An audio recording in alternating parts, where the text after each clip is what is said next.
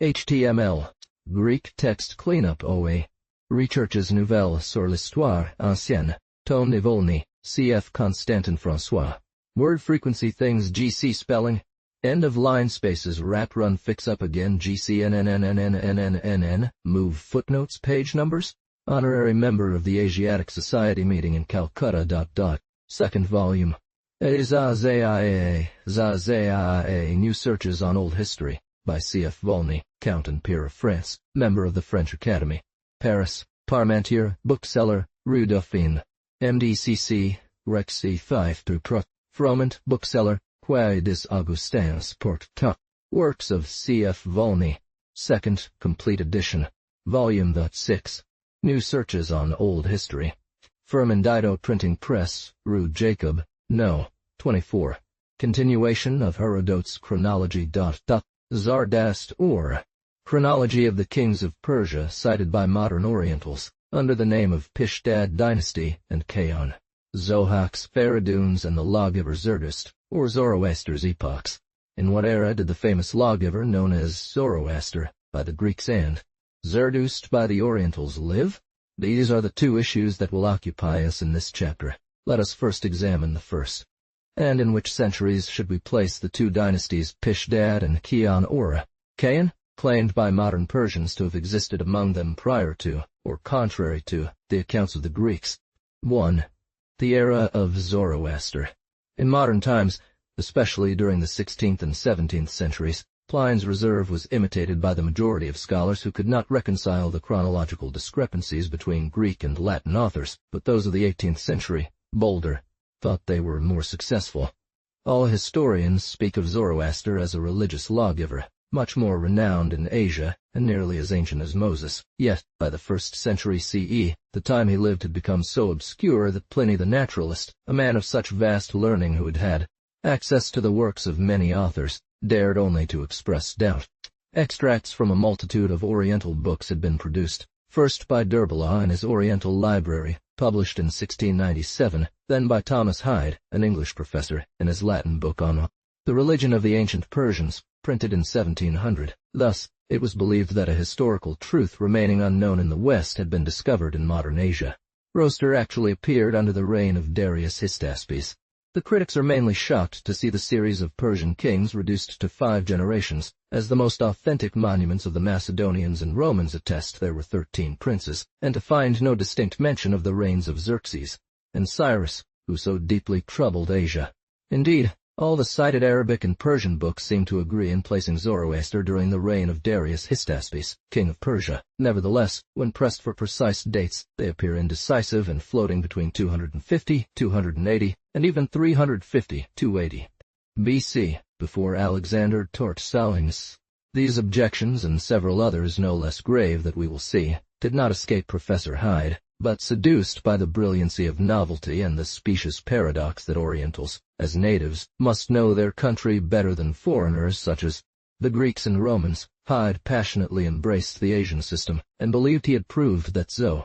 The history of the Jews, trained by the authority of his fellow countrymen, Prideaux endeavored to color his hypothesis and disseminated it further in his book on, and since it was subsequently adopted by authors of universal history, one can say that Hyde's opinion became dominant and almost classical.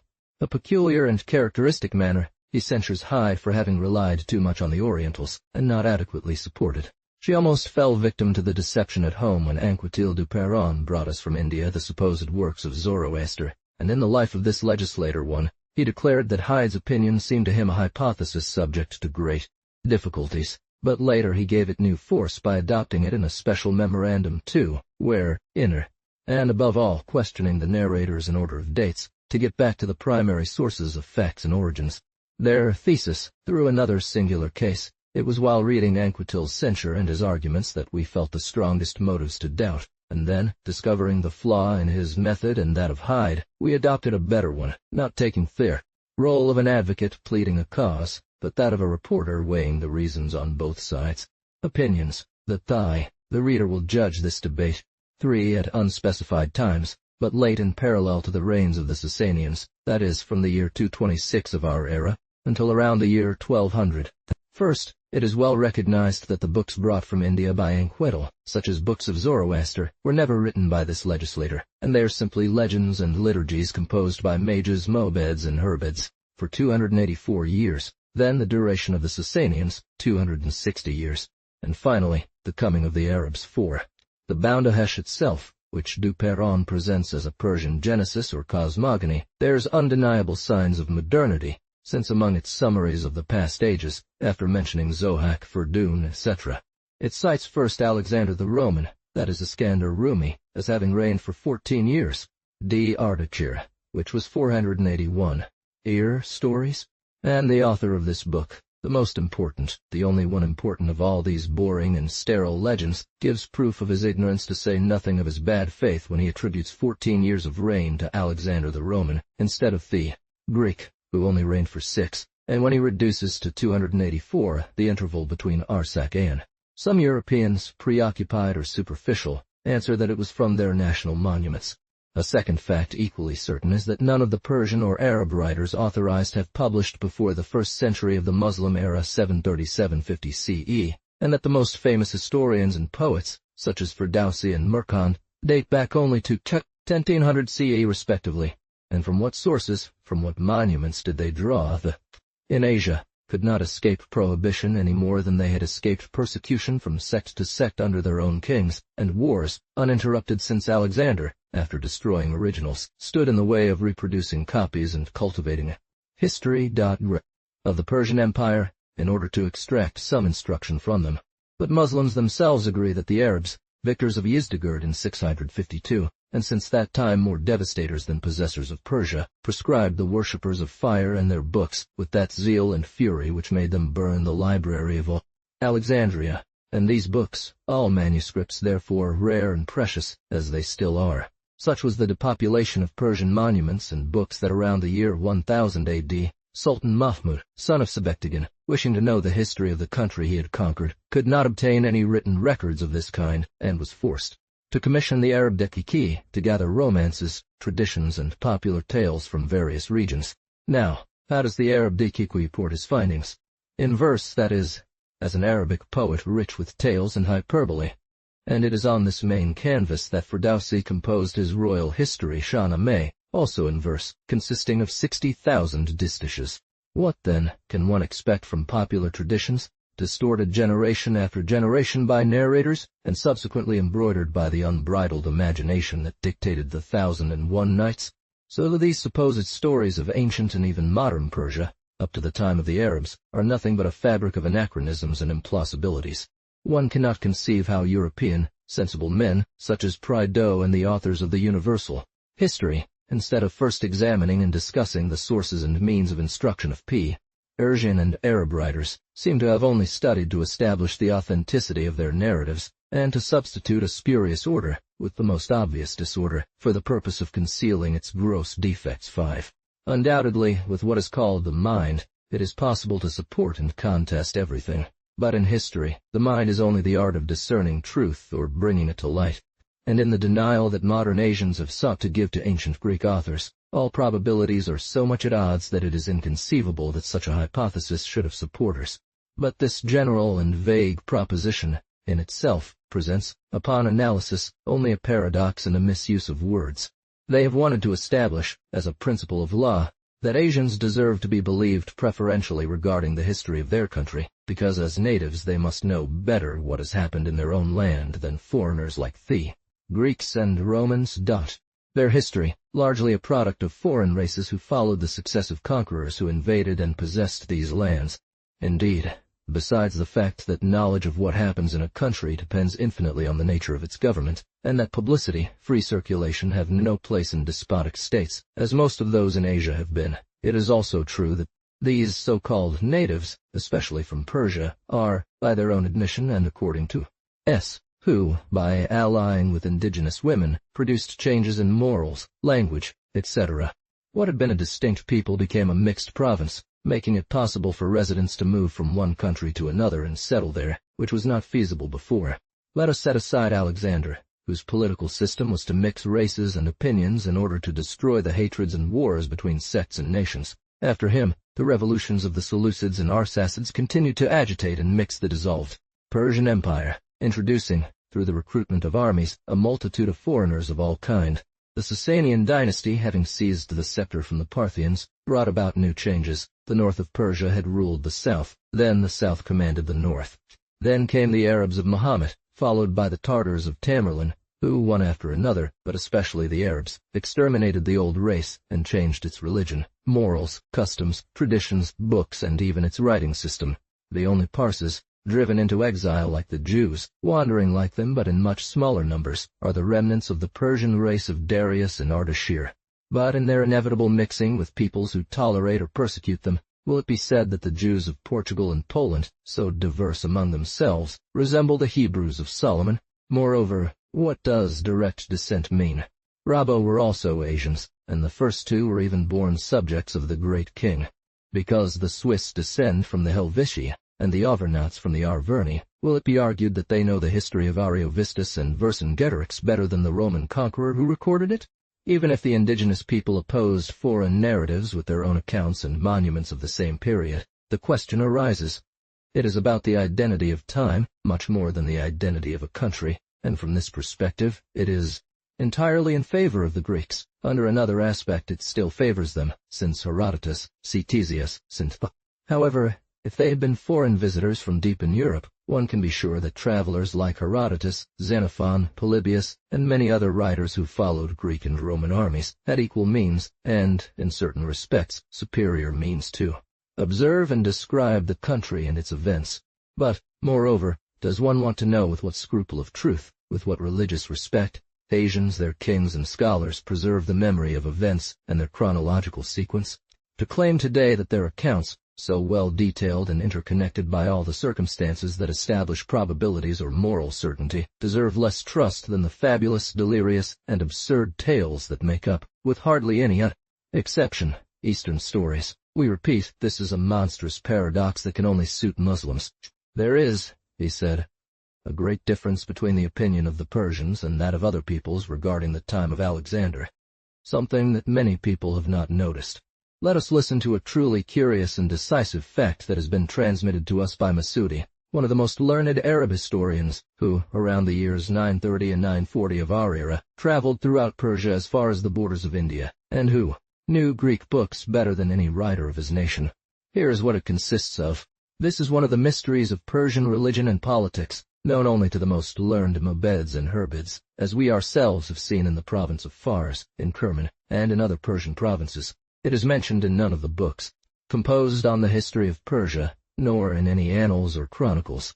Or, between Zerdust and Alexander, there are approximately 300 years, for Zerdust appeared in the time of Kai-Bistap, son of Kai-Lorasp, as we have said above.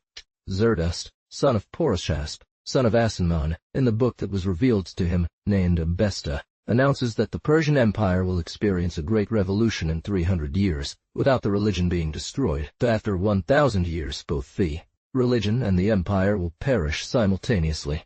Ardashir, son of Babak, seized the empire and all the countries dependent on it. About 500 years after Alexander, we see that there remained only about 200 years to complete the 1,000 years of this prophet. Ardashir wanted to add 100 years to this period, because he feared that when 100 years had passed after him, men would refuse to lend aid and obedience to the king, from the conviction that the empire's future ruin was certain, in accordance with the tradition current among them. Then he made sure to spread throughout his empire that he had begun his reign 260 years after Alexander. To overcome this, he reduced approximately half of the time elapsed between Alexander and himself, and only mentioned a certain number of the Muluk Tawayef kings of the Parthian nations who filled all that time. He omitted the rest.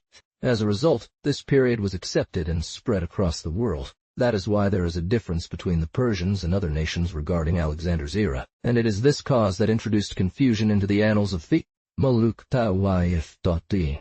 Now the reader can judge the degree of trustworthiness that Eastern histories and chronicles deserve. Ardashir himself mentions this in the advice he left for his successors, and the priest or Parsi priest who served as this prince's apostle to the provincial governors also speaks of this prophecy. If this anecdote had been known earlier, it would have spared much discussion and false reasoning. Yaxares's reign is manifestly false, as we shall see. According to Anquetil du Perron, It is all the more precious as it resolves without reply the enormous time abbreviation officially established in almost all Asian writers between Alexander's reign and that of Ardashir, and by showing us the extent to which the Persians had sunk into ignorance by 226 regarding the time of Zoroaster, since that given by Masudi corresponding to K. But to proceed methodically in discovering the true era, let us begin by examining everything the Orientals tell us about this legislator, so that their traditions, when confronted with the accounts of the ancient Greeks and Latins, lead us to the greatest probability this question can attain. 7. The main collection of Parsi traditions about Zoroaster is the book titled Zerdust-nama, said to have been translated from the Old Pahlavi language into modern Persian by Zerdust Behram, a Parsi writer and priest, around 1275. Hyde was familiar with this book and cited the titles of its chapters. 2. Setting aside the date, which is not proven, let us assume in the translator a sufficient level of instruction, and, above all, a great deal of fidelity to neither omit nor add something without precedent, and let us see what the Parsis tell us about their legislator. Accounts of the Parsis about Zoroaster. According to them, Zoroaster was born in Azerbaijan ancient Media, and Abulfeda adds, according to several ancient authors, that it was in Ormi. His birth was accompanied by prodigies, the least of which was laughing while breathing for the first time. Pliny, 8, who cites this trait, thus indicates that these traditions existed, at least in part, during his time. At 30 years old, Zoroaster is called by the god Ormuzd, just as Abraham and Moses were by the god Yehoah. Zoroaster's childhood suffered harsh trials from sorcerers, who are depicted as being all-powerful among peoples and kings. This reign of sorcerers, reminiscent of their enchantments before Pharaoh, their services to Semiramis, truly suggests distant times. Parsi writers narrate the finest details of these enchantments as if they had been witnesses, yet their sterility regarding truly historical and geographical facts betrays that these legends were compiled afterward, based on popular tales, like all such facts. He retreats to a mountain cave to receive inspirations, but the Parsis have forgotten the curious circumstances of this cave described by Eubulus and Porphyrinine. Ted a great pilgrimage, following the customs of those times. After a retirement of 20 years, according to Pliny, Zoroaster unveils a new theological system that he claims, as is customary for his kind, to be the only true one, the only revealed from God. A Brahmane from India, hearing about this new cult, came to refute it, and eventually became a proselyte himself. To establish his religion, he chose the country of Balkh, the ancient Bactria, where he converted King Keshtasp, who in turn wanted to convert his subjects, and even his neighboring princes, among others Zal and Rustam, princes of Persia proper. Zoroaster, thus supported, had Ateshgab fire temples built, planted a cypress tree, and instituted Muar. After 8 years, Keshtasp, tributary to a king of Turan named Arjasp XI, who possessed a large country west of the Caspian Sea, refused him the usual homage. War broke out. Arjasp came to attack Keshtasp, who would have been defeated without his son Esfendiar, whose chivalric deeds decided the victory. Keshtasp, for reward, has himself imprisoned in a strong castle and travels to Persia to convert the paladins Zal and Rustam. In his absence, Arjasp learns that the city of Balkh is devoid of troops. Lorasp, father of Keshtasp, lives there in a convent with his head shaved, practicing mortifications like the Indians. He rushes with an elite army, surprises the country, captures the city, kills Lorasp and the fire priests, i.e. the mages. Zoroaster perishes then, according to Muslims. But Parsis keeps silent about his death. Keshtasp arrives, is defeated, turns to his son, Esfendiar, who saves him a second time. And for a second reward, the father sends him against Rustam, who pierces him with an arrow after a perilous duel. This silence on the part of the Parsis is all the more remarkable as being the representatives, direct descendants of the ancient Persians of Darius. They had more motive and means to know this monarch and his father than did the Muslim Persians who intruded into the country in large part. Such is the summary life of Zoroaster, according to his followers, who, as we see, indicate nothing in their accounts that can be applied either to King Darius, elected successor of Cambyses and son of Hystaspes, a simple Persian private citizen, nor to King Xerxes, son of Darius, whose history is so well known to us by contemporary Greeks.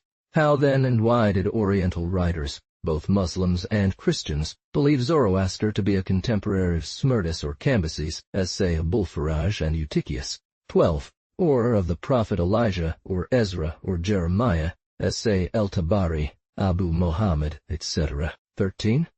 G. The first to advance them, which they have not done, let us try to do, and by an interesting example, prove how useful this chronological study of opinions is. Already these discrepancies, which span 150 years, prove their uncertainty and ignorance, but before admitting their narratives filled with extravagant fables and gross anachronisms, an indispensable preliminary for Hyde and his imitators was to trace back to the sources of these opinions, and from author to author, arrive at no one.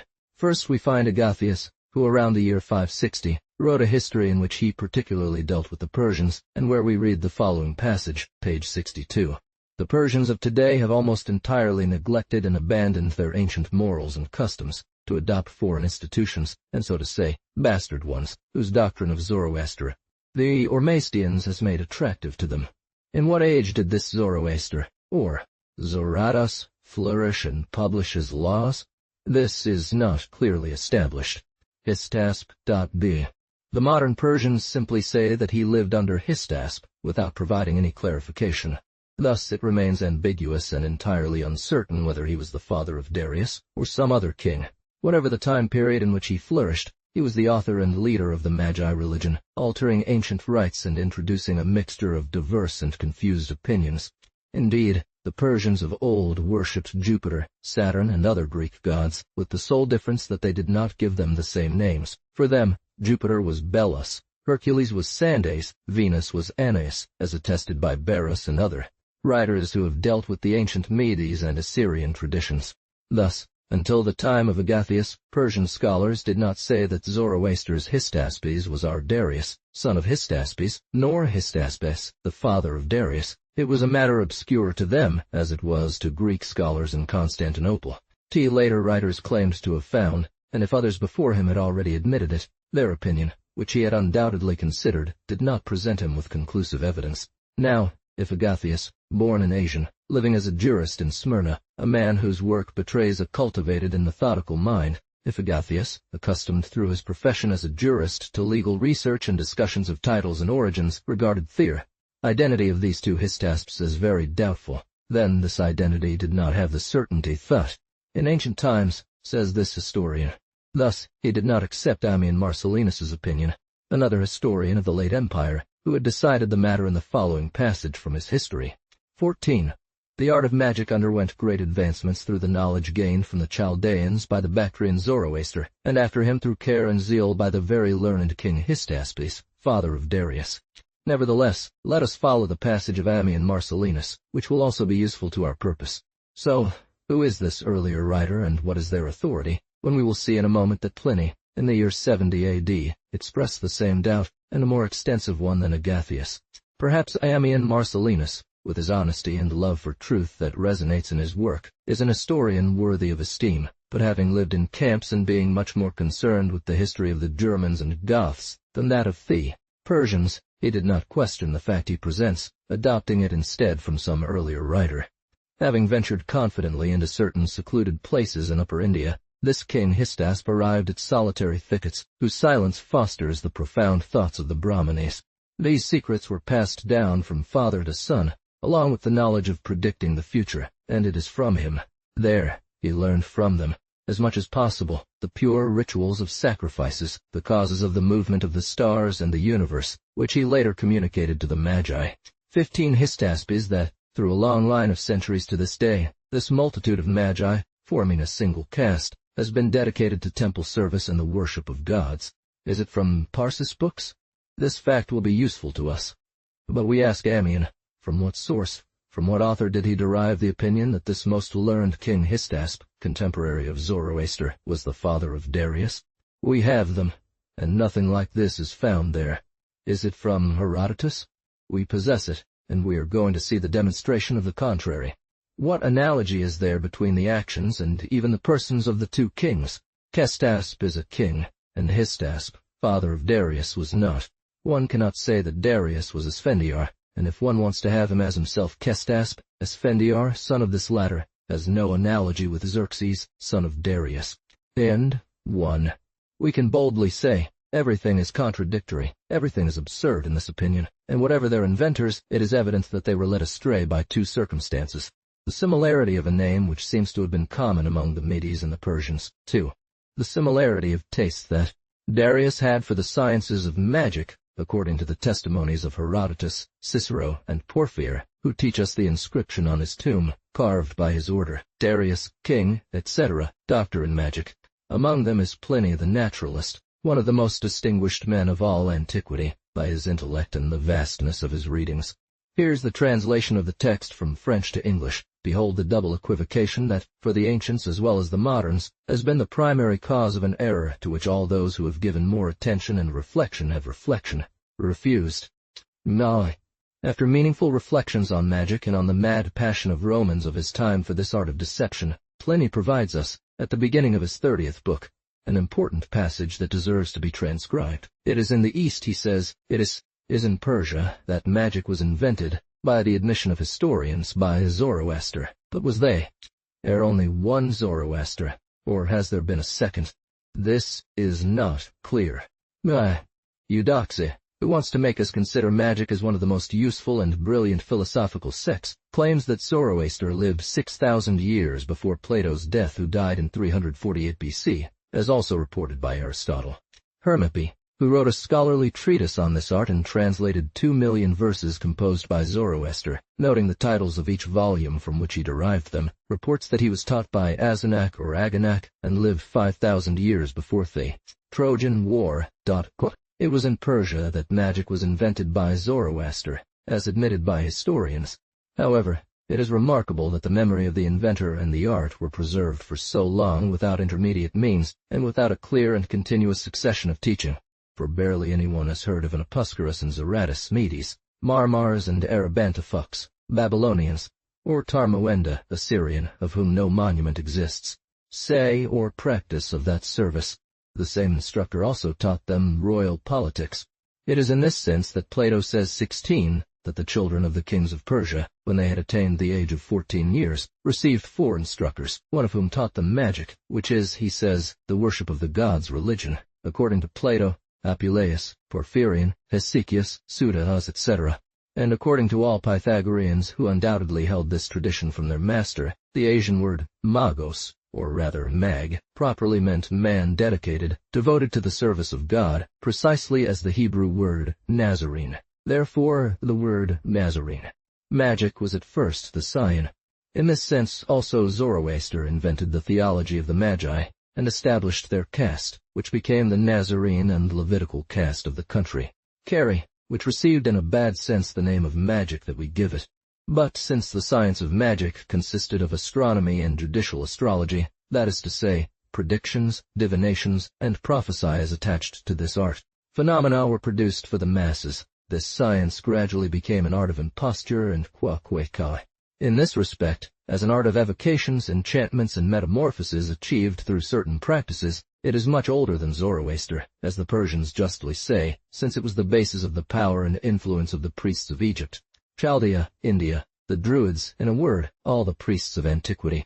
The name Chaldeans, mentioned as early as the time of Abram, designating an already ancient nation, means diviner, and provides evidence of magic and its practice among a people who, as Ammian Marcellin says, were at first only a sect, and later, through growth, became a numerous and powerful nation. Diogenes Laertius offers a third variant.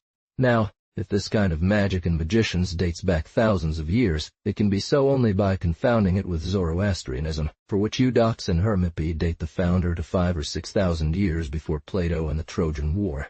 According to Hermodor the Platonist, he says in his Promium, from the Magi, of whom it is said that Zoroaster was the first chief princeps to the Trojan War, 5,000 years past. R, as we will see, did not live more than 8 centuries before Plato. Suidas seems to have changed these 5,000 into 500, but the testimony of this monk of the 9th century has little weight. He wanted to save the Jewish epoch of creation. Here is the translation from French to English. 1,000 years differ from Eudoxus. Note that Hermodorus does not say from Zoroaster, but from the Magi. Thus it must be that some equivocation is the cause of this misapprehension, for it is certainly true that these 5,000 or 6,000 years are beyond the limits of any known biography, and that Zoroaster, currently, since the founder of the Magi is Zoroaster, author of the system of the two principles, or the two geniuses of good and evil, Oromez and Ahriman, so famous in Asia, it follows, 1. That he alone is the man whose epoch we are seeking. 2. That, wherever we find the name of his Magi, or one of his dogmas, this man will have already existed. Or, if in the time of Pliny, the era of Zoroaster was already so unclear or obscure that one no longer knew where to place it, this alone proves that the legislator of the Persians, Medes and Bactrians did not live in the time of Darius, that he was, not that magician of Proconnesus who lived a little before Ostanes, and who took or bore the N. Zerdust, as many Mobeds or Parsian priests have done since, and still do, just as famous Jews have borne the name of Moses 17. The contemporaneous events of Darius and Xerxes were too well known to the Greeks for there to be a religious schism in Asia, as striking as that of Zoroaster, without their having heard of it, and without Herodotus, who was traveling at this time, saying a single word about it, to have been involved in some anecdote known to the Greeks. However, since there was uncertainty and equivocation about a second Zoroaster during the time of Pliny, who, according to those who conducted deeper research, lived shortly before Ostanes, and this could extend to 60-80 years. Some fact must have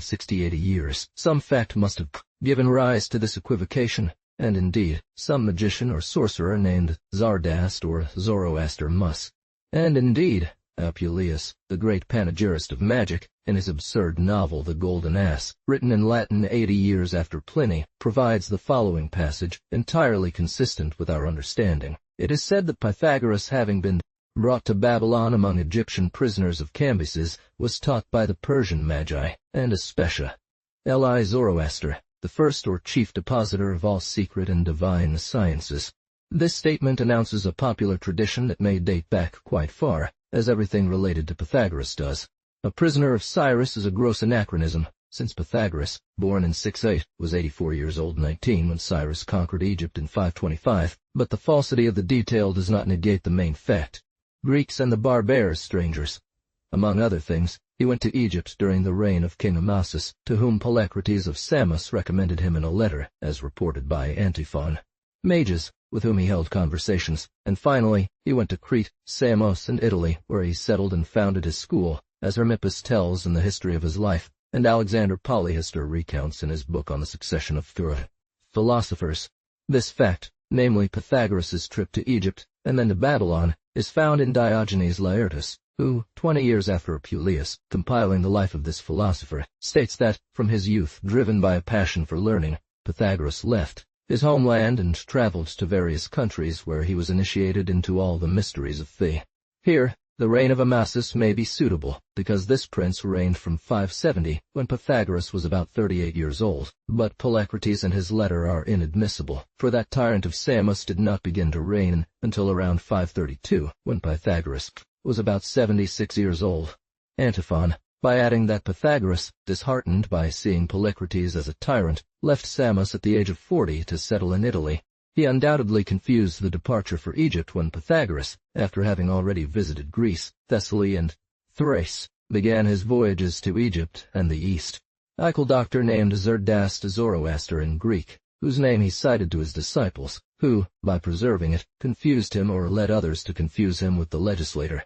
The letter from Polycrates, placed between 532 and 523, apocryphal like those of Pisistrate and Solon, falls during the reign of Cambyses, revealing the same source as the rumor about Apuleius. The only thing one can infer from this tradition is that Pythagoras, having indeed traveled from Egypt to Chaldea, may have conversed with a certain Mag, Zoroaster, the Persian sage, of whom the rebellious heretics claim to possess the books.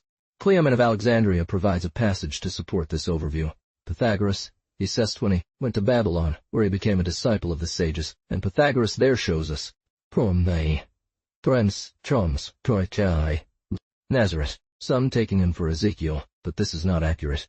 Alexander Polyhistor, in his book on Pythagorean symbols, states that Pythagoras was a disciple of the Assyrian. Fewer than 60 years later, Porphyry drew from the same sources when he wrote that Pythagoras was purified by Zabratus Ora, Zaratus from the stains of his previous life, and that he learned from him what concerns nature and the principles of the universe. Clemens himself says so when, citing philosophers who engaged in divination, he calls Zoroaster the Median, along with Abares, Aristus, Pythagoras, Empedocles, etc. Second, if the mage Zaratas was Persian, he must have been posterior to Cyrus and the conquest of Babylon by that prince in 538. Zaratas is obviously the Parthian name for Zerdast, but, first, admitting that Pythagoras's master was Persian, as Clemens states, he is no longer the legislator, for we will see the best authors unanimously attesting that he was Median. At this time, Pythagoras had already nearly 72 years, which makes his journey at this late date improbable, and always leads us back to the fabulous tradition of Apuleius the novelist, while whom he was frequently associated. Must we not believe that these are stories fabricated in Alexandria, with the intention, on the part of the Jews, to prove that everything originated from them, and on the part of the Pythagoreans, that their master had known everything? A suspicion arises, considering that Jewish names are mixed here. That the mage Zaratas is believed to be Ezekiel by some, Daniel by others, that the Hebrew word Nazareth is a literal translation of the word mag, revealing a Jewish hand, and that Alexander Polyhistor, who quotes this word, generally copied Eupolemus, who in turn copied the Jews with the dominant ritual. And here we touch on a historical point that may be the crux of the entire question. On the other hand, the circumstances surrounding the books shown by the initiates do not prove the identity of the magician with the legislator. For, besides that the scholars Porphyr and Chrysostom consider them as apocryphal, it is still possible that a magician, taking office at this time, might have composed texts that became, after Cambyses, son of Cyrus, the magician Smerdis, as is known, usurped the throne by impersonation of Hystaspes. Darius and the other conspirators having killed him, there followed a general proscription of magicians, who were massacred throughout the empire, and the memory of this massacre was preserved in an anniversary festival called Megaphony. It is clear that after this massacre, the magician caste, discredited, was at the mercy of Darius. If later this king took honor to be called Dr. Mage, he found it politic to raise her. But in raising her, he would have been master of persons and things.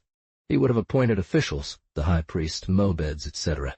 He will have also introduced the changes that he wished into the rites, and if it is he who, by seizing a part of thou, upper Indus, as Herodotus says, had conversations with the Brahmins, as Ammian Marcellinus says, he could have been the author of a modification that made an impression on the Zoroastrian system. Through a similar process to that of Ardashir, he changed, substituted, and replaced at will. So, if, by a very plausible case, the high priest constituted by him bore or took the revered name of Zoroaster, we would have Zaratas from Pliny, Zabratas from Porphyr, and Zerdust, to whom the oracle cited during Ardashir's time belongs. Nevertheless, it is certain that this oracle is apocryphal 21, full of contradictions, and cannot be suitable for a legislator, as we will see. Nazareth, believed to be Ezekiel, were made in Alexandria under the rule of the Ptolemies, when Pythagoreans and Jews confronted and mixed their traditions, reasoning, and explanations without much critical examination, especially in terms of chronology. Or, since it is certain that Muslims born after the year 622 of our era could only have received Jewish rabbis for all their fables about the supposed education of Zoroaster by Elijah, Ezra, Jeremiah, Ezekiel, it becomes infinitely probable, as we have already said, that these amalgamations of the names of Pythagoras, Zaratas, Zoroaster, and, from all this, only historical facts will remain. 1. That Pythagoras came and lived in Babylon between 569 and 550, and was able to converse with Magi and Jews, as well as with Chaldean priests. 2. That the name Zoroaster, or Zardast, common among the Persians 22, like that of Muhammad among Arabs, and Moses among Jews, caused a confusion of people, time, and actions, which led to errors among writers. After discussing these errors, to determine the actual era of Zoroaster, son of Porokosp, we must turn to the earliest historians, and first question Herodotus. For a long time, it has been noted that his book does not mention the name Zoroaster anywhere, and this silence has always been a very painful objection for those who believed that this prophet, more famous in Asia than Hebrew Moses, was contemporary with Darius, son of Hystaspes. This first negative argument, already so powerful, is indeed supported by a second, positive, and conclusive one. All ancient authors agree that Zoroaster was the author and founder of magism and magic, i.e., the philosophical sect of the Magi. In fact, how can we conceive that Zoroaster could have created, within the vast empire of this prince, a schism so glaring as that of Luther in Europe, without Herodotus, who visited Asia almost at the same time and described Darius's life in great detail, making the slightest mention of such a significant man and event. The name of the Magi is mentioned several times by Herodotus, and this with rich circumstances. Flying creature S23. This is certainly how Zoroastrian Magi are defined by their rites, and indeed by their comparison to Egyptian priests. And these Magi are very ancient, for Herodotus adds, but let us leave these customs as they were originally established.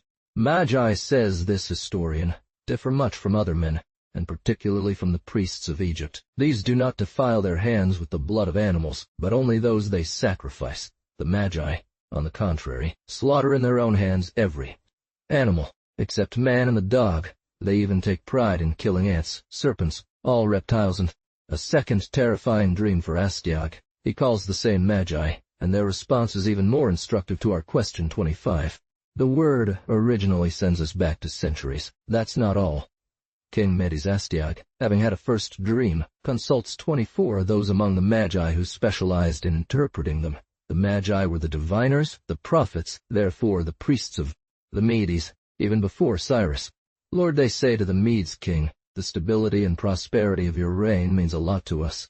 26. So the Magi were Medes by nation, not Persians, because after all, if sovereign power were to fall into Cyrus's hands, who is Persian, it would pass to another nation, and the Persians, who regard us as foreigners, would have no consideration for us, Medes, and would treat us as slaves, whereas you, Lord, who are our compatriot as long as you occupy the throne, will shower us with favors, etc. Therefore, Zoroaster was not born a Persian, as is commonly believed, but a Mede, as the Parsis say. This agreement between them and our author, proving the accuracy of his information, makes the fact certain. The fire, by throwing into it either dead or living bodies. The words, the Persians would treat us as strangers, and among the ancients, a stranger, hostis, was an enemy. If they were masters, they would treat us as slaves, indicate that the Persians had a different religion from the Medes. Indeed, the very detailed description given by Herodotus 27 does not suit Zoroastrism. The treatment Cyrus wants to inflict on Croesus would be the most impious sacrilege in this cult, which above all forbids to defile. Thus, from Herodotus, everything indicates and proves that Zoroaster was not a Persian. He did not live during the time of Darius, and his religion, of Median origin, was introduced to the Persians only when Cyrus, for political reasons, entire system of Median customs, morals, laws, and government to his wild compatriots. After Herodotus, or rather before him, the first known Greek writer who mentioned the name Zoroaster is not Plato, as has been said sometimes, but Xanthus of Lydia, who, during the reign of Darius, published in 4 books a history of his country, highly regarded and often cited by the ancients. Herodotus, who did not publish his own until about 40 years later, made extensive use of it, according to Plutarch. And we should praise him for this, since in matters of fact the best method of narrating them is to borrow from the language of the first witness or narrator, when known to be reliable. According to Diogenes Laerchus, the historian Xanthus believed that 600 years had passed since Zoroaster, the chief of the Magi, up to the arrival of Xerxes in Greece. That is, Zoroaster lived 1,080 years before our era, which is already an antiquity, beyond the reach of Greek chronologies. But this passage from Xanthus is not the only one from this author that has survived. Nicodemus of Damascus, who lived during the time of Augustus, has preserved for us 10 pages and 4/2 of curious details about the kings of Lydia, and he must have obtained them solely from Xanthus. Among these details is the anecdote of Croesus's pyre, which still provides us with the name of Zoroaster. Cyrus, to dissuade them, had a Sibyl read an oracle. They claimed it was false, and they lit the pyre. The historian says in substance, Cyrus was moved by the treatment intended for Croesus, but the Persian soldiers insisted that this prince be delivered to the fire, and they quickly prepared a vast pile upon which they placed 14 of the principal lords of his court. At that moment, the moans of the Lydians burst out from all sides. However, a storm that had been approaching after some preparation began to rumble. Clouds gathered and darkened the sky. Disorder broke out among the soldiers. Horses, frightened by the lightning and thunder, added to the chaos. Croesus, seeing this aid from Apollo, implored the favor of the god to whom he had offered so many gifts. The lightning intensified, thunder roared, rain poured in torrents. At that point, a religious terror seized the Persians. institutions, was then restored and confirmed. In this account we see, first, that at this time the Persians had not yet adopted the religion of Zoroaster, and this is indicated by Herodotus. They remember the oracle of the Sibyl, and those of Zoroaster. They cry out from all sides that Croesus be saved, and it was on this occasion that the Persians established by law, in accordance with the oracles of Zoroaster, that corpses would no longer be burned, nor would the fire be defiled by them, which having already occurred through ancient. Second, that by calling the fire cult, which characterizes this religion, an ancient institution, the antiquity of Zoroaster is also stated. As for what these institutions may have occurred among them in the past, it is probable that under Assyrian and Median rule, some tribes, some families imitated the religion of their neighbors and masters, as happened with the Jews, among whom, during the time of Ahab, Assyrian rites were introduced. Pyre that led to the conversion of the Persians to Zoroastrianism, just as the victory at Tolbiac converted Clovis's Franks to Christianity. From all that we have seen, it follows that even in Xanthus's and Herodotus's time, that is, around 500 years before our era, the era of Zoroaster was already shrouded in the mists of antiquity. But the mass of the nation was not Zoroastrian. The obstinacy of the Persian soldiers in burning Croesus, that is, making a sacrifice of him in the manner of the Phoenicians, Indians, and Celts, fully demonstrates this. One must therefore regard as a positive fact Xanthus's remark that it was the wonderful incident of the storm extinguishing Croesus, came more obscure in subsequent centuries, especially in the early years of our era, when writers in general were less learned but nonetheless more blunt. Let us see if, by continuing our research, we can discover some positive testimony regarding the age of Zoroaster. We do not insist on the 600 years given by Xanthus, because this date is not supported by any evidence, and the scholar Athenaeus disputes its citation, but we are entitled to conclude that if at that time the ideas were no clearer regarding this fact than they were about the Trojan War and the era of Homer, it should not be surprising that they be. We had to wait for Ctesias, but his extracts in Photius and Diodorus do not mention this name, and one does not know if one should attribute to him what Diodorus says elsewhere about Zathrastes, inventor of the doctrine of the good genius among the Arimaspi. Nevertheless, the doctrine is appropriate, and this name of Zathrastes corresponds quite well to Zarathustra, who, according to Anquetil, must have been the Zend name of Zoroaster. After Ctesias, the Chaldean Barus had more resources than anyone to clarify the matter, but either because of sectarian enmity or a lack of opportunities, his fragments teach us nothing.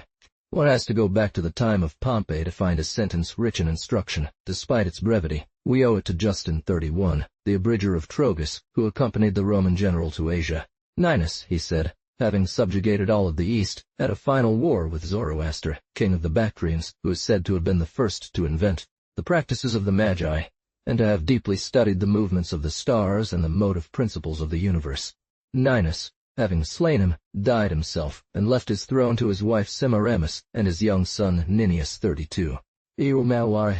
This passage is all the more valuable as its author, Trogus, had traveled in Media and Assyria following Pompey, and could consult the monuments and traditions of the land. Zoroaster, king of Bactriana, is a disavowed circumstance by the Parsis, and contradicted by Ctesias, who states that the king of Bactriana attacked by Ninus was named Oxuortus. Indeed, this name seems generic, as it can be explained as king of the explained as king of Oxus. Understand that Herodotus and Xanthus might have been embarrassed regarding the infinitely more distant era of Zoroaster. But, in addition to the agreement this circumstance forms with the account of the Parsis, by suggesting that the proper name of this king might be Kestasp, this war itself a prince from a foreign land against Bactria's important role and almost royal position played by Zoroaster therein, his death there, according to most modern Orientalists, real accessories that, due to their similarity, confirm the fundamental fact, namely, that Zoroaster lived during the time of Ninus, and if one notes that no Greek chronicle could trace a continuous thread back to the time of Homer and Lycurgus, that already in Alexander's century, ideas about Pythagoras, Thales, Solon were murky, then one will. According to Trogus's testimony, we have that of Cephalion around the year 115 AD, whose extensive and varied chronological research is frequently cited by Eusebius and Syncellus. The latter has preserved a detail that fits well here. In olden times, according to Cephalion, the Assyrians reigned under King Ninus. Then this illustrious author records the birth of Semiramis and the sage Zoroaster. He recounts the 52 years of Ninus's reign, etc. 33. EA, and for stating that Zoroaster perished in India, while it was Semiramis who met her end there.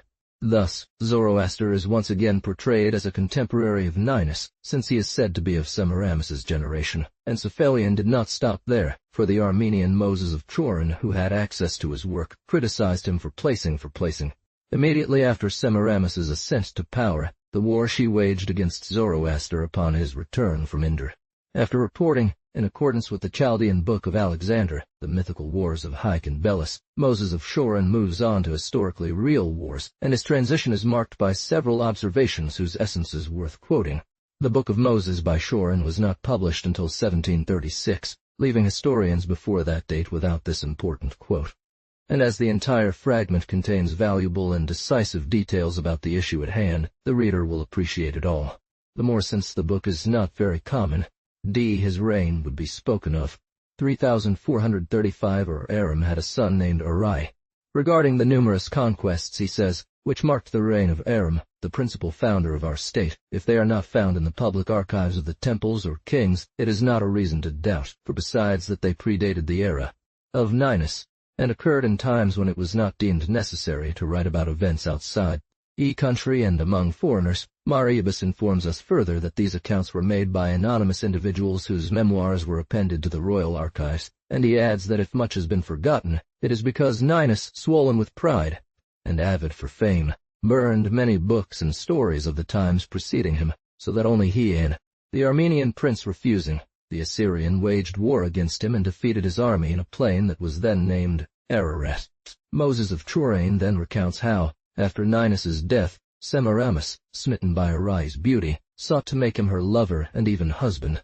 36. Who, succeeding him shortly before the death of Ninus, obtained from that monarch the same favor his father had enjoyed, namely, confirmation in his principality as a vassal, wearing a bandeau adorned with pearls, and being the second in their empire's hierarchy. 37. Arai's body, slain in battle, fell into Semiramis's hands, who initially spread the rumor among the Armenians that their gods and magi or prophets had raised him to satisfy her desires. Then she attacked the entire country and subjugated it. Ushans, and the types of decorations, all this with details that prove that the Chaldean Book of Alexander was composed from official documents. 38. The historian adds that, charmed by the beauty of the climate, much more temperate than that of Nineveh, this queen built a city, a palace and delightful gardens near Lake Vank. In fact, ancient geographers place Semiramo-Kirta, the city of Semiramis, in this location. Moses describes the general aspect of the country, the particular site of the place, its varied layout with hills, valleys and meadows, etc., its lively and gentle streams, and the magnificent road that was built to form a charming lake. He specifies the number of workers employed for these works, which was 42,000, and the constructions and distrib. Moses of Chorin continues, while Semiramis had built this delightful habitation, she took the habit of coming there to spend the summer. She entrusted the government of Nineveh and Assyria to the magician Zerdust. 39. Prince of the Medes. She even ended up leaving him in charge of the entire empire. The dissolute life she led having drawn reproaches from the children of Ninus, she had them all perish except Ninus. Consequences forced her to flee before him in Armenia, where her son Ninus had her put to death. This, adds Moses of Chorin, reminds me of the account by Cephalion who, like many others, places after Semiramis's ascension to the throne, first her war against Zoroaster, a war in which he claims she was victorious, then her expedition to India. Fumed by thirst, she asked for a little water to drink, and that, seeing the soldiers approaching her, she threw her necklace into the sea, from where came the proverb, to throw Semiramis's jewels into the water. But I consider what Marius reports, according to the Chaldean books, as much more certain, for he explains with order and clarity the events and causes of this war, and this Syrian scholar has in his favor our popular traditions which, when reciting the death of Semiramis, say in their songs that this queen was forced to flee on foot, that conscribed Zoroaster's life. After such precise details from an authentic source, there can be no doubt about the time of Zoroaster, and if we compare the various facts provided to us, both by the Parsis and by Greek historians, and by the Chaldean Book of Alexander, we can trace a more probable picture of the life of this legislator than anything written about him so far. According to Herodotus and the Parsis, Zoroaster was born in Media. Those who believed him to be Bactrian were led astray by the setting of his mission, as those who claimed he was Persian were misled by the predominance of the people who most spread his religion. 1 Dara. At the time of his mission, between 1220 and 1220, the vast country that has since formed the Persian Empire was divided among several independent and enemy nations. 2. 3. The Median nation, composed of 6 peoples or tribes 41, occupied the lands currently known as Azerbaijan, Jebel, and Iraq-Ajami, with the Araxes River to the north, the Elamian mountain range today Luristan to the south, and the ancient Zagros range to the south. To the east, bordering the Assyrian plains of the Tigris, the Persian nation, composed of a great number of tribes, of which Herodotus names up to 11, some sedentary and engaged in agriculture, the others nomadic and keeping flocks, all wild and warlike. This nation extended from the Elamian mountains, in the north, to the Persian Gulf in the west and south. The current Khorasan was inhabited by the Bactrians, another race, part agricultural, part nomadic, appearing to be of Scythian origin, and who formed a powerful state that was highly civilized in ancient times. 5. 4. Mazandaran and Gilan had other independent peoples, considered fierce, such as the Marses, Gel, and Cadusi, who occupied the mountains up to Lake Urmi. Finally, the true Kurdistan, from which the Tigris and Zab take their sources, along with the land of Sennar or Sinjar, was the heritage of the Assyrians divided into tribes. Ninus was the first to subject all these peoples to a common yoke and form a political entity. One of them, the Chaldeans, played the same sacerdotal role in their midst as the Levites among the Hebrews, the Brahmins among the Indians, and the Magians among the Medes. Over time, the elements blended and became identified. Of the ancient descriptions, they made perverse interpretations of names, and finally completely distorted history. Since this conqueror, the country between the Tiger and the Indus having almost always formed one empire, under the influence of one power and one language, the habits of this union, in losing sight of the former state of affairs, led Oriental writers into a multitude of geographical mistakes, and as they no longer understood the true meaning. East of the Caspian Sea they placed there the kingdom of Tur, which was actually in the west, and comprised all the mountainous country of Taurus 43, especially the Etruria of the Greeks, meaning that the ancient division was between the plain Iran and the mountain Turan. Thus it escaped Persian writers to preserve, despite them. For example, the name of Aran 42 originally referred only to the Media itself, called Aria by Herodotus, Ariane in the Parian books, but later, and probably under the Mede kings, as this name was attributed to their entire empire, its inhabitants no longer knew to whom the name of Turan belonged. And since they'd found the Turkestan elves, the fact that some of Argyasp's possessions lay to the west of the Caspian, when this prince had subjugated Media and crucified its king, the Median Zoroaster had reasons to leave his homeland, treated with the harshness characteristic of ancient times. He must have been around 30-31 years old then. Perhaps it was at this time and on this occasion that he sought refuge in the lair described by Porphyry, according to Eubulus. Mithra.ui. Porphyrius. We read in Eubulus that Zoroaster was the first to choose a pleasant cave in the mountains near Persia, and dedicate it to Mithra, the creator and father of all things. That is, he divided this lair into geometric sections representing the climates and elements, and he imitated, to some extent, the order and arrangement of the universe through. From here came the custom of dedicating caves for the celebration of mysteries, and from here the idea of Pythagoras and Plato to call the world a lair, on the nymphs' lair. That is to say, Zoroaster constructed a large armillary sphere in relief to better study the motions of the stars and know the mechanism of the world, as Justin said. To depict the properties or attributes of the planets, they showed a scale along which there were 7 gates, then an 8th at the upper end. According to this model, the Persians, as Celsus relates, represented, in the Mithraic ceremonies, the double motion of the fixed stars and planets, with the passage of souls through the circles or celestial spheres. The first, in lead, marked Saturn, the second, in tin, Venus, the third, in copper, Jupiter, the fourth, in iron, Mars, the fifth, in various metals, Mercury, the sixth, in silver, the moon, the seventh, in gold, the sun, and then the heavenly, Imperium. Satur. Say he must have arrived in Bactria around age 50, and this date would coincide with Ninus's second attack. But, as we have said, one cannot rely on the accuracy of these figures. Perhaps this is the ladder of Jacob's dream.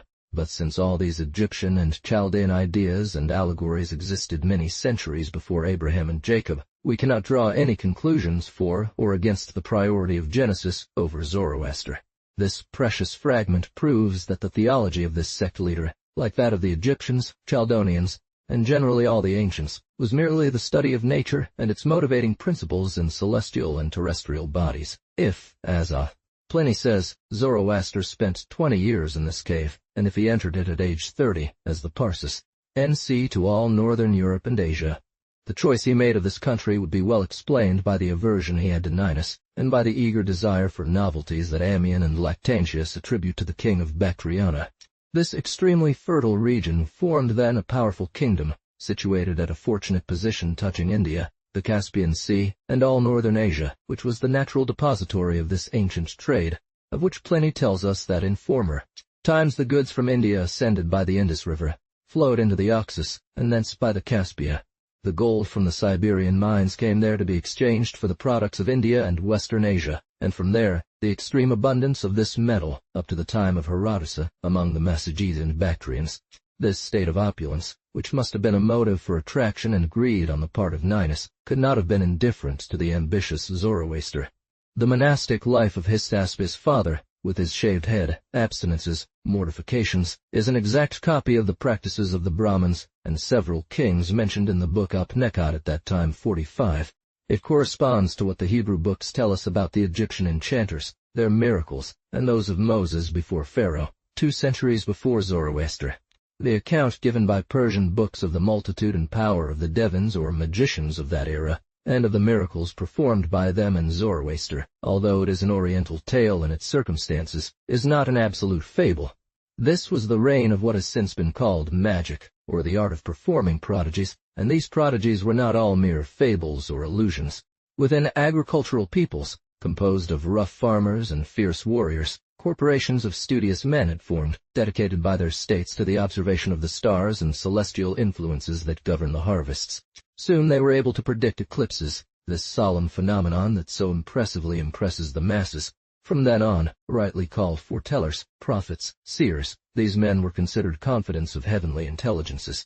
Smaggery, optics, and acoustics that even today, though revealed and understood, still amaze us. Chance at first, then careful experiments, leading them to discover unique physical and chemical operations. They skillfully employed these to enhance their reputation, creating voices where there were no mouths, perceiving objects unseen by hand, igniting spontaneous fires with pyrophores and phosphorus, in short, performing the mysteries of Phantia. They were considered ministers of the divinity, as these secrets, veiled in deep mystery, were known only to select families, whose existence and power they assured they could be passed down, preserved, and perished with their keepers, without common knowledge of their artifices. Thus, we are told, Zoroaster caused molten brass to be poured over his body to convince Kestasp, and in our days we have seen a Spaniard doused with boiling oil. The boundary of these prodigies is not so easily traced as one might initially think. We have already noted that the name Chaldeans, caste, means prophets properly speaking. It seems that Zoroaster had to fight especially against them. The anecdote of the Brahmin Changragacha, who came from India to refute him, furthermore proves the ancient existence of Brahmanism. In Proemio, was not well informed when he said that the gymnosophists derived from the Magi. This is inaccurate even regarding the Buddhists, but those who maintained, according to the same Diogenes, that Jewish philosophy came from the Magi were right, for it is certain that since the Babylonian captivity, it was from that source that the Jews drew everything found in their books about the god of light Ormuzd, the Ene. Their adherents unity, and marked their schism with the sages or idolatrous, 2 Moses representing God by fire, while the Medes represent him by light, both of which belong to an even older opinion that the element of fire was the principle of all motion, life, and the source of all existence. Thus, the name, my Satan, who is Ahramanes, about angels, resurrection in body and soul, etc. All Zoroastrian dogmas, of which not a single trace can be found in the books of Solomon, David, or in Moses' laws. The only analogy between his theology and that of Zoroaster is one, the prohibition of any image of divinity, any idol worship, which, prepared for Jehovah, given by Moses to this principle, literally means existence, and what is I am who I am, in Sanskrit as well as Hebrew, pater of the ancient Greeks and Pelasians, whose cult we find. Under this perspective, the sage Aristotle was right to state that Io was Oromes, and Pluto was Ahermone.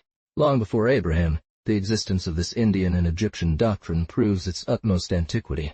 46. To treat it properly, he would have needed, with his scholarship, a firm and free mind like Hume or Gibbon. All this suggests that most of Zoroaster's doctrines already existed before him, and that, as is often the case with almost all innovators, he merely created a new combination as Muhammad did. It is not within the scope of a chronology to present such a complex religious system as Zoroaster's. It will suffice to note that Thomas Hyde, biased towards the Gibbs, only confused the matter. The doctrine of modern Parsis, modified at different epochs in Cyrus, is not a perfect image of the ancient. Several traits cited by Plutarch 47 and other Greek authors are no longer present. One finds, among other things, in Anquetil's entire compilation, only one sentence about the dogma of timeless time, and this sentence says less than this. Out of Theodore of Mopsuestia, even though it is truncated by Photius 48.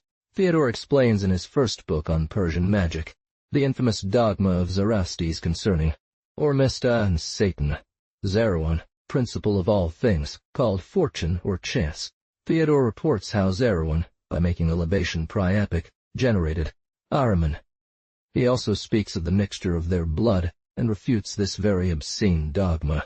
Ancient of days. The Persian word Hazarawan itself has this meaning, as it denotes millions of years.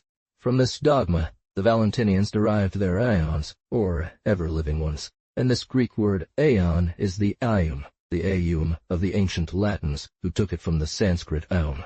This has an obvious connection with the ancient ideas about fertilization, or annual creation, depicted by the phallus in the Mithraic sacrifice scene of 49.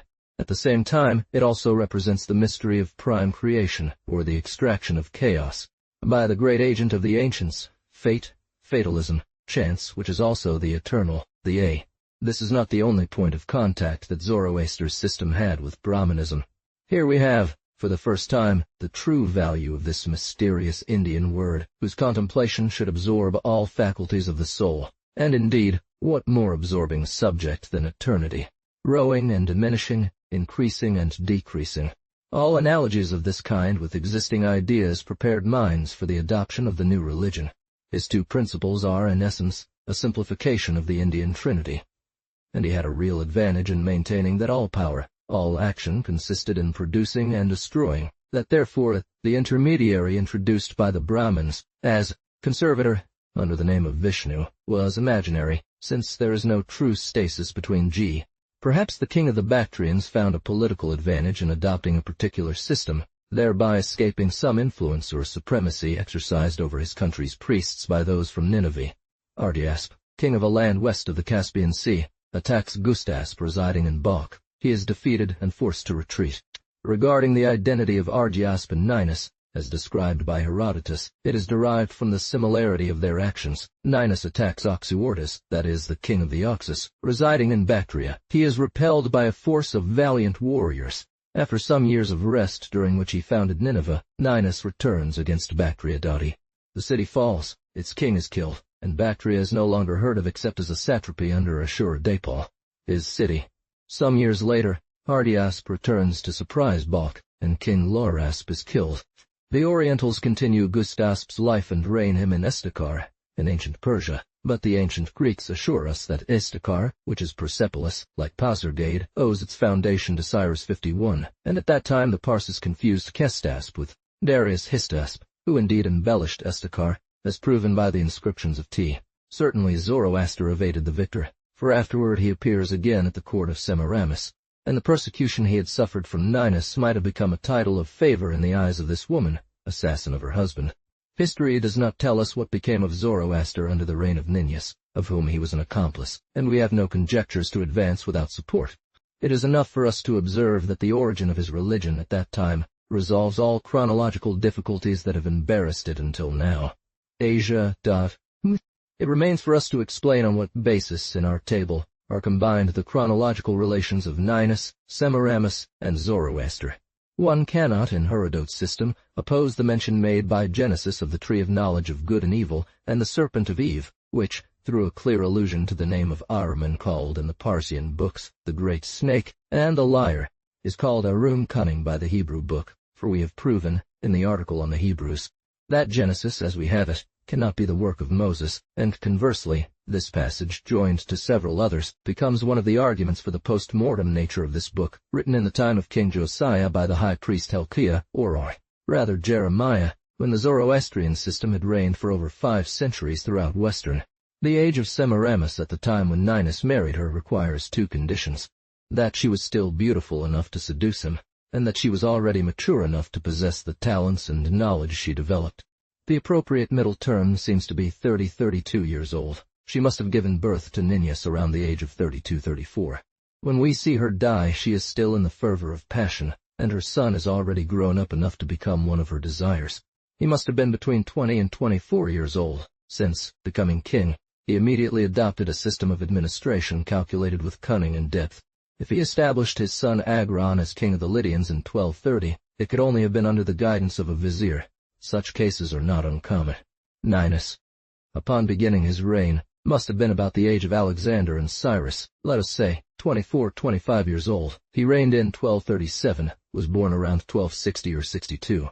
Ninus took 17 years to subjugate Asia, excluding Bactria. He would thus have returned around 1220 to found and build Nineveh, which, according to historians, was larger than Babylon. At a similar age, under similar circumstances, the also adulterous son of the conqueror David, Solomon, shows us the same mind, the same behavior. Taking up this subject again in the article on the Babylonians, we will see that Semiramis must have died around the age of 62, as Ctesias says. Ninus was born around 1205. Let us assume for this endeavor, and for a period of peace and administrative care, 10 to 12 years, he might have resumed the war against Bactria around 1208, besieged Bactria, and married Semiramis around 1207 or 1206. Ctesias gives him 10 more years, but Ctesias is convinced of having falsified all the reigns in his list. Semiramis, who became Ninus's wife around 1206 or 1207, might have been born around 1239 or 40. Subsequently, Semiramis laid a trap for her husband, where he perished due to his excessive confidence. His moral strength had declined. The age of 65 to 66 would have been suitable. He would have died around 1196 or 95 and reigned for 42 years. The 2 million workers employed in this work make the feat credible. We are not speaking of her alleged conquests in Africa, fraudulently imagined by the Persians. According to Ctesias, she lived for 62 years. This would lead us to 1180 or 1179. Her reign would be between 15 and 16 years, plus 10 years with Ninus, in total, 25 to 26 years, instead of the 42 years mentioned by the Greek author. The 15 to 16 years are sufficient for her works and conquests, since the foundation of Babylon only took a year, and the War of the Indians dates from the 5th year of his reign, that of Armenia from the 7th or 8th, and the death of this amazing woman would have taken place 6 years later, around 1180. By the year 1180, Zoroaster must have been advanced in age, let us suppose 70 years. He was born in 1250. If, as the Parsi books say, he was already in Balkh during Ninus's first attack, he would have been only 32 at that time, but one cannot rely on their chronological accounts. He would have become vizier of Semiramis around the age of 65, and we see that all probabilities are observed. During the second expedition he was 50 years old, which agrees much better with the 20 years of retirement and the 30 years of age given by Pliny in the Parsis when he began his mission. An incident in Semiramis's life indicates the kind of years used by the Assyrians, paying the king to gift her with 5 days of royalty. On the first day, dressed in the royal cloak, holding the scepter, she hosted a great feast and magnificent banquet, during which she used the time to seduce the generals and have them promise to obey all her orders. On the second day, seeing everyone properly disposed to her intentions, she had Ninus disappear. After narrating, according to Ctesias, the fabulous origin of this woman, Diodorus adds, Athenæus 52 and other writers assert on the contrary that Semiramis was a courtesan who, by her graces and beauty, won Ninus's love. She first enjoyed modest favor, but later raised her standing to the point of obtaining the title of wife and conventia. Why does Semiramis request 5 days rather than any other number? The reason seems obvious to us. For centuries, the Egyptians used a 360-day year, to which they added the 5 epigomenal days as a disjoint appendage that marred the symmetry of the main number. Semiramis, capitalizing on this idea, could say many ingenious things about it, to make it appear she only required an insignificant and irrelevant amount of time. Our view is all the more justified since this same type of year is found at the time of Nabonassar. during the height of the Assyrian Empire, and in one of its satrapies, among the Chaldeans, the sacred caste of the entire nation. Or 4. If we accept Athenaeus's account, which is indeed the most likely, nothing changes in our calculations, except for the timing of Semiramis's marriage, which no longer depends on the Bactrian War, and can be pushed back a few years earlier. On the ancient kings of Persia, according to modern Easterners. We are left to take a look at the list of ancient kings of Persia, which modern Orientals present in competition and contradiction to the Greek lists. According to the Orientals, only 2 dynasties have filled the space of time from the Jewish creation of the world until Alexander's conquest. Here are their names and reigns. Dynasty I, called Pishadad. The first dynasty is that of the Pishdad, or givers of just laws, and the second, that of the Kians, or Kians, that is, the giant kings, or greats. Kiomors, or Kiomaris, 560 years. Time, said Firuz. Samek rules little. Kiomers still reigns 30 interregnum, 200 Hauchenk 50 Timoris, 700 Jemchid 30 Zohak or Dohak, 1000 Faradun, or Fridun, 120 Menachar, from his. Munah. Roustam lived. 500 Nodar, or Nuzar 7 Afrasiab 12, Zab 30, 3,269 years. Second dynasty, called Kayani, or Kayan, 14, 732 Ans. Seyfi Homai 32, Darabiar 4, U14 Darabdiome par plusieurs, Tautai. Ki Kobad 120, or 100 from his time, Kai Kaus Rustam 150 he still lived. Ke Khosru, 60 K Lor Asp, 120 K, Gustasp, 120 Son Petit Fils, Ardashir Baman 112. Dotras Comptant 938 Iskander, U Alexandra. Ceylon Lidis Grex Port. Aeans Dot. Moi Dots. Tok. August 21 Arses 6 Darius Cotamanus 6, 239 Alexander Torti. Kyrus 30 Cambyses, 7-5, Smyrti 7 Darius, son of Histasp 37, Xerxes I, 21 Artaxerxes Longimanus, 41 Xerxes II to Sogdiana, 7 Ochus or Darius, the bastard 19 Artaxerxes, Neman 46 Artaxerxes. It is unnecessary to discuss the extravagant chronology of these kingdoms. We will merely note that Arab and Persian authors have a multitude of variants on the duration of the reigns, because there are no real authorities. If, as we hope, we can recognize the identity of these kings, despite their disguise, the times will arrange themselves. Let us reason about the facts, and first recall the suppression ordered by Ardashir. How very well in whose hands they exist. It is evident that it required the seizure, the confiscation of all existing manuscripts in Persia. Royal authority having allied itself with ecclesiastical influence, there was both civil and religious inquisition over all books, and it escaped. Still less, as being all manuscripts, they have always been rare in Asia, and besides, people therein, the censors appointed by Ardashir, therefore destroyed the old books, and made new ones as they pleased. Let one judge of the alterations introduced then. At this time in 226, they must have been even rarer, since uninterrupted war since Alexander, sometimes external, sometimes civil, had produced on the minds this prostration and disgust for all work, which is their constant effect. And yet, these are not the books that we possess. Those were still destroyed by Muslims 400 years after their invasion in 1651. And it is from this source that we have stories composed in verse and prose by Muslims. It was not until more than 3 centuries later, around the year 1000, that a foreign conqueror, more generous, ordered that all that remained of popular traditions recorded in romances be carefully collected, unique monuments, such as the profound ignorance of modern Persians about their country's ancient history, that not only do they have no idea about Cyrus, Xerxes, and their actions, but also there is no trace among them of an era preserved in China by a colony of 4 Persian pyrolators who fled there in the year 519 A.D.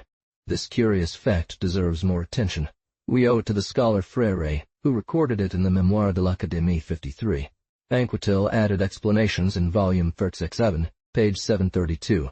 One reads in Chinese annals that during a year corresponding to the year 599 BC, commencing on December 25, 598, a colony of Western men arrived in China and settled at a particular place, maintaining their laws and a specific form of year and era. If we go back from the year 1384 beyond our own era to complete a sum of 1942, We will arrive at 558 as the first year of the era of these Westerners. However, a Chinese author notes that the year corresponding to 1384 BC, commencing at the winter solstice of 1383, was the 586th since the arrival of this colony in China, and the 1942nd of their era, consisting of years of 365 days. Fried wants to find 560, and he sees here the time of Cyrus, who indeed achieved empire that year. But since 558 is the natural result, isn't it rather the time of this conversion of the Persians to the religion of Zoroaster, which we discussed on page 250, and which actually falls at the junction of 557 and 55,854. Nevertheless, it is certain that these Westerners were Zoroastrian Persians, as demonstrated by Anquetil through the names of their months, and that this period is entirely forgotten in Persia. Now that we have uncovered the secret of the ignorance and audacity of the compilers from this country, let us analyze their lists and see which fictitious kings they composed their early dynasties from. First, starting from a known point, namely Kestasp, taken for Darius Hystaspes, let's climb back up and see if the kings mentioned by Mercand and Ferdowsi correspond to some of the kings cited by Herodotus and other Greeks. V. Dynasty of the Kian, or Kian. The word Ke, or Kai, means giant and great in Polivi, say the authors, and we add that in Armenian sky means the same thing. From this school must have come the superiority of the Parthians, who were people mixed with Kurds and Medes. According to Mercand, the art of archery reached its perfection under these princes, and from there arose the Persian proverb, a Chionian bow, to denote an extremely strong bow of which few people are capable of drawing. This remarkable fact reminds us of the anecdote of Caesar, who, having given hospitality to the Scythian hunters, entrusted young men from his court to be taught how to draw the bow in the Scythian manner. These Chian kings must therefore be the Medes of Herodotus. We find the Persian K in Caesar, which explains itself well. The great conqueror. According to Ferdowsi, and according to Mercand, Iran was devastated by strangers. Kekobad was not a son of a king. He lived as a simple, private individual retired. A king will establish order in the world. Let us choose a man of royal descent. Let us grant him the symbols of royalty. Our arms. Affairs drift without guidance. The army acts and marches without a leader. When Zhao occupied the throne, our situation appeared better. Zal, governor of Zabulstan and father of the famous Rustam, having gathered an army to repel them and restore order, convened a great war council and addressed the chiefs, brave warriors taught by experience and danger. I have assembled this army, and sought to make it formidable. But all hearts are discouraged for lack of a king who unites Theai. A nation cannot exist without a head. The priests indicate to us for this dignity a descendant of Pharadon, a man eminent for his greatness of soul and his justice. Now let us compare what Herodotus tells us about the election of Dioix, book, previously, XESI and following. After the Medes had destroyed the Assyrian Empire, having become independent, they were soon plagued by all the disorders of anarchy. There was among them a wise man called Dioences, who, having distinguished himself by his good morals and justice, was appointed judge of his town by the vote of his fellow citizens. When he saw his reputation spread and clients flock to him, he retired. Robberies resumed. The Medes assembled, held council on their situation. Dioences' friends spoke, I think, in these terms. Since our troubled life does not allow us to live in this land any longer, let us choose a king. This speech persuaded the Medes to appoint a king. Since Media is then governed by wise laws, we can cultivate our fields peacefully, without fear of being driven out by injustice and violence. One sees that the essence of the two narratives is similar. Also, Kekobad is painted as a peaceful king, devoted to administrative affairs. Iraq. Ajami. He had the first milestones placed along the roads, called Farsang, 2,568 toises. He established a tax to pay for his regular troops. He made his residence in that is, in Media, and since the Persians have no notion of Ecbatanes, they assume it was at Ispahan. All this suits Diocaeus. Afra is certainly the second king. Kai Kaus was, according to some, the son of Kobad, but the chronicle Majmal el-Tawarik, which is generally scholarly, notes that many say he was the son of Afra, son of Kobad. Phraortes, who was deposed by the Persians after they had subjugated him and made him submit to the Medes. This poet states that, during a battle fought by Kai Kaus in the early years of his reign, undertook a war against a warlike people, of which Ferdowsi relates a notable circumstance. Kai Kaus, his army and he themselves were struck by a sudden and magical blindness, and that this event had been foreseen to the enemy by one of his magicians. Isn't this obviously the eclipse of Kyaxares in his battle against Eliatus? All the more so since, for the East, magic, astronomy are all synonyms. This war is set in the Manzandaran, but we have already said that one must not expect any geographical accuracy from the East. We have evidence of this even in the Syrian, Arab, Armenian, and Persian translators of Hebrew books, who very frequently made gross errors. Thus, after the magical blindness, Kekaus finds himself a prisoner, but the paladin Rustum comes to his aid, liberates him, and the country submits. T.S. of 3rd, 4th, and 10th hands took the same liberties with the originals, so that all these narratives do not resemble historical truth any more than the romances of Roland and his paladins to the history of Charlemagne. As for Ferdusi and even Merkand, every significant event is for them a canvas on which they stitch at their discretion, and as these two writers paid by princes aimed to flatter them, they often introduced accessories, motifs, sentences that did not exist in their authors, not to mention that these authors themselves, being compilers and copyists. Shortly afterwards, Kekaus turns his weapons against Egypt, Syria, and Rum, which is the name for Minor Asia since its possession by the Romans. Everything succeeds for him through the valor of Rustum. This hero, said to have lived for over 200 years, played a significant role under Kekaus, or Kyaxar. His exploits, his favor with Artias Kyaxares, his romantic adventure in Babylon, finally, his revolt against the Median king and his retreat among the Cadusians, where he became their king, and where he conducted a war from which he emerged with all honor. However, these authors then assure us that Surdust appeared only 4 generations later. Considering that he first enjoyed the greatest favor, was then disgraced, and retired to a distant land where he eventually waged war against the kings of Persia, that he was, in person, the most accomplished warrior, the most adroit cavalier, the most skilled hunter, etc. It seems clear that Rustum was the Parsandas of Ctesias, so famous for sail. Durbala, in the article on Rustum, notes that according to some authors, Kaka sent his son to convert Rustum to magism, or the doctrine of Zerdust. Rustum fought them long without being able to expel them. This resembles the invasion of the Scyths under Kyaxares. According to them still, Kekaus carries war in Yemen, marries the daughter of the king, is captured by surprise, freed by Rustum. Meanwhile the Turks, that is to say the Scythes, led by Afrasiab, had made an invasion into Turin, which they were crushing with evils. Arabia, the war that Kyaxares made against the happy land of Nineveh? According to historian Nawawi, one of the Here, Mr. Schulten's published Arabic translations present facts that bear some analogy. As for the war in Yemen, it seems geographically strange, but if the ancient Orientals designated this country by the name and epithet of Felix Arabia, and if this word is the exact synonym of the Chaldean Ashur, Assyria, which means also happy in Ashur, rich, would not the authors have been deceived by ambiguity, transporting into the happy? Tabas, successor to Balki, is known as Kamar Earash, Shamar the Trembler, left for Iraq during the time of Gustasp, who submitted to him. This Kamar, having taken the route to Sin which he wanted to conquer, descended into the land of Sagd, whose inhabitants gathered in the capital city to defend it. Shamar besieged them, took the city and ruined it, after slaughtering a vast multitude. The victor continued his march towards Sin, but he perished in the desert. His generals. According to Hamza, it is indeed true that some authors place Kamar during Gustasp, but others claim he was older, and that he was killed by Rustum. This one, under the name of Kamar ben el-Emluk, would have rendered obedience to Manacher, who, according to the Parsis, had Zal, the paladin, as vizier, and his son, the paladin Rustum, as one of 4.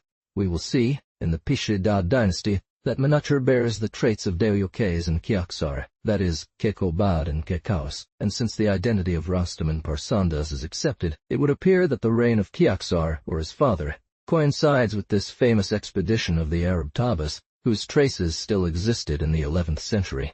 Of the Persians, yet authors make Shimar prior to Iskander, and on the other hand, under the Assyrian Empire, after the ties that existed between them and the Arabs, it is unlikely that these latter would have crossed hostilely the lands. For the geographer Ibn Hakal says he saw the inscription of Kamar on one of the gates of Samarkand, which may have taken its name from these Tabas Charmar Castle, and this expedition can hardly be placed at any other time, because, on the one hand, going back from Alexander to Cyrus, it has neither trace nor probability, considering the power. These were the children of Ninus, to go and attack the Sogdians who had been their subjects. One will find that our interpretation is supported in all its details. On the contrary, when this allied and friendly family was overthrown by Arbak, the Tabas had to consider the Medes as rebels and enemies, and they could launch expeditions against Dioix, Phraortes, and Kyaxar that Herodotus did not know or mention.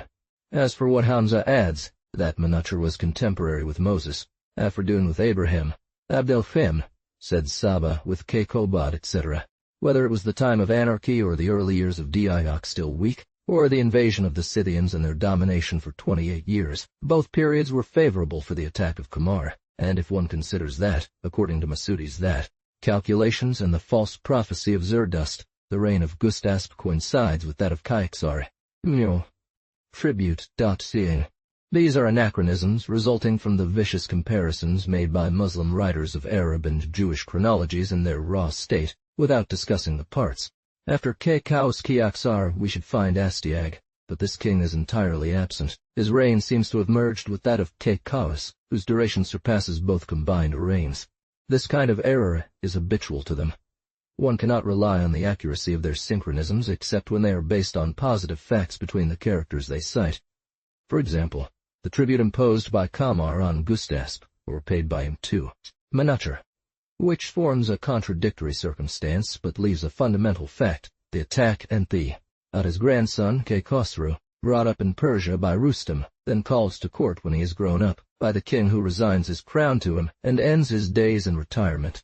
Marriage with the daughter of a king, at the end of a war and during an armistice, must be that of Astyages after the Battle of the Eclipse. It is still to him that the very complicated and diversely told story of the consequences of this marriage belongs, whose unanimous outcome is that the successor to the reigning king was not his own son, but the main features persist and make Cyrus still recognizable under the name of Khosru. If Herodotus and Ctesias differ so much on this chapter, all the more reason our novelists must have had variants dictated, without a doubt, even before Ardashir, by the royal policy of the Persians, to obscure a period little honorable to Cyrus and Khus, his ancestor. What Ferdowsi relates about his clandestine birth, his childhood spent in the state of a shepherd, etc., adds to the resemblance. Khosru had great wars with Afrasiab, king of Turkestan, who, after many battles, was killed in Adarbajan, that is to say, in Media. Media, as we have said, the account becomes natural. A king from Turkestan beyond the Oxus who comes to seek refuge in Media, at the heart of his enemy's states, is a strange and absurd circumstance. But if Turan's was the mountainous country of Aturia and Dor, Afrasiab is Astiag, to whom Cyrus actually made war in Media, and who, according to Cassius, was later killed by an eunuch charged with bringing him to Cyrus. Khosru left a great name, and is believed to have been a prophet. Among the variants of his reign, there is one that gives him a duration of 30 years. All this suits Cyrus. It is very likely that it is this prince himself to whom we must attribute the variance on the reign of his ancestor, and the suppression of the true facts that would have been little advantageous to his pride, and a dangerous example for his successors. To fill the void, after Khosru, who died childless, the king Lorasp, supposed descendant of Kobad, was introduced. Now we should find the history of Cambyses and the mage Smerdis, killed by the conspirators, one of whom, Darius, son of Histasp, became king. But Persian royal politics still suppressed the first as a madman, and the sacerdotal politics of the mages eliminated the second as an unpleasant reminder of the massacre of their caste at that time. Tiet the curtain drawn in front of his person, which became invisible, etc. Mirkand depicts Dian as cruel and proud, in contrast to other authors who paint him good and just. Having become king by election, he had opponents whom he soon silenced. He established a special court of justice for the army. He introduced regular pay, replacing the pillaging practiced by soldiers. He administered justice on a golden dais, but not laugh or spit in his presence. Let us listen to Herodotus. Dian, having built his palace in the city of Ecbatanas, was the first to establish the rule that no one should enter the king's presence, that all affairs should be conducted through certain officers who would report them to him, that is, through secretaries or viziers, that no one should look at the king, that one suck. He established this imposing ceremony to prevent those who had once been his equals from envying him or conspiring against him.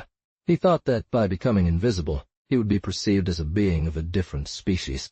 Having implemented these regulations, he administered justice strictly. Cases were sent to him in writing. He judged them and returned them with his decision. Herodotus, Lib. As for the police, he had agents in all states who spied on the speeches and actions of everyone. In other words, he instituted espionage, and if anyone committed an insult, he would summon and punish them. XC times and C, is this not a portrait of Laurasp? It was he who sent one of his lieutenants to Palestine, Raham, known as Baknazar Ori. It is added that this prince made great conquests, first in the east, and then in the west in Minor Asia. Nebuchadnezzar. Raham dethroned the son of David, who reigned there at the time, and he looted the land immensely. 56. Here Laurasp becomes this Kyaxar Estebaris, who made a pact with Nabucodonosor according to Upalame, to send an army against Jerusalem, and indeed the city was captured and ransomed under King Joachim. From all these accounts, our Persian novelists are convinced, as Ctesias was, of a confusion of periods, and a doubling of individuals. The son of Laurasp, called Kestasp, an anxious and ambitious prince, retreats to Afrasiab, king of Turin. Mirkand says to Caesar, king of Rome, Caesar, king of the Romans, whom he marries through a series of romantic adventures. He declares war on his father and leads an army against him. Laurasp, to spare blood, resigns the tiara, retreats to a convent, and perishes, as we have seen in the article on Zoroaster. But let us take a look at the Pishdadian dynasty. Vit, Pots, Pi. This is a blend of the stories of Astyag, married in Lydia, and of Cyrus dethroning Astyag, all arranged according to the convenience of Ardashir and his magi, or some earlier Parthian king. The rest is not worth examining. Pishdadian dynasty. If the Chians were the Medes, their predecessors should be the Assyrians of Nineveh. Our novelists do not cite or know any of these names, yet they say their monuments are ancient. The Chiomers was, according to them, the first man or king. We will soon know what to think of this. The fifth of the Pishdadians catches our attention first. We believe we recognize him in all his traits and even in his name. He divided the nation into three classes: warriors, farmers, artisans. He governed or subjugated 7 provinces. His reign was glorious until God, to punish him for wanting to be worshipped, raised up against him a powerful enemy who toppled him. Let us listen to the chronicles. Jemchid ruled for 500 or 600 years over Persia. Years are nothing. He resided in Estakar, which he had embellished. He made a triumphal entry at the vernal equinox, the day when the sun entered Aries, and from there came the Nauruz of the Persians. This enemy was Zohak, who, according to some authors, was his kinsman, but who, in the opinion of all, was a Tazi prince, that is, an Arab. Some say he was the direct son of Chedad, son of Aa, an ancient king of Yemen. Others merely state that he descended from him through Walwan or Alawian. Zohak, at the head of a powerful army, drove out Jemchid, who disappeared and traveled incognito for 100 years across the earth. This was an elite cavalry unit. Having become king, Zohak was a very cruel tyrant. It was he who invented various tortures, including crucifixion and flaying alive. He was given various nicknames, such as Pyre Asp, that is in Persian, man of 10,000 horses, because he was always accompanied by 10,000 bright Arab horses made of gold and silver at his evident tea. As a remedy, he advised Zohak to apply the brains of men and children. He was also sometimes called Homeri, meaning Hittite, sometimes Queslahab, meaning Quayasi with sparkling weapons, and sometimes Adahak and Mar, meaning serpent, because he had 2 serpents attached to 2 ulcers that the devil had, imprinted on his shoulders by 2 kisses. The warders, moved by pity, let some escape, who took refuge in the mountains and became the root of the Kurds. 2 children of a blacksmith from the capital of Pars Persia having been seized, their father, called Gao or Cow, roused the people with his cries and became first the leader of an insurrection, then of a regular army, whose main standard was the leather apron that Gao had raised on a pole. This apron, which has since ceased to be the royal standard, was successively enriched with so many gems that when the Arabs seized it at the Battle of Qadisiyah in the year 652 of our era, it brought good fortune to the Arab corps that took it. Gao, having become a general, refused to accept royalty. He ceded it to a descendant of the ancient kings of Azerbaijan Media, who led a secluded life in that land. This new king, known as Fridon or Faridon, with Gao's support, defeated Zohak, capturing him and killing him, according to some accounts, or imprisoning him in the caves of Mount Damawan in Hyrcania, as others say. Zohak had ruled for 10 generations or 10 centuries, as there is little agreement on this point. Let us attempt to unravel them. These are the popular tales seriously related and diligently believed by most Muslim and Parsi historians. Certainly, there are many fables here. But beneath their embellishment there is also a foundation of historical truths. With Persia itself having Istakhr as its capital, invaded and subjugated by a foreign king, our thoughts turn towards Assyrian Ninus and Median Phraortes, the only conquerors known to history. But this stranger, we are told, was an Arab, a Homeri, that is a Sabaean king. We know several. Let us search for this one. His father, or one of his fathers, was the famous Chedad, son of Ayad, both ancient kings of Yemen. We have seen these names in Arabic traditions by sultans. Other circumstances reinforce these analogies. For example, the body of 10,000 brilliant golden and silver Arabian horses, from which comes the epithet Qislahab. Abul Feda, speaking of Herod Arrays, told us he was the son of Chedad, son of Ayad, ancient kings of Yemen. Herod would thus be the Zohak of the Persians, as he is in Ctesias, the Araios, ally of Ninus and collaborator in his conquests. Now Persia was precisely one of these conquests. Indeed, several authors make Herod, son or supporter of Qis, a name that among the Arabs was from antiquity that of a distinguished party marked by the red flag, in opposition to the Amani marked by its white flag. Finally, the invention of the cross torture recalls the cruelty of Ninus toward Farnus, king of Media, and connects together the accounts of Ctesias, Murkan, and Abul Feda. If our way of seeing is just, Ferdun, conqueror of Zohak and liberator of Iran, must be Arbak, conqueror of Sardanapale and liberator of the Persians brought by Giao. Ohak, which we are about to see designated as every evil-doing powerful being, passed collectively, in accordance with Oriental style, to the entire dynasty of Ninus. From this follows the reign of 1,000 years attributed to Zohak, a duration somewhat analogous to the 1,070 years that Velius assigns to the Assyrian kings.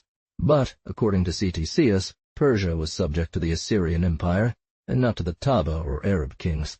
Therefore, it must be supposed that Herod, having conquered it as a lieutenant and ally of Ninus, and perhaps governing it for some time, bore the whole odium of the invasion, and subsequently, having restored it to the Assyrians, the name of Z, to aid the Medes, and indeed, like Arbak, Ferdun is Medi by birth. He lives in Azerbaijan or Media. He is of royal lineage, but lives as a simple private citizen.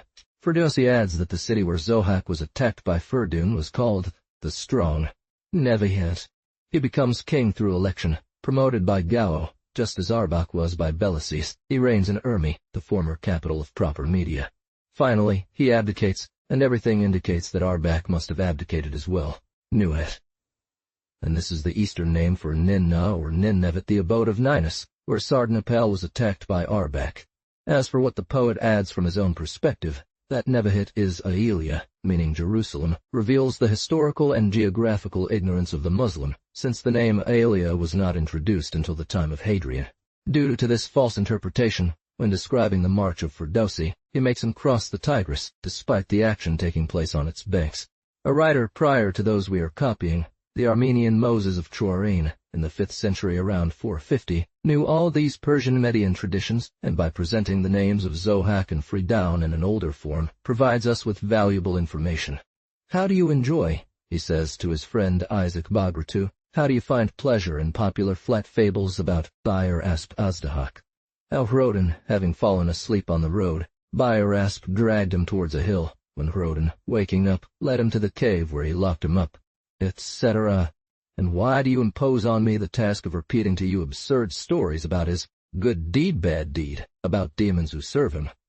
Of you to tell how Hrodin or Vrodin bound him with bronze chains and took him to Mount Dembaunin, p. 77, Diak, or 10 Hontas. Moses of Chorain is more authorized and better instructed than they when he tells us that in the Armenian language, similar in several points to Old Median 60, the word.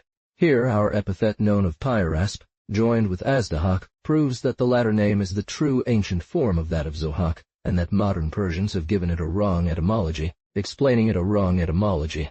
Azdahak means Draco, great serpent, which is the very meaning of the Persian word mar, that we have seen to be an epithet of Zohak, having as its basic type the Draco Borealis, winter genie and all its evils, whom Zoroaster made his great snake, Ahriman. Kortzin.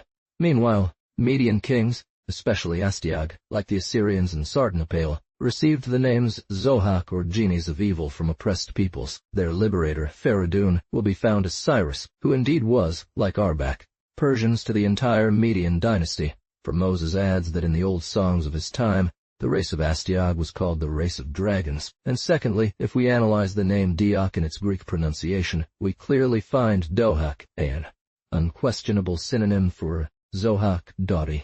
Furthermore, the Armenian Moses tells us, page Ejai 38, and the Armenian and Median name of Astyag, son of Kiaksar, was Azdahak, differing only by the exchange of strong consonants for weak ones Astuag Azdahak, from which it follows that Astyag, a wicked and crafty king, was also a Zohak 61, and this name must have been applied by the Armenians, and in the narratives of Moses from Chorain, Frodon or F.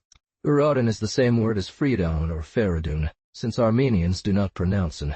They replace it with H, as the Spanish do in words like hijo, haser, hiero, etc., for fijo, feser, fero. What adds to this Persian tradition is that Faradun, after defeating Zahak, sent an army to Abyssinia against Kosfil Dendan, that is, the Ethiopian with elephant's teeth, brother of Zahak. This narrative, which has an ancient character in its expressions, does not suit Arbak but fits very well for Cyrus, whose son Cambyses waged war against thee. When Mahmud Sebektigan destroyed the dynasty of the princes of Gor, the tradition of the country was that they descended from the children of Zahak, whom Faradun spared life, transporting their father to Dembowand. And Ctesias says that Astyages, to save his children and grandchildren, surrendered himself to Cyrus. Ethiopians, known to be a fraternal race of the Homerites. Finally, Asdabak's enthrallment on Mount Dembowand also suits Cyrus, who, according to Ctesias, confined Astyages among the Barcanians or Hyrcanians, in the country where Mount Dembowand is located. This would explain a historical fact cited by Merkut. Around the year 1000 CE, he says, another paradoxical fact cited by a Greek writer is corrected by taking Astyages as Zohak. Clitarch, cited by Athenaeus, claimed against all other historians that Sardanapale, after losing his throne, did not lose his life but lived until old age. According to ancient Persian romances, Faradun, who conquered Zohak, married one of his daughters and had 2 sons, Tur and Salem. Clitarch may have heard the Persians say this about Zohak, and since Sardanapale is also a Zohak, this author made a mistake in application and attributed to the last Assyrian king what belonged to the last Median king. Both were defeated by a Faradun, with very similar circumstances. Faradun married another woman of Persian blood, from whom he had Irge. Having divided the empire, he abdicated. Nothing can be said of Arbak in comparison to Sardanapale, but, according to Ctesias, Cyrus, conqueror of Astuigus Azdahak, married his daughter and had 2 sons, Cambyses and Taniosarta 66. We are unaware of Cyrus's abdication, but our authors are prone to such fictions. Moreover, the account of Cassius has some analogy here. Here is a kind of tripartite division. Cyrus, on his deathbed, appointed Cambyses as his successor, his eldest son. At the same time he established Tanioxarchus as an independent sovereign over the Bactrians, Coramians, Parthes, and Kermanians, that is, the eastern part of his empire. And further, he granted the 2 grandsons of Astuigas the satrapies of Derbikes and Barcanias. Cassius 67 adds that Cambyses had his brother Tanio-Zarsus killed, and the Romans say Irge was killed by his brothers. This son of Irge, named Manucher, avenges his death by waging war on his uncles, who perish. This last act bears no resemblance to anything known. Phraortes is still omitted. As for what they add, Irge gave his name to Iran, and Tur to Turan. They forget, or rather ignore, that from the earliest antiquity, history presents Media as Aria and Ariane, and the mountainous country of the west and north as Tur and Tur. They store and Tur, mix everything up, and their narratives resemble a confused deck of cards. As for Manucher's actions during his 50-year reign, they resemble those of Diawek and Kyaxares.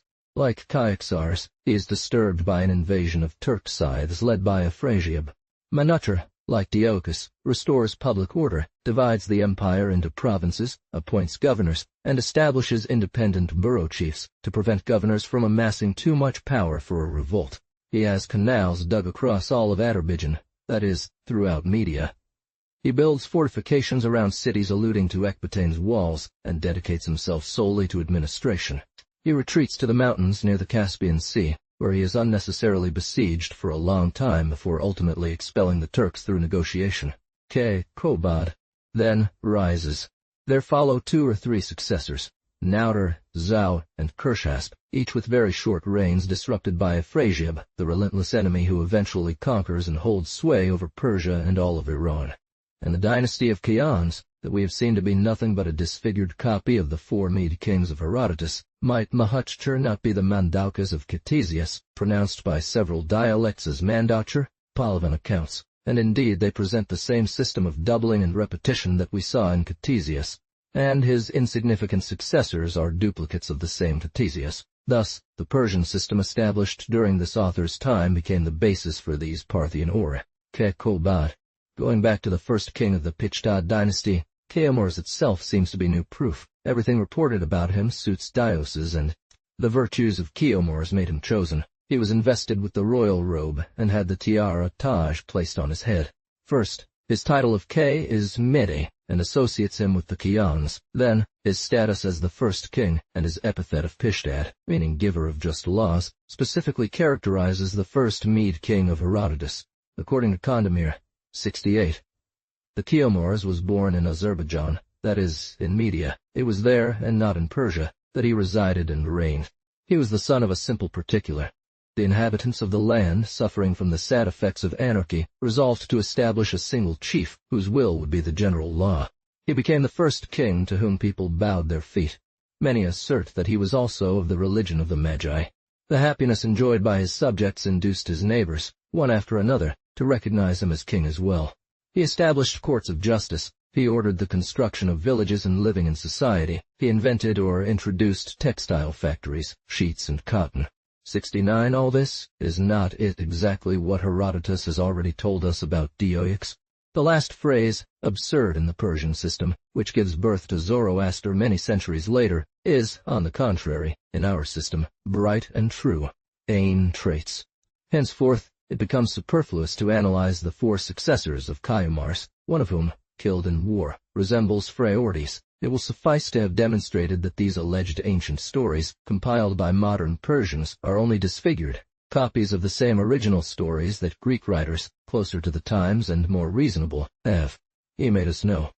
Here, as in the moral sense, what happens in the physical sense when, from a primitive painting or portrait, several copies are drawn one on top of the other by unskilled hands. From the second copy, the resemblance is altered, and, from the third or fourth, the original can no longer be recognized except through the analogy of the M. Despite all the praise that the love of new or wonderful things has dictated to certain outraged partisans of Eastern literature, it can be assured that, in the historical genre in particular, the fruits they yield are not, for the most part, worth the effort. Chronological list of the kings of Judah. The following article, where we deal with the Babylonians, providing us at every step with an opportunity to exercise this art, will give us further evidence of its importance. Our conclusion is not that it should be entirely neglected. On the contrary, we believe a special gratitude is due to those who explore this difficult and scarce mine, but we add that it is necessary for them, in selecting materials, to adopt a very different approach from that of true believers, for whom criticism is an unknown art. B.C.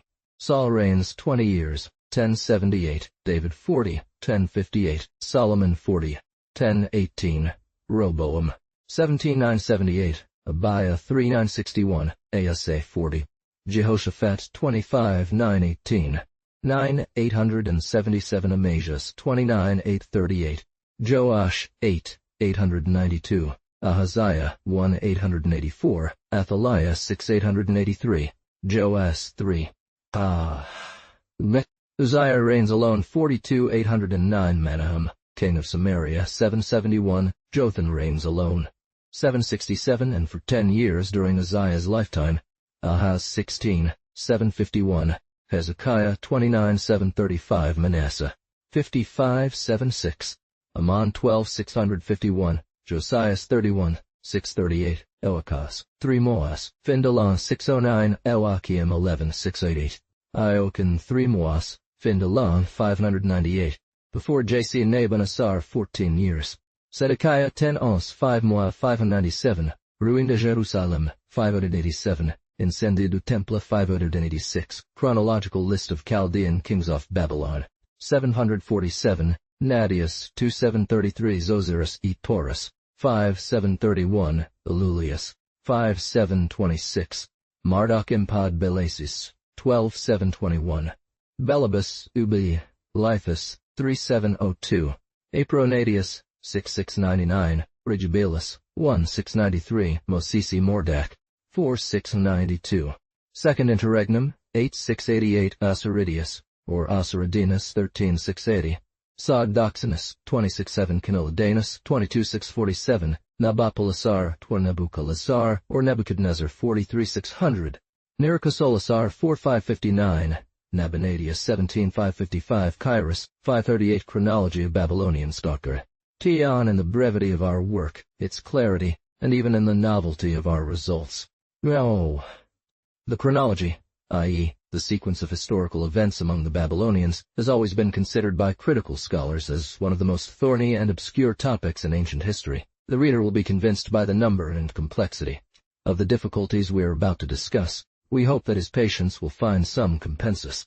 Let us begin with the founding of Babylon, whose date divides ancient authors as Quint Cur 70 tells us. Babylon was built by Semiramis, or, as most believe, by Belus, whose palace can still be seen there. Chapter 1. The founding of Babylon aforehand by the very ancient King Belus. Indeed, the first of these opinions is, or seems to be, that of Ctesias, that is, the books in Assyria from which this author draws, and who attributes the founding of this great city to Semiramis, with details bearing a particular mark of local, even official, information. Nevertheless, the Babylonian priest Berosus, a very learned man, only 1 century later than Ctesias, dared, in his History of Chaldean Antiquities, presented to King Antiochus, to contradict the Greek writer, and to assert that Babylon had been founded by Belus, a god or king of the country, many centuries before Semiramis, invoking and quoting the traditions and public monuments of his nation. Herodote, from whom we should have expected some enlightenment here, provides none, but another judicious historian and often well-informed, Ammian Marcellinus, who was able and obliged to read Berosus and Ctesias, seems to give us the key to the question when he says 71. Semiramis surrounded Babylon with walls, but the citadel had been built b. This middle term that reconciles the two accounts is also supported by a phrase from Ctesias that has not been sufficiently noted. This historian says, when Ninus attacked Babylon, the city of Babylon that exists today was not yet built. These words, Babylon que nunc est, do not they seem to indicate that there was another? Ions and adorned, as we will see. Thus it would be through failing to determine clearly the meaning of the word foundation that the ancients would have quarreled in this case, as in many others. And if, as Berosus testifies, the ancient Belus had long been the tutelary god of the land, and if, as is generally agreed, the Eastern name Babel for Babylon means gate, that is, the palace of Bel or Belus, then there must have existed at that time a Babel or Babylon in its primitive form, which Semiramis enclosed within her vast construct. Or an establishment date. In general, these large settlements that we call cities have had 2 ways of being established. 1, the first by a slow and gradual gathering of inhabitants who were drawn together and settled around a core of habitation due to common defense needs, ease of trade, and the comfort of life. In this first kind of city, one could hardly name a found. Vious habitation implies an original foundation after which there should be only restoration. The second way is through a sudden influx of colonists, driven either by their own will or that of a government, to build a city as if they were constructing a house. Here, the term foundation applies because the event is as precise and the event as notable. But if, as often happens, the site chosen for such a foundation had an earlier habitation, whether a village or a small town 72 if there was even already a city of the first kind, that is to say without a known founder, currently ruined by war or other accidents, this second foundation could become a matter for controversy, because difficult to clarify. Finally, if princes and kings, out of vanity, had made or feigned such foundations to give their names to cities that already had a known founder, if peoples or their municipal agents had, through adulation, provoked such fictitious foundations, one can sense that the word and the thing would have fallen into a rather complicated confusion. Here's the translation of the provided text from French to English. Had therefore a true, known or unknown first foundation. This is what happened to a crowd of ancient cities, particularly in the countries we deal with, in Asia Minor, Mesopotamia, Syria, etc., where geographers find numerous cities founded, that is to say, rebuilt and restored by Greek kings and Roman emperors who took their names, even though it is certain that they existed long before. Applying this reasoning to Babylon, we think that Ctesias and the Perso-Assyrian books were right to say that Semiramis founded this great city, because indeed it seems that this queen had built the foundations, the walls, and the gigantic works that, even in their decline, amazed Alexander's army. The consent of the best authors, Strabo among others, who had access to all the documents of the case, leaves no doubt in this regard. But on the other hand, Barros also seems well-founded in maintaining that long before Semiramis there existed Babel or Babylon, that is, a palace, a temple of the god Bel, from whom the country took its name Babil, which made these priests so famous under the name of Chaldeans, at a time whose antiquity is no longer measurable. Onia, and whose temple, according to the custom of ancient Asia, was the meeting place, pilgrimage, and metropolis for all the population subject to its laws. At the same time, this temple was an asylum and fortress for the priests of the nation, and the ancient and perhaps original seminary of these astronomical studies, of this judicial astrology, NDs on it. H. of the country. Ctesias himself and his Perso-Assyrian books provide an argument in support of this opinion. For since Ninus, more than 30 years before Semiramis, found an agricultural and peaceful people, therefore industrious and rich, since he found a king, a court, and several good cities, there was then a powerful kingdom, a civilized state, and all that to P. Ctesias does not give us the boundaries of this kingdom. But since, both in ancient and modern times, reduced kingdoms retained the limits they had before being conquered, since Babylon, even before the Persian kings Darius and Cyrus, is depicted as Sais, extending from the desert of Syria to the mountains of Persia, and from the Persian Gulf to the north. 74 of Arbela. It can be said that these were its boundaries in the time of Ninus, from which it follows that this kingdom had an area of 3,000 square leagues, a soil compared by the ancients to that of Egypt for fertility, and therefore probably a population of nearly 3 million inhabitants. She presupposes the entire political system indicated by the accounts of our two historians. Finally, if the Babylonian nation is painted for us as having been divided from time immemorial into 4 castes, in the manner of Egypt and India, and this division itself is a proof of great antiquity, we have the right to say that even before Ninus, there existed the caste of Chaldean priests, similar in every way to the Brahmins of India. Let us first listen to the account from the Assyrian book cited by Ctesias, where we find very interesting and detailed circumstances of a Babylonian towards a foreign people, oppressors of his country, or the systematic partiality of a Chaldean priest raised in the reform school of Nabonassar, the book-burner of the historical books of kings who had preceded him. As for Berosus's subsequent claim that the Assyrian queen Semiramis was deprived of building the great works of Babylon and given to Nebuchadnezzar, the Chaldean king, we will investigate, through an exact discussion of the original texts, what foundation this opinion has, and if, by a natural case, it is not motivated by the national antipathy. This historian, following the fragment preserved by Diodorus, continues the story of Ninus and his wife 75. Chapter 2. Ctesias' account, Assyrian system. After the death of Ninus, Semiramis, passionate for everything that breathed greatness, and jealous of surpassing the glory of the kings who had preceded her, conceived the project of building an extraordinary city in Babylon, of the Euphrates in the middle of the ground. Such was the magnificence of her work that the width of the walls was sufficient for the passage of 6 close-packed chariots. To this end, she called from all parts a multitude of architects and artists of all kinds, and prepared large sums of money and all the necessary materials. Then, having raised 2 million men within the extent of her empire, she employed their arms to enclose the city with a wall, 360 stadia long 76, flanked by many towers, while leaving the course. As for the height, no one will believe Ctesias, who gives it as 50 cubits. Plutarch and the writers who followed Alexander only estimate its length at 50 fathoms, adding that its breadth exceeded that of 2 chariots side by side. The walls were built with raw bricks bonded with bitumen. These authors state that the circuit was 365 stades long, as Semiramis wanted to imitate the number of days in a year. The space between the walls and houses was left clear, measuring 2 plethoras. This first work, having been finished and approved by the queen, she chose the place where the Euphrates was most narrow, and there threw a bridge whose length was 5 stadia. Semiramis, to hasten her work, assigned to each of her favorites or most devoted servants a task of 1 stadium, with all necessary means, including the condition that it be completed within a year.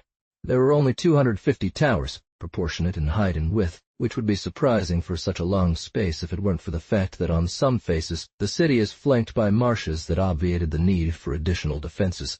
By ingenious means, they found it in the riverbed piles spaced every 12 feet, whose stones were joined with strong iron claws or brackets, sealed themselves with melted lead poured into their mortises. This queen then had a great quay built on each bank of the river, whose wall was as wide as that of the city, extending for a length of 160 stades. The forward tip of these piles had the shape of an angle that, dividing the water, made it flow more gently over its sloping sides, and thus moderated the force of the current against the thickness of the massifs. On these piles they stretched beams of cedars and cypresses, with very large trunks of palm trees, which produced a bridge 30 feet wide, whose clever mechanism yielded to no other work of Semiramis. Too. In front of the two entrances to the bridge, she had two castles with towers erected, from which she could see the whole city and reach anywhere as if from a center. The Euphrates flowing through the city from north to south, these castles were one on the east bank and the other on the west bank of the river. These two constructions involved considerable expense, for the castle on the west bank had a triple enclosure of high and strong walls, of which the first, built of baked bricks, was 60 stades in circumference, the second, within this, described a circle of 40 stades. Its wall was 50 braches high and 300 bricks wide, and the towers rose to 70 brach, on molded figures of various animals onto raw bricks, coloring them to represent living nature. Finally, a third inner wall, forming the citadel, had a circumference of 20 stades and exceeded the second wall in width or thickness and length. Semiramis also carried out another miraculous work. She dug a large square reservoir on low ground, 35 feet deep, with each side measuring 300 stades, lined with bricks baked and bound with bitumen. After this, they diverted the river into the basin and quickly constructed a covered pipe or gallery along the dried-up bed between the two castles. The arch of this passage, formed of baked bricks and bitumen, was 4 cubits thick. The two walls that supported it were 20 bricks thick, and under the inner curve, 12 feet high. The width of this passage, internally, was 15 feet. All this work was completed in 7 days, at the end of which, with the river returned to its bed, Semiramis was able to walk dry beneath the water from one of her castles to the other. She had 2 bronze doors installed at both entrances of this gallery, which have survived until the time of the Persian kings, successors to Cyrus. Finally, she built in the middle of the city the temple of Jupiter, whom the Babylonians call Belus. Today, time has destroyed all these works. Only a portion of this vast city remains inhabited with a few homes. The rest is farmland. There was also what is known as the Hanging Garden, but this work does not belong to Semiramis. It was built by a certain Syrian king later on for one of his concubines born in Persia.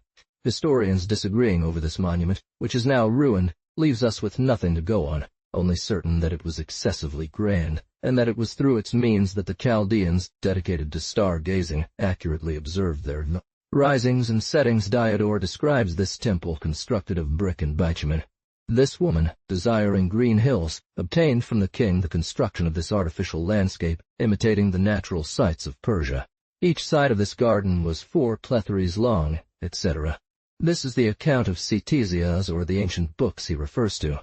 One may blame some details for an exaggeration that diminishes confidence, but in addition to the fact that the boundary between the possible and the true is not as easily drawn here as one might believe, we will have another opportunity in a future article to prove that the apparent exaggeration comes mainly from the false values assigned to thick. Summarizing these works, we find 7 main ones. ECT sense of the word, since this queen created the major works that constitute a city, works for which Babylon was solely responsible for its commercial splendor and military might, rendering it so famous.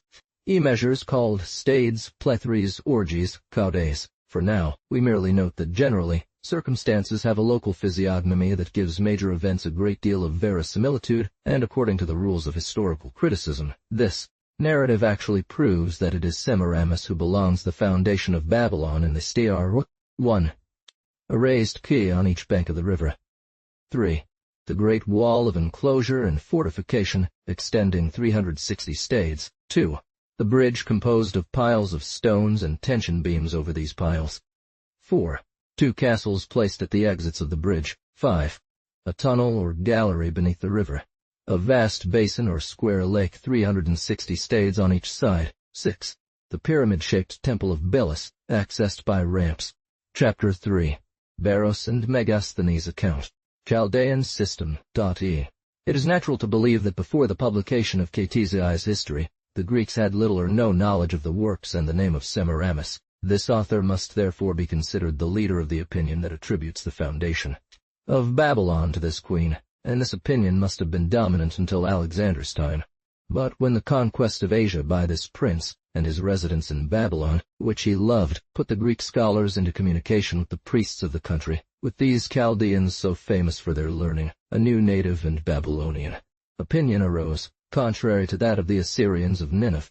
Eusebius, in his evangelical preparation, has preserved the following passage, Book 9, Chapter 41, page 457.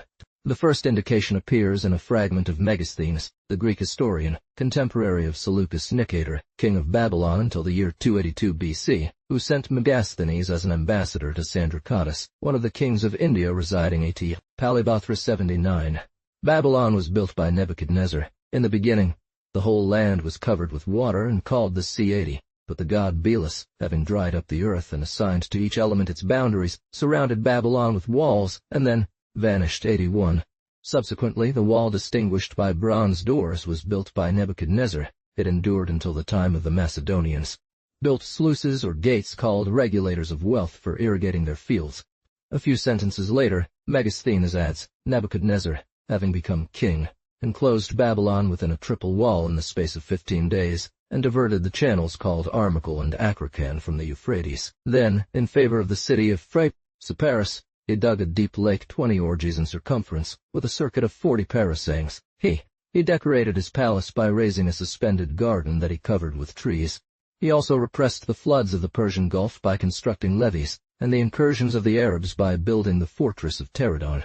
Ernst puts it, with most historians, Veluti Clerica Credera. Shortly after Megasthenes, a Babylonian scholar, Berosus, born into a priestly family, held the same view, and since his astrological predictions and writings in various genres made him famous enough for the Athenians to erect a golden statue of Rut, we believe it is to him that we must attribute the influence this new opinion gained, as Quint c. Here are his words, Contrarap, lib. Since Berosus's interesting work, Chaldaic Antiquities, is lost, we owe the fragments related to our question to the Jewish historian Flavius Josephus, and reaches Nabopolassar, king of the Chaldeans and Babylon. I.Z. 6. Regarding what the Chaldean monuments say about our nation, I will take as a witness Berosus, himself a Chaldean, a very renowned man among all those who cultivate letters, due to the writings he published in favor of the Greeks and of the Greeks in their own language, on Chaldean astronomy and philosophy. Berosus, who copied the earliest Chaldean histories, presents exactly the same accounts as Moses did regarding the flood, the destruction of mankind that resulted from it, the ark in which Noah, father of our race, was saved, how it landed on the mountains of Armenia. He then lists the descendants of Noah, assigns the time for each one of them. Here Joseph recounts in detail, according to Beros, how Nebuchadnezzar, son of Nabopolassar, having defeated the Egyptian king Necho, was suddenly distracted from his conquests by his father's death. How, on receiving news of this, he crossed the Syrian desert at forced marches to return to Babylon. How, invested with supreme authority as an inheritance, he distributed his Syrian, Phoenician, and Jewish prisoners to various places in Babylonia to be employed on various works. And he adds Beros's own words, Nebuchadnezzar, after enriching the temple of Belus and certain other gods, after repairing the city of Babylon which already existed, and adding a new city or fortress, wished to prive those who might wish to besiege it in the future from gaining access by diverting the river. For this purpose, he built a triple wall of defenses, both for the outer city and for the inner city.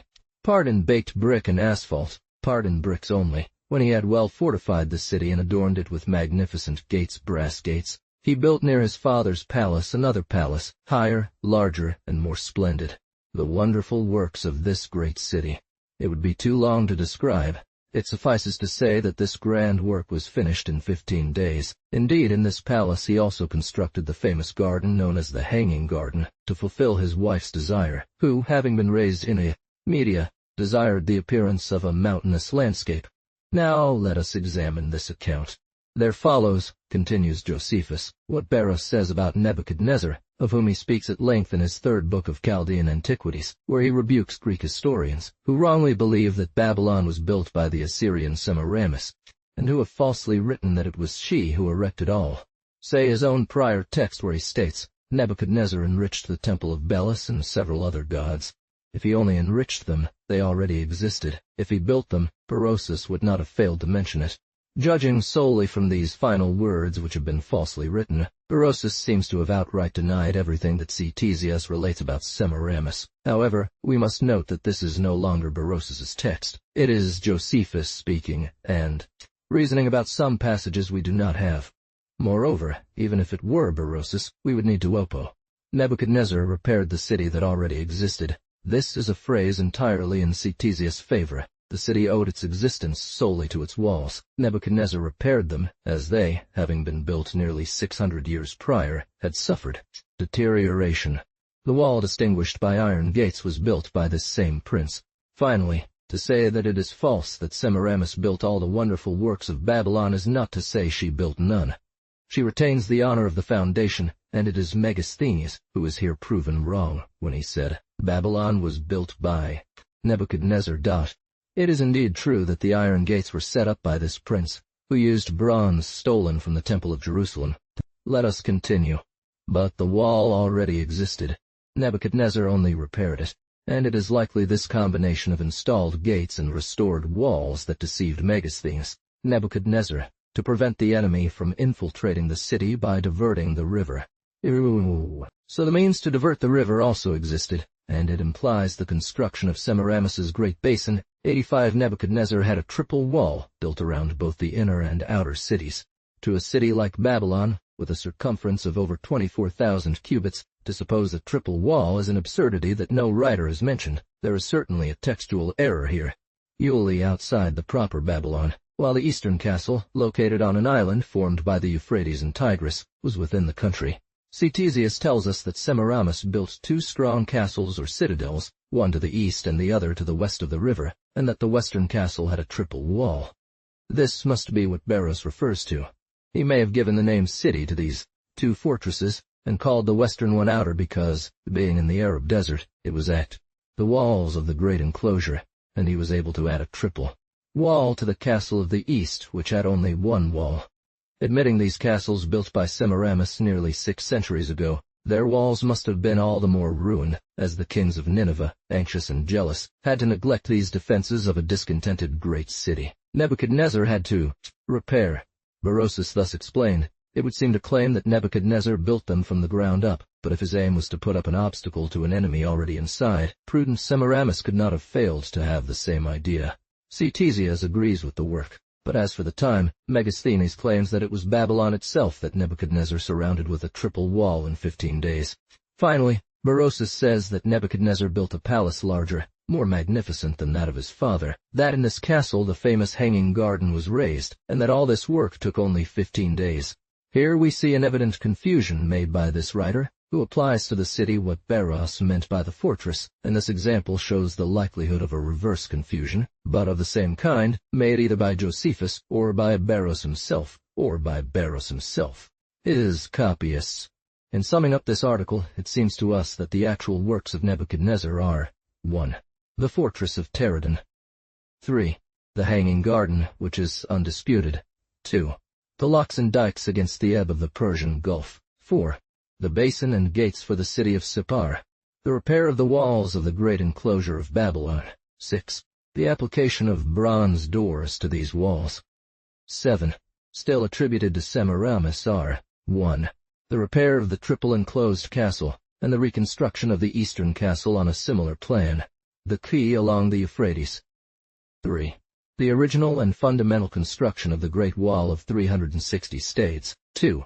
The conduit or underground gallery. 4. The 2 castles at the exits of this gallery and bridge. 5. The large diversion basin. 6. Finally, the tower or pyramid of the Temple of Belus. Chapter 4. The respective authorities of Barros and Ctesias, compared and assessed. In the conflict between Barros and Ctesias, as we see it, a difficulty arises. 2 considerations make this very conceivable.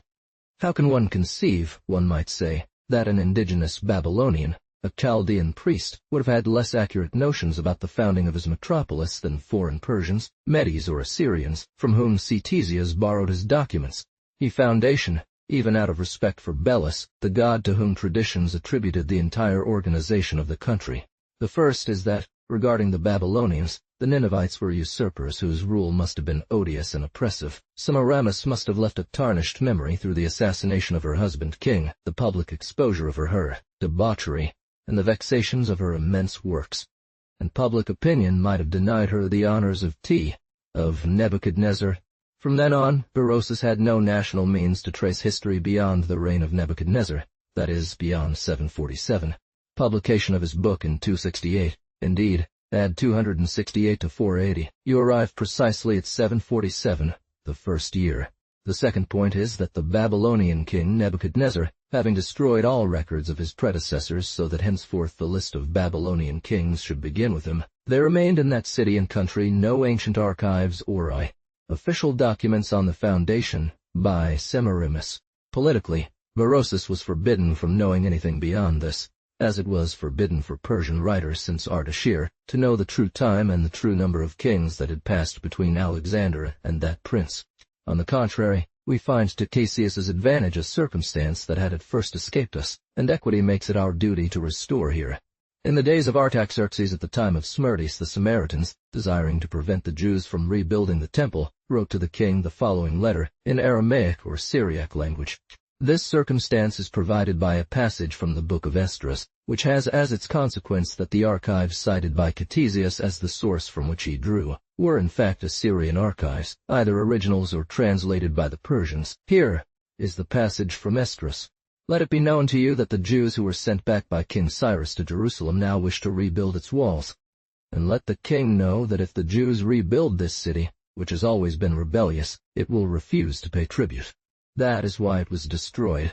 We, the servants of the king, who have eaten the salt and bread from his house, give you this warning and beseech you to search in the book of your fathers, for you will find in the book of histories that this city has always been rebellious, an enemy of kings, in rebellion since ancient times.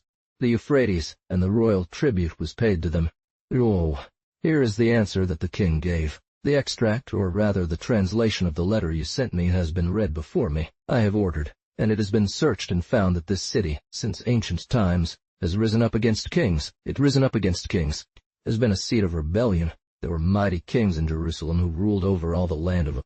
Now we say that these mighty kings of Jerusalem who ruled up to the Euphrates can only refer to David and Solomon, who indeed ruled and collected tributes there for 50 or 60 years.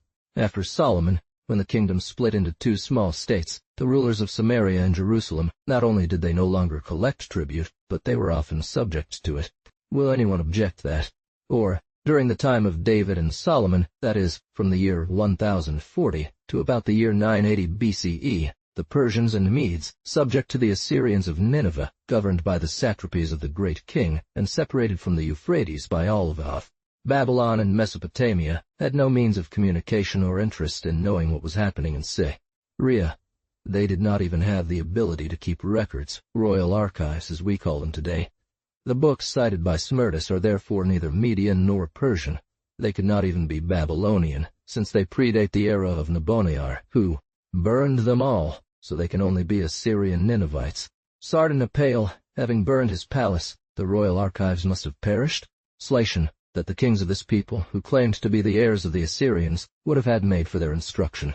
This consequence is not strict, especially if we recall that the Sarai of the kings of Nineveh was a mysterious house of pleasure from which business was excluded. Therefore, the chancellery, which requires access to many people, naturally had to be placed elsewhere. In any case, we have here positive proof that at the time of Smerdis there existed in Persia official books in which events more than 500 years earlier were recorded, that is, from an era when neither royalty nor royal chancellery existed among the Medes and Persians, from which it follows that these books were Assyrian Ninevite, either in the original or in extracts like our Jewish chronicles or still in a Mede train. Such a translation into the Zend idiom, which differs from Assyrian, would explain how various alterations could have crept into it. Moreover, it is remarkable that in Chapter 6 of the same Ezra, Book 1, on occasion of a petition by the Jews, King Darius Having sought the edict of Cyrus in the archives, it is said, on Darius's order, they had in the House of Books library attached to the wardrobe and treasury in Babylon, and they found in the fortress or palace, in the land of Media, at Ecbatane, a scroll written thus, in the year of Cyrus's reign, etc., etc. Thus they searched in the archives at Babylon, and found nothing. But they found at Ecbatane. Is it not probable that this was also where the book cited by Smerdis was found? And then, have we not some sort of proof that Assyrian monuments had been collected by Deioces or his successors who resided at Ecbatane? Allowing Alexander's conquest and the stay of Macedonian kings in Chaldea, gained preference due to Berosus's skills and writings in Greek, as well as the extreme difficulty of the Zend language and the destruction of its books caused by the wars between Macedonians and Persians. Chapter 5. Herodote's account. Let us now consult Herodote and see what clarifications he offers in this debate. Reflecting on these facts, we believe we can discover the existence of two opposing chronological systems regarding Babylon, predating Cyrus. 1. The Assyrian system passed down to us by Ctesias, which seems to have dominated until the fall of the Persian Empire, and the other, the Chaldean system, initially concentrated in Babylon but, as for historical events, he is more concise than usual, and this brevity makes us pay closer attention to his words. This writer, towards the end of his first book, describing the war of Cyrus against Babylon, gives us, as is his custom, quite detailed information about the climate, produce, and customs of the land. Assyria has several large cities, he says, but the most famous and strongest is Babylon, which became the capital of the Assyrians after the fall of Nineveh. Here, Herodotus describes the square walls of Babylon, the dimensions of its walls, the layout of its streets, the king's palace, and the temple of Jupiter Belus, he says, still stands. These words, the Chaldeans, who are the priests of this god, he continues, claim that he appears in person in the chapel on a certain day of the year, and rests upon a bed prepared for him, where a woman from the land is placed. There was once in the sanctuary a solid gold statue 12 cubits high, but I did not see it. King Xerxes had taken it away after having had the priest who opposed him killed. We will see the importance of this distinction in assessing his accounts. He continues, 184. I did not see it clearly show that Herodotus speaks here as an eyewitness, that he conversed with the Chaldean priests, that he drew all his information from the site. Therefore we are entitled to think that he followed the Chaldean system like Berosus, rather than the Assyrian system, like Ctesias. She had these remarkable dikes built which hold the Euphrates in its bed, and protect the plain from the harmful standing of waters after overflows. 185. The second queen, named Nitocris, was a wiser woman than the first. She had various works done, etc. We will speak of this soon. It was against the son of this queen that Cyrus led his troops. He was king of Assyria, and called himself Labanit, like his father. According to Berosus and Megasthenes, he was not the son of the 3 princes who preceded him. He could therefore be only the son of Nebuchadnezzar, who died in the year 565. Berosus names him Nabanit, which differs from Labanit only by the natural permutation of the N to L and the D to T. Here we have a known date from which we can start our calculations. We know from Berosus and from the official list called the Astronomical Canon of Ptolemy that the king of Babylon who was dethroned by Cyrus was in the year 539. He had reigned for 17 years. Therefore he ascended the throne in the year 555. This Nabanid seems to be a Greek form used by Berosus to mean son of Nabu or Nabun. 185. Thus, Nitocris, mother of Labanit Nabonide, is the wife of Nabuchodonosor who, according to the customs of the land, had multiple wives. And we have a date for the reign, or rather regency, of this princess in another phrase from Herodotus. Nitocris, seeing that the Medes, already powerful, were continuing to expand, and having taken Nineveh among other cities, she fortified herself, etc. Chapter 6. We are certain, 1. That the Medes took Nineveh under Cyaxares in the year 597, 2. That Nebuchadnezzar was already ruling in Babylon since the year 604, that is, for 8 years, and ruled there for 43 years, until the year 565. Nitocris could not therefore have been a queen in title, an independent queen, and it is shown that Herodotus wrongly calls reign what was merely a regency entrusted by Nebuchadnezzar, the sole king whom Berosus and the official canon admit in list. This regency has probable grounds in the long absences which Nebuchadnezzar made to subjugate Tyre and Jerusalem. The sieges of these 2 cities coincide very well with the date given by Herodotus 596, as they occupied the Babylonian king for 13 years, from 598 to 586. Result: Herodotus attributes 5 great works to Nitocris. This work had as its special object to stop the Medes.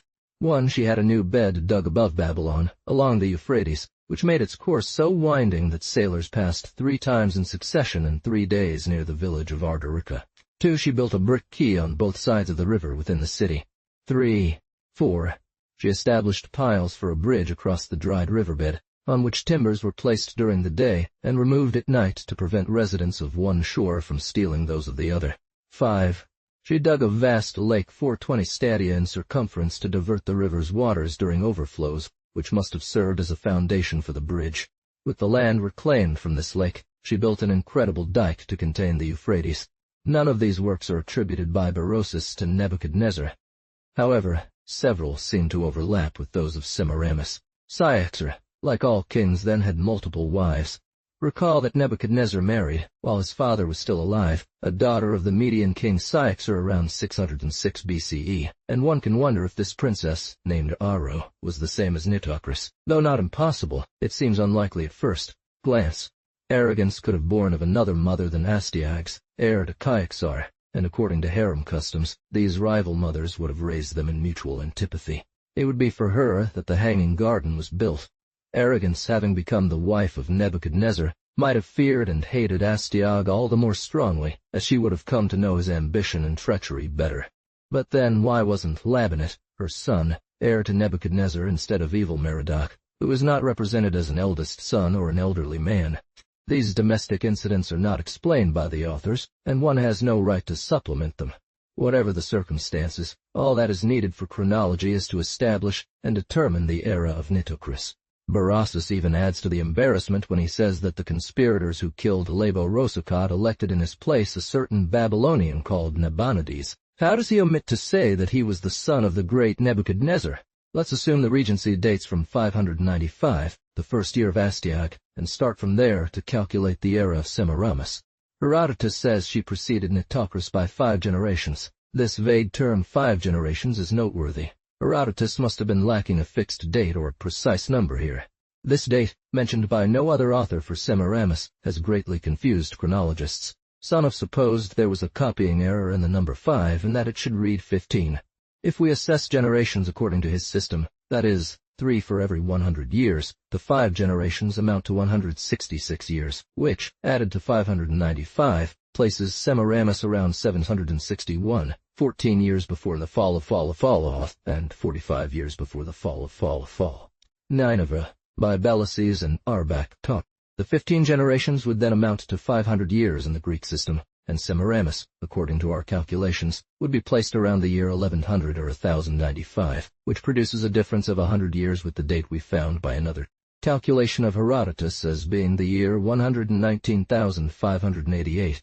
After reflecting on certain circumstances in Herodotus's narrative, we believed we had discovered a simpler and truer solution to this difficulty.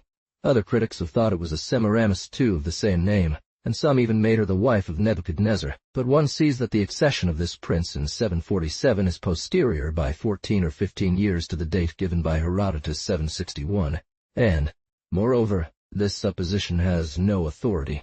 The reader has not forgotten that this traveling historian consulted the priests of Babylon, the Chaldeans who served the temple of Bel.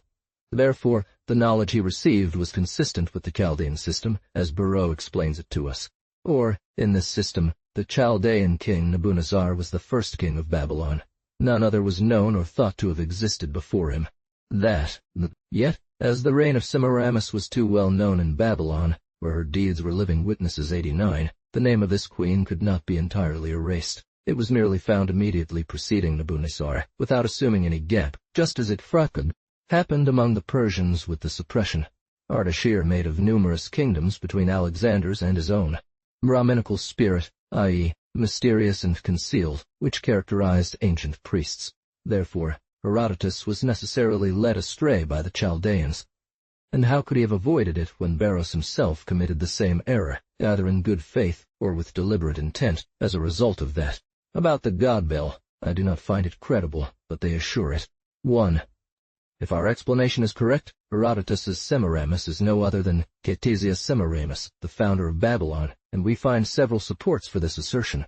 By the way, Herodotus, confronting this data with the calculations he had received in Memphis and Ecbatanes from Persian and Egyptian scholars 90, must have felt much embarrassment, but subjugated by authority, he wrote first, as was his custom, without vouching for it, and warned us of this through these words. This is what the Chaldeans relate. The absolute silence of all ancient authors on a second Semiramis, placed at the date given by Herodotus. 2.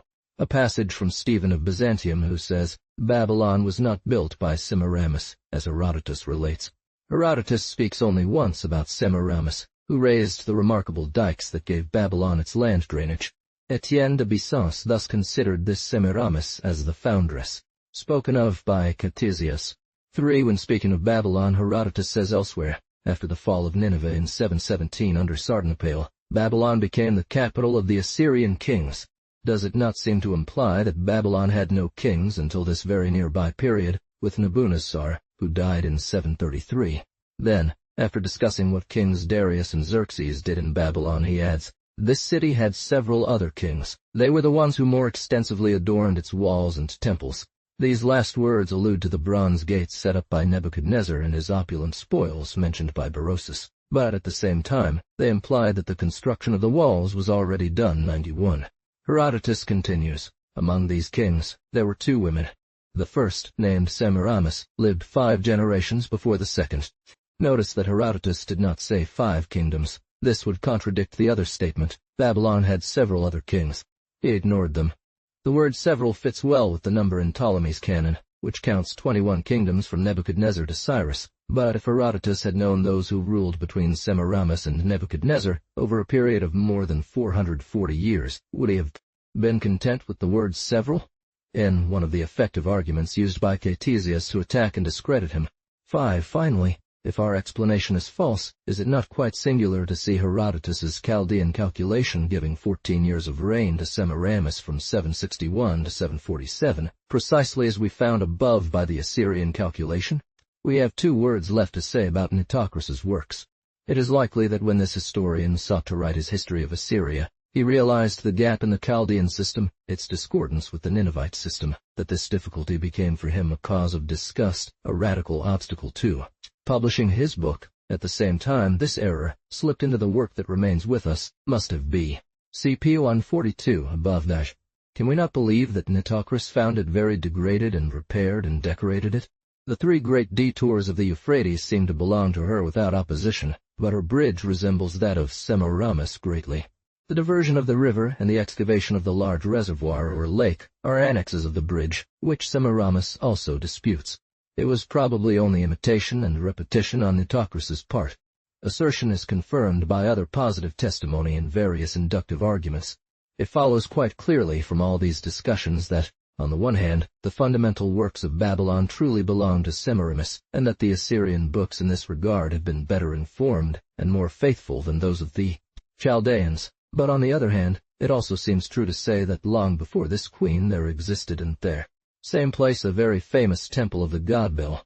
And since the ancient temples were generally fortified for the safety of the priests, and because of the pilgrimages which made their neighborhood very populous, there is every reason to believe that a city of Babel or Babylon existed prior to Semiramis's time, and in this regard, Beros and Megasthenes, Diodorus of Sicilianity too, speaking of the great and numerous works that Sesostris, upon his return from conquest, had executed by captive peoples he had defeated, draws authority from Egyptian books and monuments to teach us a certain number of prisoners brought from Babylon could not endure the harshness of the labor, and having escaped, they seized a very strong place located on the banks of the Nile, that from this asylum they made raids and pillages in the vicinity to subsist, until an amnesty was offered or granted to them, and they named the locale they chose to live in Babylon.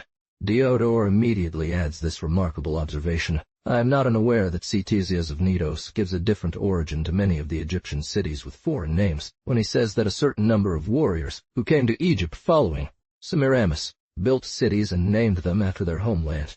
In Ctesias's opinion we find 2 shocking improbabilities. Now if, as chroniclers agree, based on Herodotus's testimony, the Egyptian king Sesostris returned from his conquests around 1348 BCE, it follows that there were Babylonians, and therefore Babel existed at this time, more than 150 years before. Semiramis. 1. And how would these settlers, all born outside Babylon, have called a place they were strangers to their patria? How could Babylon, barely built by Semiramis, with a mere initial nucleus of inhabitants within its vast enclosure, have provided a colony? 2. How would the Egyptians, after the supposed passage of Semiramis, which must have been brief, have left among them weak foreigners, without support, and who were repugnant to them on principle of religion and politics? The origin of these foreign cities, attributed to the captives of Sesostris, is therefore much more natural, and Ctesias, who contradicts himself here, seems to follow this systematic opinion of the Persians of whom we have spoken, who, on occasion of Egypt's revolt against the great king, sought in antiquity a right or a pretext for legitimate PS. Here Ctesias' contradiction is demonstrated by the circumstances he accompanies with Ninus's conquest of Babylon. Session, founded on a supposed conquest prior to Sesostris, through which the Egyptians should only be considered as former subjects escaped from bondage and constantly in a state of rebellion. This country, he says, had many well-populated cities. The natives, inexperienced in warfare, were easily defeated and subjected to tribute. Ninus took the king captive, etc. Since they had a king, the state was monarchic. Therefore there was a court, a capital, and all the analogous organization. On reasons on this text, and we say, if this people had cities, it was because they had arts, sciences, and riches. If they were inexperienced in the art of war, it was because they were peaceful and civilized, and they were peaceful because they were peaceful. Were agricultural. This was also the cause of their population and wealth, for their sciences and their ancient origin. In this organization, as in all ancient Asian peoples, there could not have failed to exist a sacerdotal caste, and since later historians represent the Babylonian people as having been very early divided into 4 castes, like the Egyptians and Indians, we can be sure that at that time the caste of these renowned Chaldean priests existed, so famous. If this caste existed, it must therefore also have its own college, astronomical observatory, and the necessary instruments for its instruction and sciences. In a flat country like Chaldea, this observatory would be built, like the pyramid or tower of Belus, identical to that of Babel. Ctesias states that the northern border of Babylonia passed between the territory of Arbles and the land of Nineveh, known as Assur, Ori.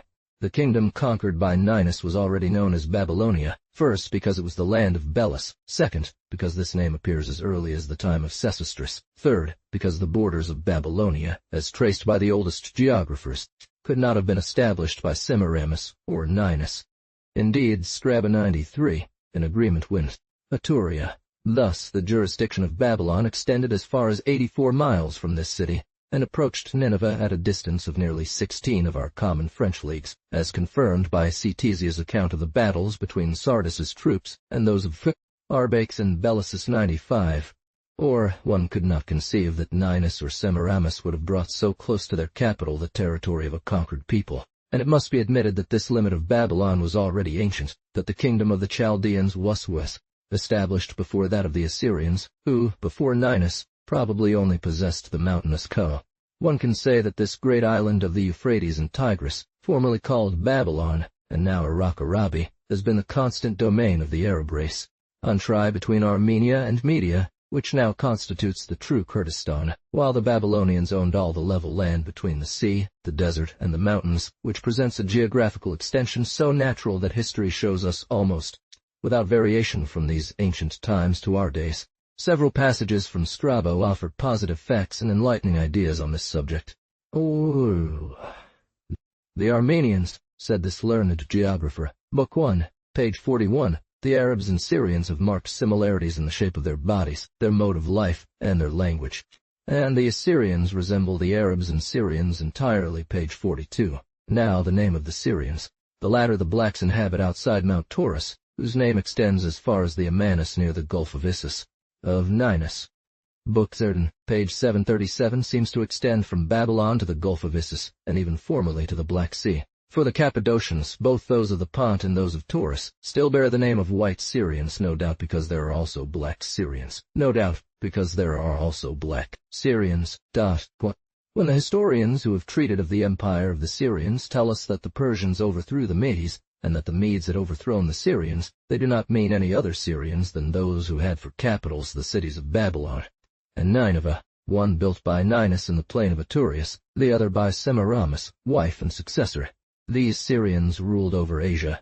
Ninus and Semiramis are called Syrians in history, and Nineveh bears the title of capital of Syria. It is the same language spoken on both sides of the Euphrates. One final detail in support of this antiquity deserves to be cited. Awas to the east of the Tigris were inhabited by one of the four oldest Arab tribes, that of the Tazim, at a very remote period. Strabo, by these words, within the Euphrates, it clearly designates the country between this river and the Tigris, and even everything to the east up to the mountains of the Medes and Persians, which accords very well with the Arabian monuments of Masaudi, which, as we have noted above 98, attest that the south of Persia and the land of Stephen of Byzantium, at the word Babylon 9, after saying that Babylon was not founded by Semiramis, as Herodotus claims see above, adds that this city was founded by the very wise and very learned Babyloni 2,000 years before Semiramis, as Herennius Severus says. The 2,000 years that this scholar cites are thus a result of his calculations, drawn from the data of authentic monuments. This Herennius Severus, as noted by Samaesuan 1, is the Phoenician Philon, cited by Josephus as having translated into Greek several historical books of his nation. Therefore, Philon could and should have read ancient Arabic and Chaldean books. Our modern chronologists have neglected or scorned this calculation because it does not fit with theirs, but in the system that we present, it has a striking analogy with two periods whose authenticity is admitted. Now compare this calculation with that of the Jewish books. You have from the Christian era to the foundation of Solomon's Templion 12 years. From the foundation of Solomon's Temple until the exit from Egypt 103. According to us, Semiramis reigned 1195 years before J.C. Add 2,000 years, you have 3,195 years for the date of the Temple of Belus. And remember that according to Megasthenes and Berosus, after a flood or inundation of the earth, Belus built his city and then disappeared. 480 on the other hand, 1492 years. From the exit from Egypt until the birth of Abraham 104 500, from the birth of Abraham until the flood 05 194, total 3,186 years. We therefore have only 9 years difference. Moreover, it is to be noted that during the period of Jewish kings, there are variations among chroniclers of 6, 8, and 10 years, which make up this deficit and complete the synchronismon 106. Such a perfect analogy is not due to chance. Our particular calculation, after all corrections, extends the interval from the foundation of Solomon's Temple to our era to a total of 1,015 years, which amounts to 3,189 years, or only a difference of 5 years, and saved by the god Vishnu, transformed into a fish. Moreover, the analysis of Indian astronomy, carried out by Bailey, Legentil, and scholars from Calcutta, reveals that the period of the Kali Yuga goes back to the year 3102 BCE, meaning that this was when the current age began, following a flood that inundated the earth and destroyed humanity, except for Satyvrata and his family, who were warned. They started, and it was enough for a degree of the sign to introduce a difference of 71 years, due to the phenomenon called the precession of equinoxes. It is true that here we have a difference of 90 years, but as all these famous deluges in history, although said to have occurred before the existence of writers, are nothing more than astronomical events veiled by allegory, the calculations of astronomers varied according to the point or degree of the celestial sign Argue or Aquarius from Wish, p. 277, and preliminary discussion, p. LXXIJ. Here, the analogy, or rather, the identity of the three epochs proves that the narrative comes from a common source, which must be placed among the Chaldeans, because the Jews are merely their echo, as we have demonstrated in the first part of these researches, chap.nas.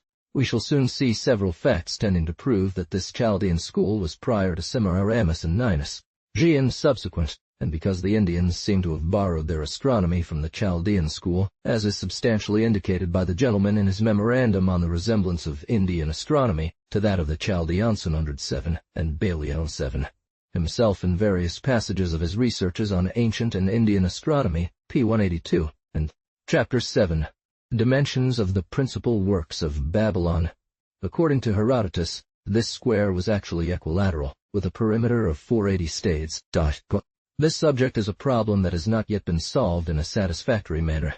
Two difficulties complicate it. One, the discordance of authors regarding the dimensions of these works. The other, the value of the ancient measures cited by them, and, compared to our modern measurements, we have seen that according to Ctesias the great enclosing wall formed a square with each side measuring 90 stades. In total, 360. According to Clitarch, it should have been 365 by allusion to the days of the year. Strabo and Quintus Curtius offer further variations. One states 385, while the other gives 368. As for the height of the wall, Ctesias specifies 50 orgeia with a width of 6 caria, or chariots at its base, whereas Clitarch reduces it to 50 cubits, with a width of 2 chariots. Herodotus, on the other hand, increases the height to 200 Babylonian cubits. Why these discrepancies regarding tangible facts, and what are these stades, cubits, and orgeia? Assuming, with some commentators, that Ctesias or Herodotus made a mistake, that either of them is in error, is not an acceptable solution, because both were present at the scene, saw for themselves, consulted scholars, and a mere quarter error is impossible. One cannot say either that the manuscripts are altered at this point. Their differences have been noted for a very long time. The learned and judicious Frege appears to have been the first to grasp this simple and brilliant idea. Perhaps it would be better to suggest that the stadia they used have different values, as happens with our miles in Europe, which vary from 2,000 to 2,500, or even 2,800, 3,000, and sometimes more, depending on the region. In a memorandum 1/8 projected as early as 1723, he attempted to prove that the discrepancy between Ctesias and Herodotus was only apparent, and resulted from Herodotus having used the small stadium mentioned by Aristotle. 109 as having served mathematicians in measuring the circumference of the earth, which they had determined at 400,000 parts or stadiums, requiring 11 fathoms and a half per degree, while Ctesias used the stadium that Archimedes, 110 employed to measure the same circumference, which, giving a 33 stadiums per degree, only brings the circle to 300,000 stadiums. This ratio of 300 to 400, the same as that of 360 to 480, is striking.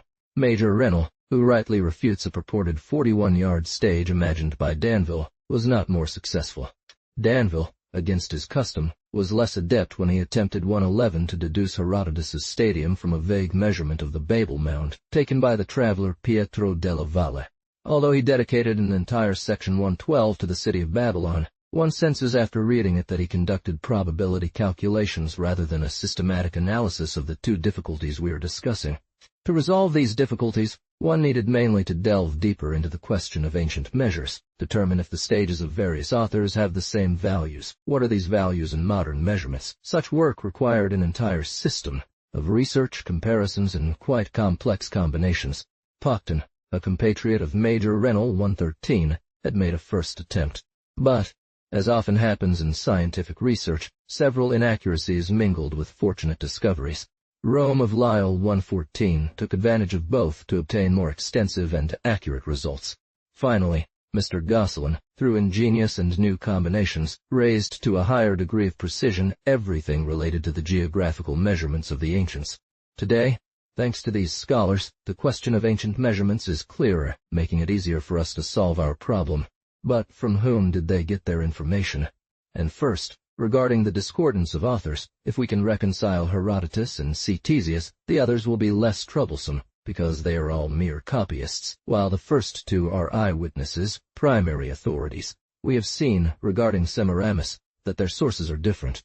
That Herodotus followed the opinions of the Babylonian priests, while Ctesias was guided by the Persian scholars and the Median magi, interpreters of the Assyrians. Now it is well known that for the civil and religious system, as for language, the Babylonian priests differed entirely from the Persians and Medes, and since astronomy among all the ancients was closely connected with religion, one has a right to suppose that this science and its elements were equally different, that therefore the geometric measurements, which are part of it, were not precisely the same.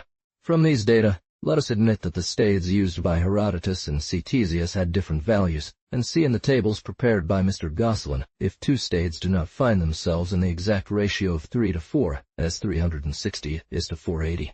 Two are presented, one having the value of 51 toises 1 foot 10 inches 1 line 421, the other with a value of 68 toises 2 feet 5 inches 5 lines 8094, which is precisely the desired proportion.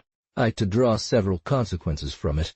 If we raise the latter to a multiple of Ctesias 360, we get 24.627 twice as 2 feet 8 inches 9 lines 984. And if we elevate the first to a multiple of Herodotus 480, we obtain precisely the same sum in all its details. An identity so perfect cannot be the result of chance. It gives us an incontestable solution to the problem, and we have the R.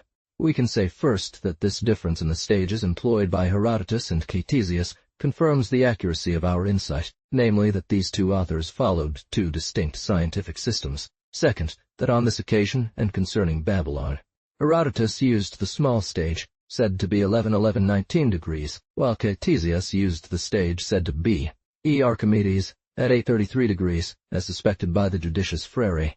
Third, that the small stage, said to be Aristotle's, is indeed the Chaldean stage, that the mathematicians referred to by this philosopher are none other than the Babylonians, from whom Callisthenes received his observations, according to Simplicius's account, which finds new corroboration here. While, on the other hand, the stage said to be Archimedes appears to have been the Assyrian stage, passed down and likely adopted by the Medes and Persians, their successors. We will return to these two glimpses which are important. R. The agreement established between Herodotus and Ctesias leads to the evaluation of all other authors' variants. If Strabo gives the walls of Babylon the disparate number of 385 stades, it is because Strabo, who frequently quotes the historians of Alexander, borrows from them the number 365, which, as Diodorus says, is the one used by Clitarchus and contemporary authors of Alexander, based on the motivation that Semiramis wanted to imitate the days of the year. For the Assyrians by the fact that Semiramis asked her husband for the 5 days exceeding the year to be queen. This astrological pattern, truly characteristic of the ancients, seems authentic 115 and conclusive. But by the same token, it goes against Clitarch. First, because the number 365 cannot be divided into 4 equal parts, nor form a perfect square. There would have been a remainder or fraction, which for astrologers geometrists would have been an ill omen. Second, because between these 365 stadia and Herodotus 480, there would be no harmony. Third, because Ctesias's 360 stades, by combining the virtues of the circle with the merit of the equilateral square, accord very well with the 360-day year that we know was once in use among the Egyptians, and which at that time was indicated. We also know that this practice was not followed by the Persians or the Magi, who preferred the 365-day year. When Darius marched against Alexander, says Quintus Curtius lib. 3, chap.s. The third, the Magi made a procession in which they were followed by 365 young men, representing the days of the year, and these young men were dressed in purple mantles. Strabo therefore derived the number 365 from them. Contemporaneous historians of Alexander who had witnessed this practice, and heard in Babylon that the number of stades in the wall equaled the days of the year, confused the modern with the ancient year. But an ancient copyist of his manuscripts altered the second figure, writing octa for exa. We are not speaking of Pliny, who often confuses all stades, taking them without distinction as the 8th part of a Roman mile. One must regret the numbers and calculations of Barros. Quintilius Curtius or his copyists further altered this error, reversing the digit and writing 368 instead of 386. Given the late date of Quintilius Curtius, this mistake has no consequence. The walls of Babylon being known to us at 24,627 cubits, or 48,000 meters. Each side of the square measured approximately 6,156 cubits or 12,000 meters 116, that is, a little more than 3 of our league posts. On equal areas they do not contain even half, or a third of the inhabitants that ours do. Therefore, the flat surface of this capital occupied over 9 of our league posts squared. This surface is undoubtedly prodigious but not incredible. One would be gravely mistaken if comparing an Asian city, and especially an Arab city, to our European cities, where houses built of stone are tightly packed together and rise several stories high. In Asia, generally, gardens, courtyards, and arable land are included within the city walls. In a country like Iraq, where there is no timber for building except palm trees and white wood 117, the people's houses have never been anything but huts. You may that this was the intention of the founders of Nineveh and Babylon, whose expansive political ambitions are attested by their other actions. Thus, Babylon should only be considered as a vast fortified camp, of which some neighborhoods near the river and the royal castle were more populated, more decorated, while most of the land had no other purpose than to provide shelter for larger Numbers of men and livestock during frequent and sudden wars and invasions 118. It is reasonable to ask.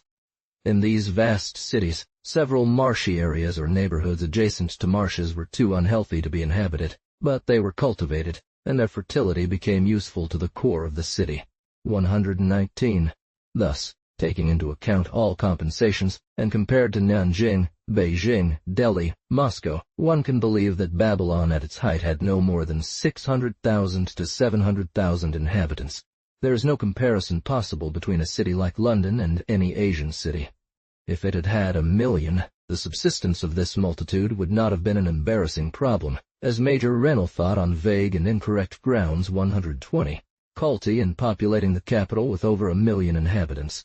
If 6,600 square miles are needed to support 700,000 Englishmen, not a quarter of that area would be enough to feed 1,000,000 Arabs, and if we note, from Herodote, that Babylon was so fertile in rice grain and vegetables that it alone supplied 1/3 of the contributions of the Persian Empire under Darius and Xerxes, there will be no diffy. Furthermore, they could not have seen the walls in their entirety, as Herodotus states that King Darius had them torn down at the top on 23. Strabo, who copies the historians of Alexander, reduces this height to 30 cubits, or 86 feet 4 inches 8 lines, which is considerable but at least plausible. The height of the Great Wall is less easy to determine than its length. Ctesias states it is 50 cubits, equivalent to 265 feet 7 inches on 121. Herodotus, on the contrary, gives it as 200 Babylonian cubits on 122, equivalent to 200 Babylonian cubits on 122, equivalent to 288 feet 10 inches. Height surpasses all belief, and moreover, the two historians differ by 32 feet 3 inches.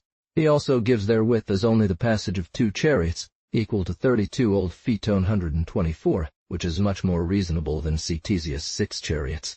These walls, having been built with the earth dug from beneath them and baked on the spot, inevitably resulted in a very deep ditch, and it is likely that Herodotus and Ctesias heard the height from the bottom of the ditch to the top of the wall, while the historians of Alexander measured it from the base of the platform, and because the ditch was filled with water, and the walls, as we have said, were collapsed at the top, none of these authors could measure them, and they only spoke of them based on hearsay, leading to an imposition of their measurements. It is easier to estimate the measurements of the 2 fortresses built by Semiramis at the 2 ends of the bridge he constructed over the Euphrates. The Sunset Fortress, Ctesias says, see above, p. 1016, was surrounded by a triple wall, with the first outer wall having a circumference of 60 stades. These 60 stades of Ctesias are known to be equal to 4,104 feet, 3 inches, 5 lines, or 8,000 meters.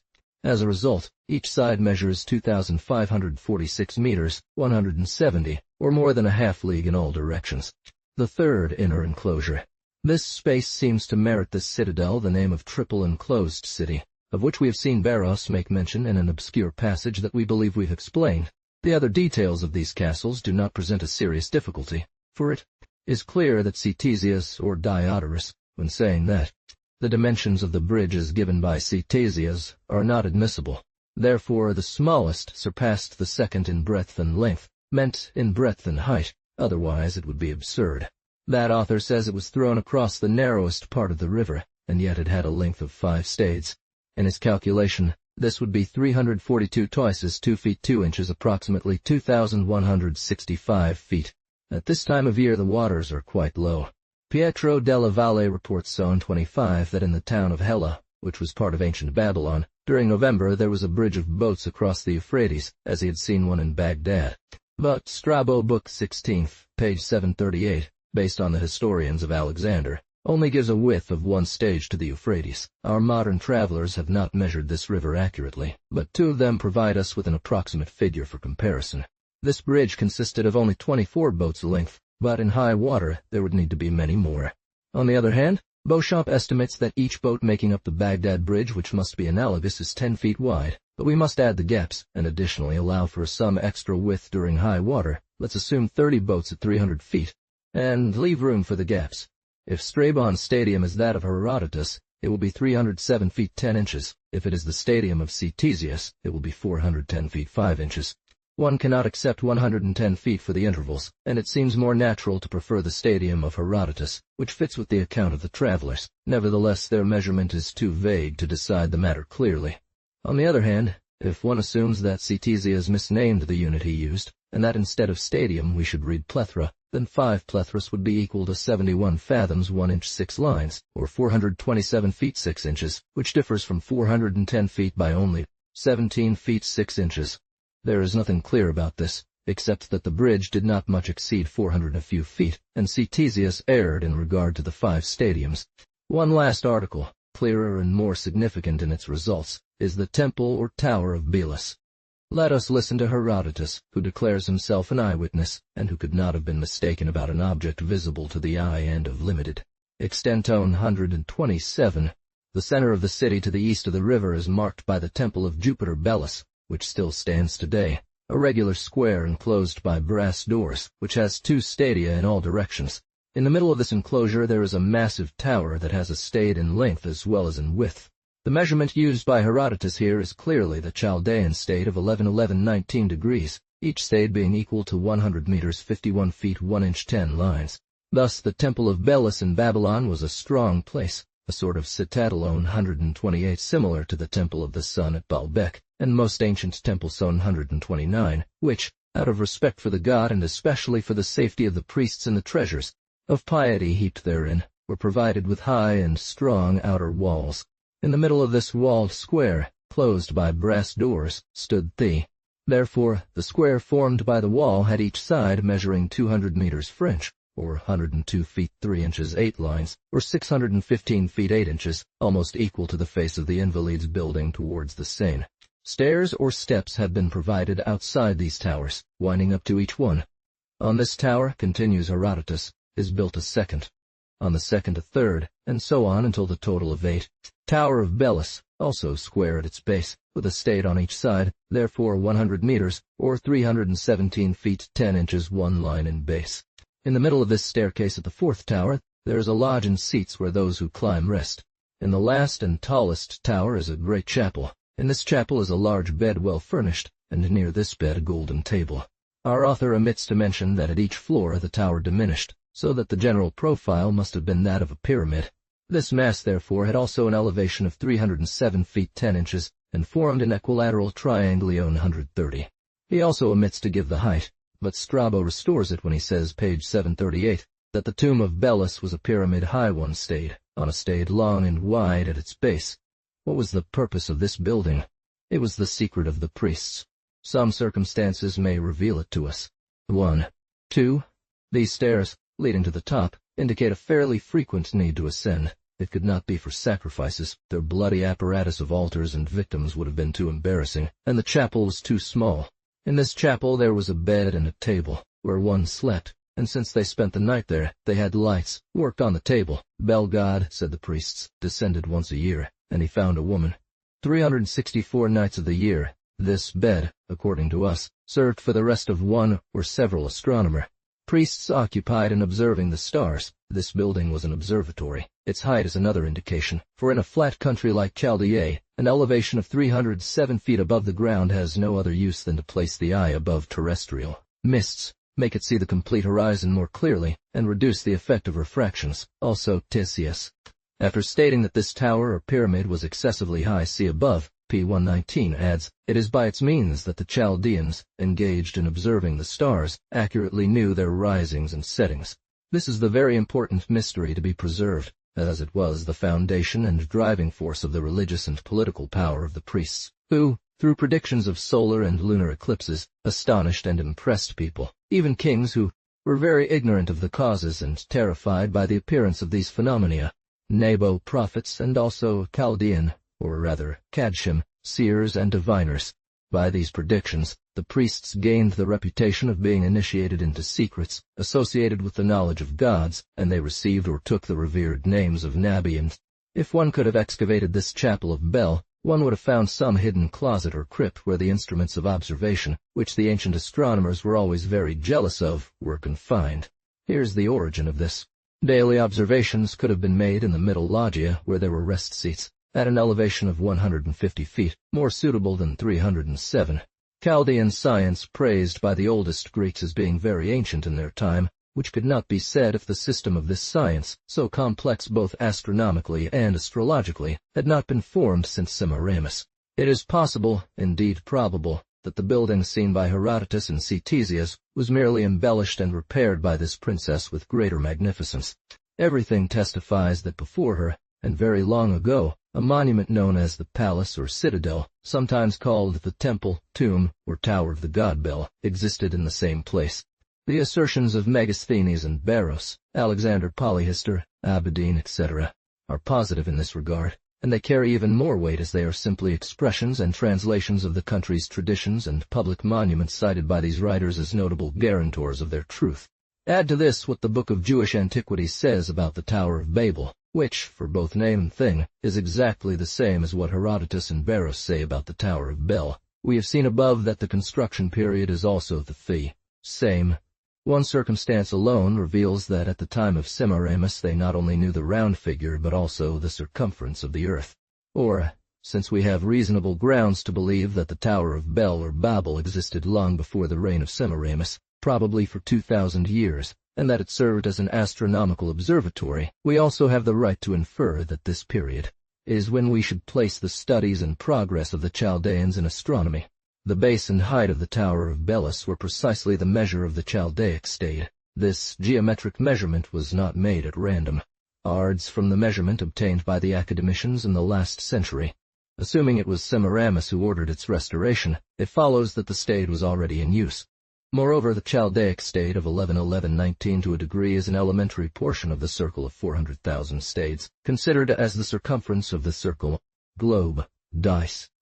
This circumference had therefore been previously calculated and deduced from geodesic and astronomical operations, as well as mathematical reasoning, without which it could not be known.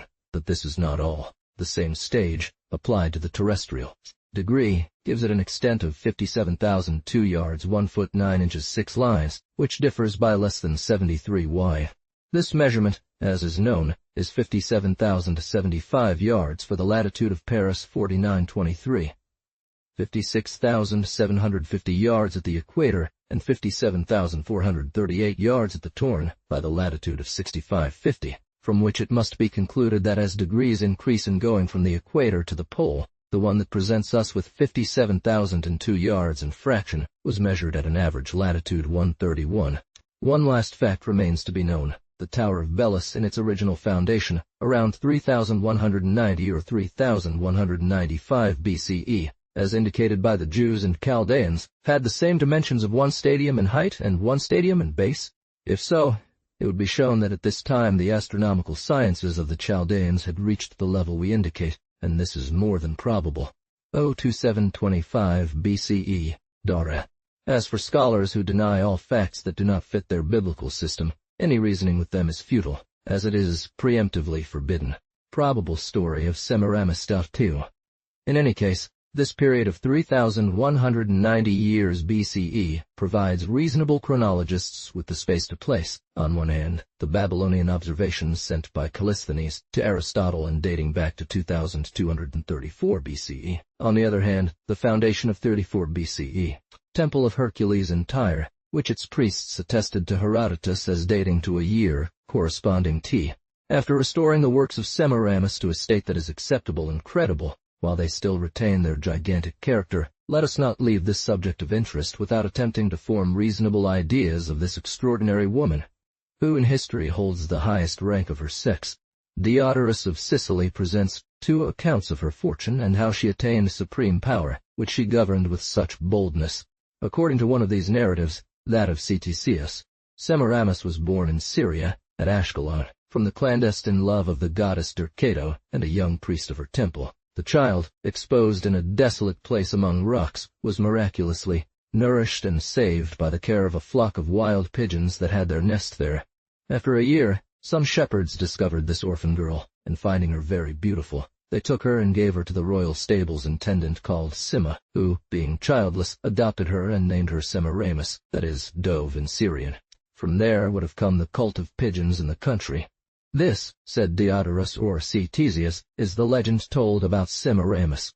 And indeed it is a legend, but by setting aside the tale of the pigeons and the goddess, it remains reasonable that Semiramis was actually born in Ashkelon, from the clandestine trade of some priestess, and that raised secretly, she would have been thought, adopted by the mentioned person.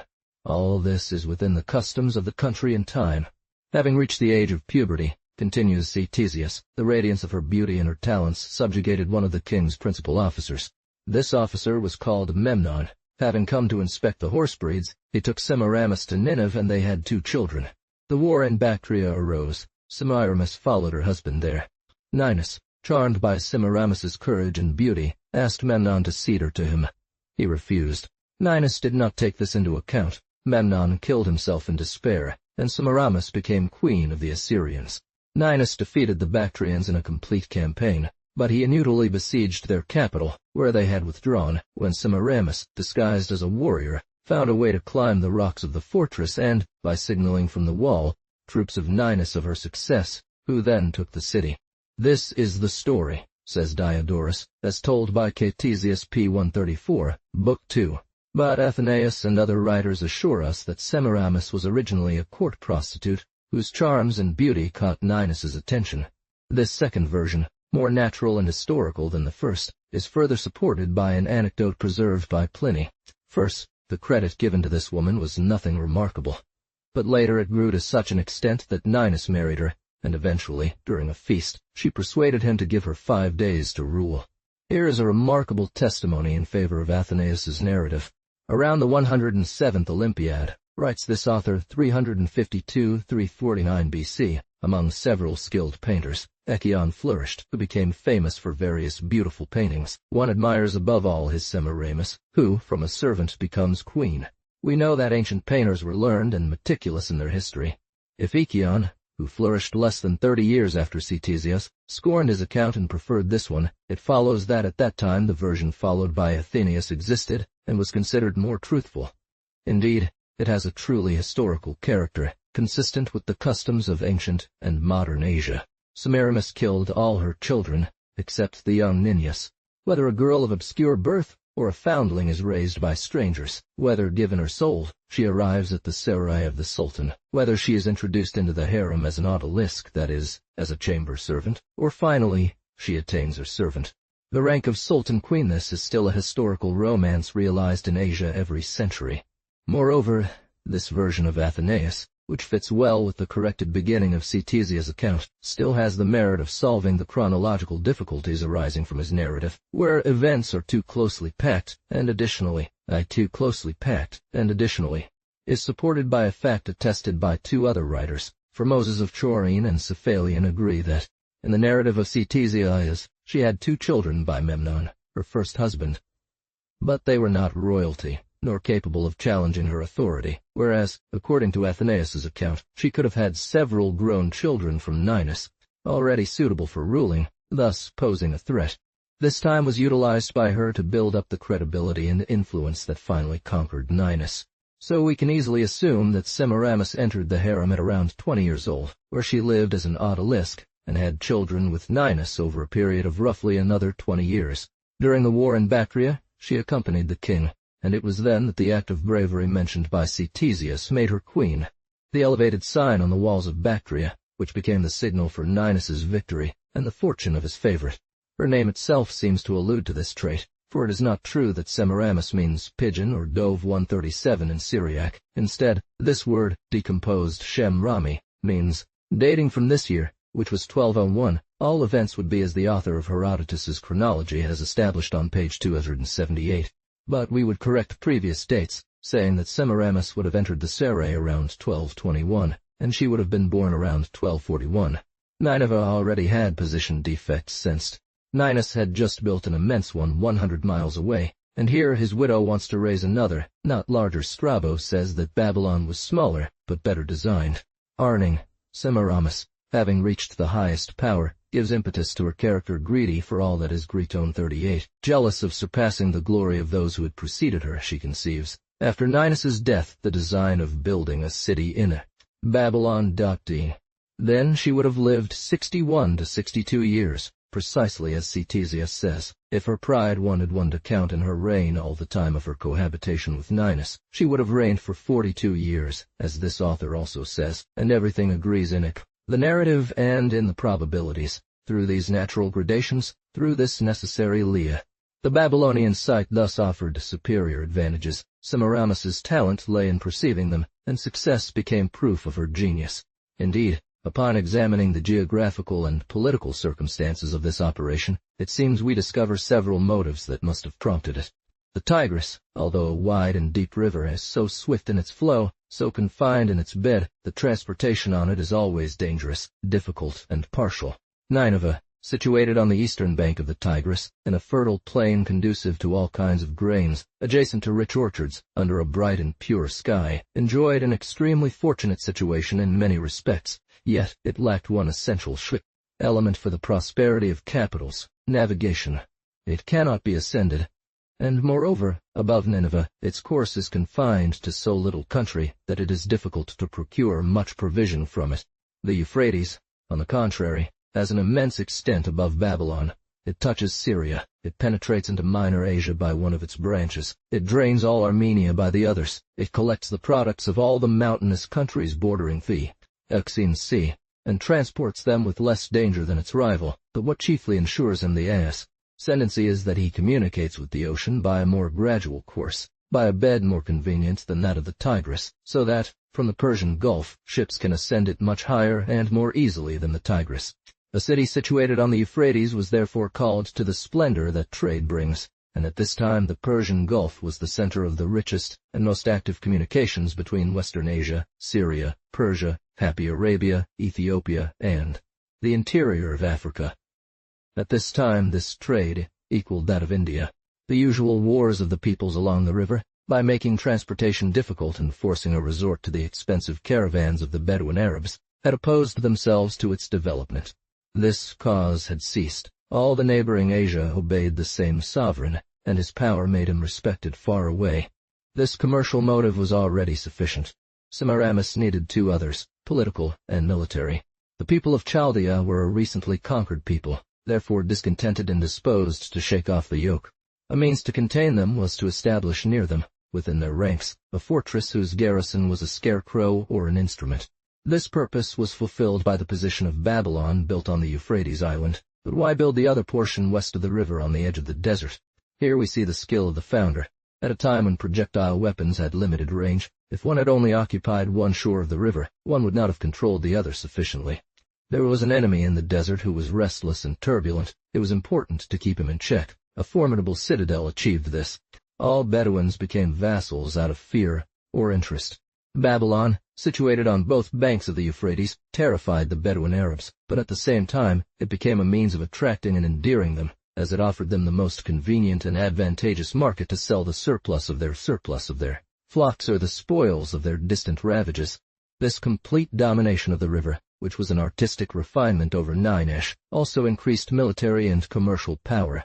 The choice of the exact location of Babel was a political move full of cunning and sagacity. The Chaldean priests, by endowing them, she won their loyalty, and through them she became mistress of hearts. Finally, one last reason for her choice must have been that a few leagues further upstream, the Euphrates had and still has rapids or shoals that prevent boats from sailing upstream at full capacity. The city became an arsenal. One could indifferently establish the fortress higher or lower. But Semiramis, finding at a certain point a famous temple, which, according to custom, was a place of pilgrimage for all Arab peoples, Semiramis seized this religious means to manipulate minds. By adorning this temple, by filling it with gifts, she flattered the people, by caressing too. From these combinations too natural to be false, one no longer wonders at the success of Semiramis. R14 of his History of Armenia. She achieved complete victory against Nineveh, since that city lasted for only 6 centuries, while it took 12 years to destroy Babylon. Even her immense ruins, buried over several leagues 139, still stand as a monument to her existence. Such was her activity and fame that one must read in Diodorus the rest of the actions of this miraculous woman, and see how, after establishing her metropolis, she created in a few months, in Media, a palace and a vast garden, then embarked on an unfortunate war against the Indians, and returned to Assyria to undertake works described with curious detail by Moses of Chorene in chapter. After her, every great work in Asia was attributed by tradition to Semiramis. 140. Alexander found his name inscribed on the borders of Scythia, then considered the end of inhabited world. It is without doubt this inscription that Polyane has preserved in his interesting collection of anecdotes. 26. Ora. Straytag. Book 8, Chap. E. 141 Samarkand. What power opposes their inundation? Before me, no Assyrian had seen the sea. I have seen 4 oceans. No one goes further. Semiramis herself says, Nature gave me the body of a woman, but my deed made me equal to the most valiant of men to Ninus. I ruled Ninus's empire, who to the east touches the river Hynomam Indus, to the south the land of fragrances and myrrh happy, Arabia. To the north the Sakas Scythians and the Sogdians found enough time for myself and for my friends. In this so simple and so vast tableau, the dignity of expression and the appropriateness of facts seem to guarantee the truth of the monument. We cannot therefore admit the opinion of some writers who wish to see Semiramis as a mythological figure from India or Syria 142. I have constrained the rivers to flow as I desired, and I would only where it was useful. I have made fertile the barren land by watering it with my rivers. I have raised impregnable fortresses. I have pierced through inaccessible rocks. I have paid for roads where one only saw the tracks of wild beasts, and in these occupations I have... It is possible that the word Semirami has an Zende or. Chapter 9. The following article will confirm this insight through singular comparisons arising from a narrative preserved by Photius in his Greek library on 143. Conan's account and the story of Esther. Sanskrit etymology. But apart from such fortuitous analogies, this word, which we have inherited from the Persians, may have been substituted by them for the Syrian name of Ninus's wife, as the name of Zohak was substituted for that of Herit, and so, that of Esther replaced the word Hadassah, meaning myrtle, in Hebrew. The 9th tells of Semiramis. I have read, said Photius, page 427 of his library, I have read Conan's little work dedicated to Archelaus Philopator, containing 50 anecdotes drawn from various ancient authors. Conan portrays her as a daughter, not as a wife of Ninus. To explain briefly, he attributes to Semiramis everything that other writers tell about the Assyrian Atossa. Did she have 2 names? Or was he the most knowledgeable? I do not know. It is a question of whether this narrative is purely paradoxical, or if it offers any light in our inquiry. He tells that Semiramis first had a secret affair with her own son, without knowing him. Then, when the affair was discovered, she married him publicly. From there, among the Medes and Persians, the marriage of children to their mothers, which was the children to their mothers, first abhorrent, became legal and permitted. We note that Conan was a rather late author, as his patron, Archelaus, was one of the Herods taken to Rome by Julius Caesar, where he spent many years. 2. The 50 anecdotes that Photius quotes are mostly from the high antiquity, in heroic and fabulous times, with an air of singularity that reveals the formal intention to amuse a bored prince. But one does not discover an absolute falsehood, or apocryphal invention that makes it a pure novel. There would be only transposition and confusion of names. Who was this Atossa, or Tossa? In the anecdote of Semiramis, Photius observes that the events attributed by Conan to this princess are also attributed by other authors to the Assyrian Atossa.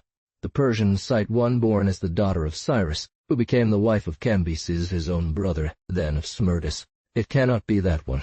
Finally, Eusebius, in his chronicle, provides a more specific detail. Atossa, who is Semiramis or called Semiramis, was the daughter of Belokos, 18th king of Assyria, and ruled for 12 years with her father. The historian Hellanicus, a contemporary of Herodotus, cited another who, in ancient times, had invented the art of writing or sending missives. This could be she. But he calls her queen of the Persians, and we know of no other actions by her. Here we have an Assyrian Atossa, as described by Conan, and 2 names for one person, as suspected by Photius. From these various examples we can conclude, 1.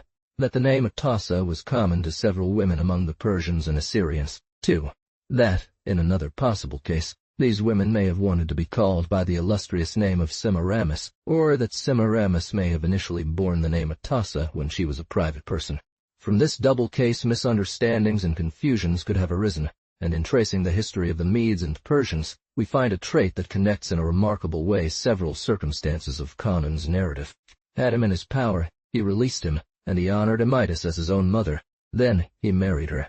According to Ctesias, the daughter of King Astyages of Media, Amytis, became the wife of Cyrus. According to Herodotus, the same Astyages' daughter was Cyrus's mother. Ctesias, who contradicts Herodotus, dares not explicitly state this fact, but he hints at it when he says, Cyrus did not know Astyages as a relative or ancestor at first, when he... Now let us observe that no author mentions incest as legal among the Assyrians and Babylonians, while all attest to this practice among the Persians and Medes. From there comes the verse of Catullus. For a mage, he must be born from a mother married to her son. Marriage of brothers with sisters, mothers with their sons, was an ancient and legal custom of the mage caste, said Xantus of Lydia 147, long before the time of Herodotus. Moreover, we know that the religion and rites of the mages, essentially Mede and Zoroastrian, were adopted by Cyrus. But where does this misunderstanding come from? His son Cambyses married his own sister Atossa.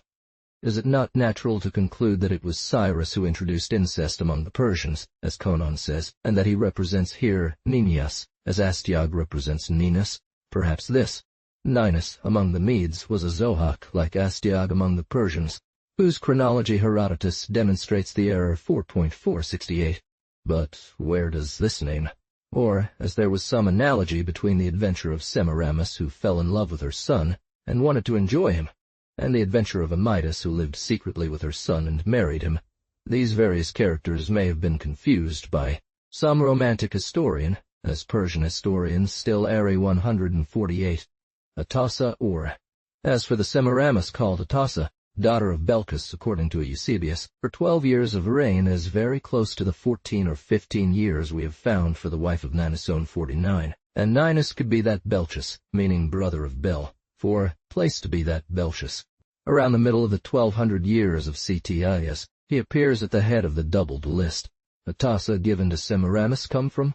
Reading the Jewish tale of Esther, we notice that her Syrian or Hebrew name was Hadosa, meaning myrrh, that she came from Syria as Semiramis, that she was a concubine at the court of King Ashur. Now Ashur is the name given in the Greek text to Ashur, or the Assyrian of Genesis, who built Nineveh. Commentators have never been able to prove when this Ashur lived, where he reigned, or who this Esther was, whose story critics place among apocryphal books. This Ashur married the Jewish Hadassah, as Ninus married the Ashalanite Atossa. Both became queens, as represented in a painting by Ikion long before Alexander. It seems to us quite evident that the name pronounced Atossa by the Greeks is identical to Hadassah of the Syrians. That Esther is not other than Semiramis, whose Jewish author modified the story drawn from the same book as the tableau of Ikion, in order to honor his nation, so that here we have two Jewish writers who distorted the truth to entertain their readers. We will soon see others in the same case, but much less entertaining. After Ninus had conquered. Chapter X. Babylon since Semiramis Kotor. Babylon. Empire today.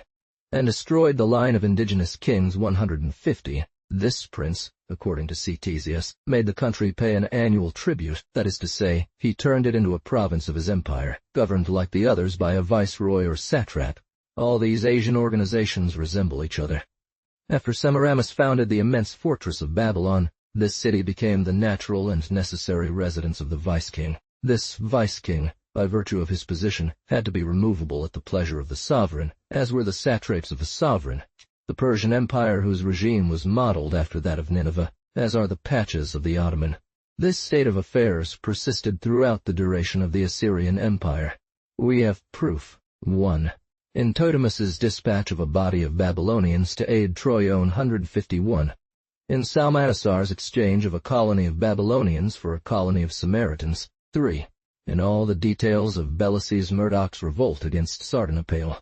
Finally, in Herodotus's 152 words, that after the fall of Nineveh, Babylon became the residence of the kings of Assyria. Thus it was previously only a dependent city, a provincial town. In the unchallenged submission of Belesys to Arbak, who, as victor over Sardanapale and successor to the Grand King, conferred on the Babylonian the satrapy of his province free from tribute, and granted him pardon for a public theft against the advice of his assembled peers. 5.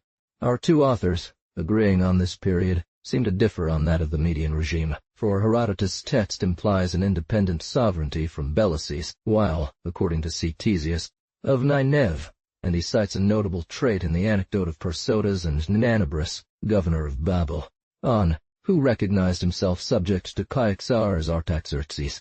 From this it would follow that the kings of Babylon were not actually independent and hereditary until Nabopolassar, father of Nebuchadnezzar, and the official list known as the Canon Astronomical of Ptolemy supports this induction, as since Nabopolassar, going back to Belis's Mardukempad, it counts 11 reigns or changes within a short space of 96 years, which does not allow for 9 full years for each reign, and therefore excludes the idea of hereditary succession.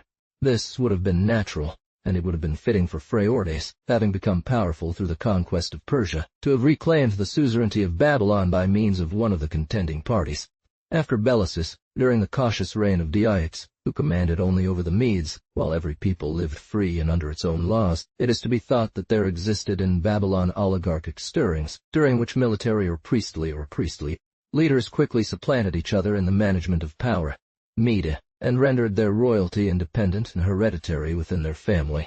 Having perished in his expedition against Nive, his son Cyaxares Arteos inherited his rights, but the invasion of the Scythians in 625 confining him to his fortresses and mountains, Nabopolassar and Nebuchadnezzar, sheltered in their island, protected against Scythian cavalry by their rivers and canals, took advantage of the weakness of Thee.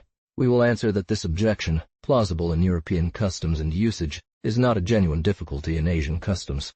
Against this state of affairs consistent with reason and authority, one may ask how to explain the title of king given by the official list to Babylonian princes since Nabonidus, and the arbitrary act of this prince who deleted the names of all his predecessors, an act and a title that seem to imply absolute independence. The Arabic and Chaldean word Malik, translated as king, does not have the strict meaning we give it. Simply reading the history of ancient Orient reveals that this title often corresponds merely to that of a provincial or even city governor. When the Hebrews entered Palestine, there was not a single city or large town without its Malik or king, and surely these petty rulers were not absolute, independent kings. This indefinite use of the term king has its origins and reasons in the political state of these lands. Originally, before states were engulfed by others, each people, governed by their own laws, had their Malik, their particular king.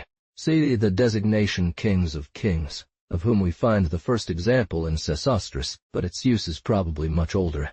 Great conquerors, such as Sesostris and Ninus, having risen to power, their policy found it convenient to leave the small kings who submitted voluntarily with the states they possessed, contenting themselves with collecting tribute, that is, leaving the title, which was nothing, while taking the riches, which were everything.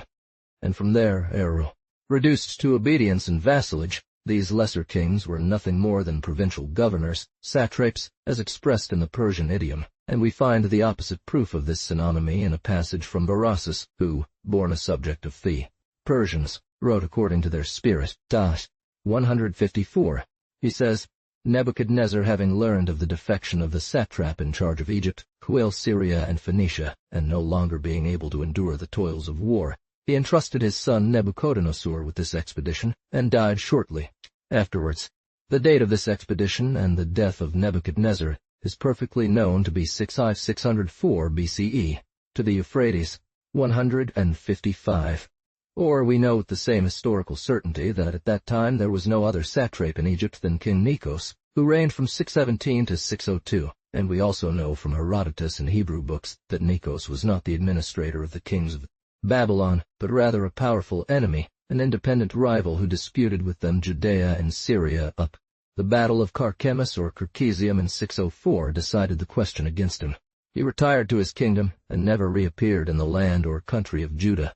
Beros, a famous historian renowned for his knowledge, could not have ignored these facts. 156. When on this occasion he uses the word satrap, it is clearly because, in Asian ideas, he considers it synonymous with the word king. Or it is certain that Astyages was an independent king. Sincel offers us another example of this same use of the term by Alexander Polyhistor when he says, page 209, Alexander Polyhistor reports that Nabopolassar sent to Astyages, satrap of Media, etc. And Sincel, page 14, tells us that Polyhistor copied Beros. However, here it is an indication of treachery and rebellion, confirmed by several circumstances. As for the deletion of the deeds and names of his predecessors by Nabonassar, it is not evidence of royal power in him, more than it would be in the pachas of Cairo, Damascus, and Baghdad. Such practices would have been possible for them without any other consequence than paying a fine.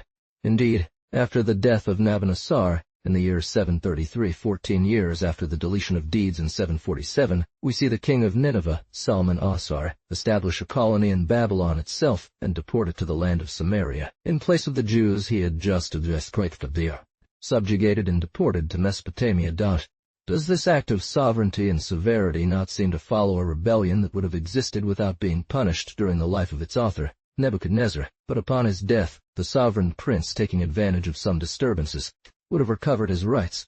He would have removed the guilty parties, too numerous to be destroyed, without danger and loss. And even in capitulating with the influential party, he would have continued to appoint viceroys from the priestly caste, with the precaution of changing them often, as seen in Nabius, Chinzirus, Porus, and Alulius, who only held office for 12 years. Furthermore, the official list called the Astronomical Canon by Ptolemy pretends to give the names of the princes of Babylon, from Nebuchadnezzar, as Chaldean kings, not Assyrian kings, the population and climate habits. It is remarkable that genuine Jewish writers, such as Isaiah, Jeremiah, and the author of Kings, exclusively apply the name Chaldeans to Babylonians and Assyrians to the kings of Nineveh, that these Chaldeans were the Brahmanic and noble caste of Phut, the Babylonians, in whom the priesthood and originally the power resided, that, following the conquest by the Assyrians, these defeated Brahmins must have been deprived of civil authority, that the garrison of Babylon had to be composed of foreigners, and even the first colony introduced by Semiramis was largely made up of them. But over a span of 480 years, the indigenous spirit and Arab blood also regained their dominance, as given by the Massouf.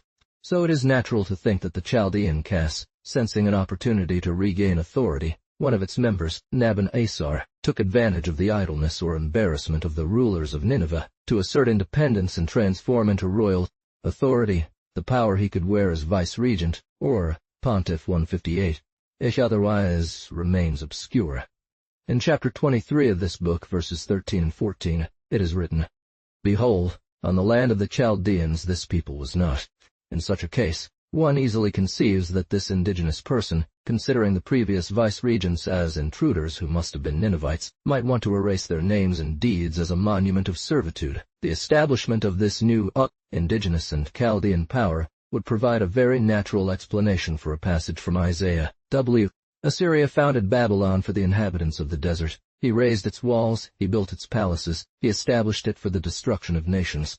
This chapter has no date, but it follows chapter 20, which deals with the capture of Azot by Tartan, general of Sennacherib, and this event, occurring shortly before Jerusalem's siege by that prince, belongs to the years 722 or 723 BCE.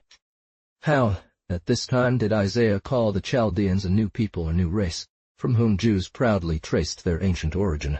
The rest of the sentence agrees perfectly with Ctesias's account of Babylon's origin. This can only be understood as applying this newness to the resurrected power of the Chaldean race through Nabonassar. This resurrection dates to 747 BCE, 25 years earlier, and these words, "who was not auparavant," are well suited. Moreover, the subject of chapter 23, where the passage is cited, fits very well to this period, for it is an anathema against the city of Tyre, which suffered great evils and was threatened with servitude. Around the years 731 and 732, Salmanassar 160 had subjugated all Phoenician cities except Tyre, which was brought to its knees after a prolonged siege. This siege is what the prophet refers to, not as some paraphrasters claim, the siege of Nebuchadnezzar, which occurred more than 120 years later. The sequence of events will once again shed light on this idea. Chapter 1. Therefore, it seems that the power of Nineveh indeed experienced from the vice-kings of Babylon, before its liberation by Belesys, what the Ottoman power sometimes experiences from its great vassals, who, for several years, while maintaining appearances of submission and tribute, exercise all acts of independent authority and true royalty. Ptolemy's Canon. It is not unnecessary to take a look at the authority of this monument, contested by some writers to support old prejudices. Ptolemy's Astronomical Canon. It is to the scholar Joseph Scaliger that chronologists owe the first notions of this canon, or regulatory catalogue, extracted from the works of the astronomer Ptolemy. Scaliger, going through a manuscript of Cincel, then unpublished, he found this historical piece and hurried to publish it in the early years of the 17th century. But since Cincel produces 2 or even 3 versions of this list, all different from each other, doubts arose about its usefulness. Little time after, in 1 million, 620,162. Calvin and Bainbridge provided better means of estimating it by publishing the copy of the two manuscripts of Theon, commentator of Ptolemy. List No. I must be regarded as most conformable to the manuscripts of Theon, copyist of Ptolemy. In 1652, Gorson's 63 translation of George the Cincel's book, from a manuscript other than Scaliger's, offered new variants as to names. In 1663, learned Jesuit Petau, who at first had adopted Scaliger's version, in his Treatise de Doctriner's version, in his Treatise de Doctrina. Temporomona 64, rejected it for a better one supplied by a third manuscript of the same Theon on 165.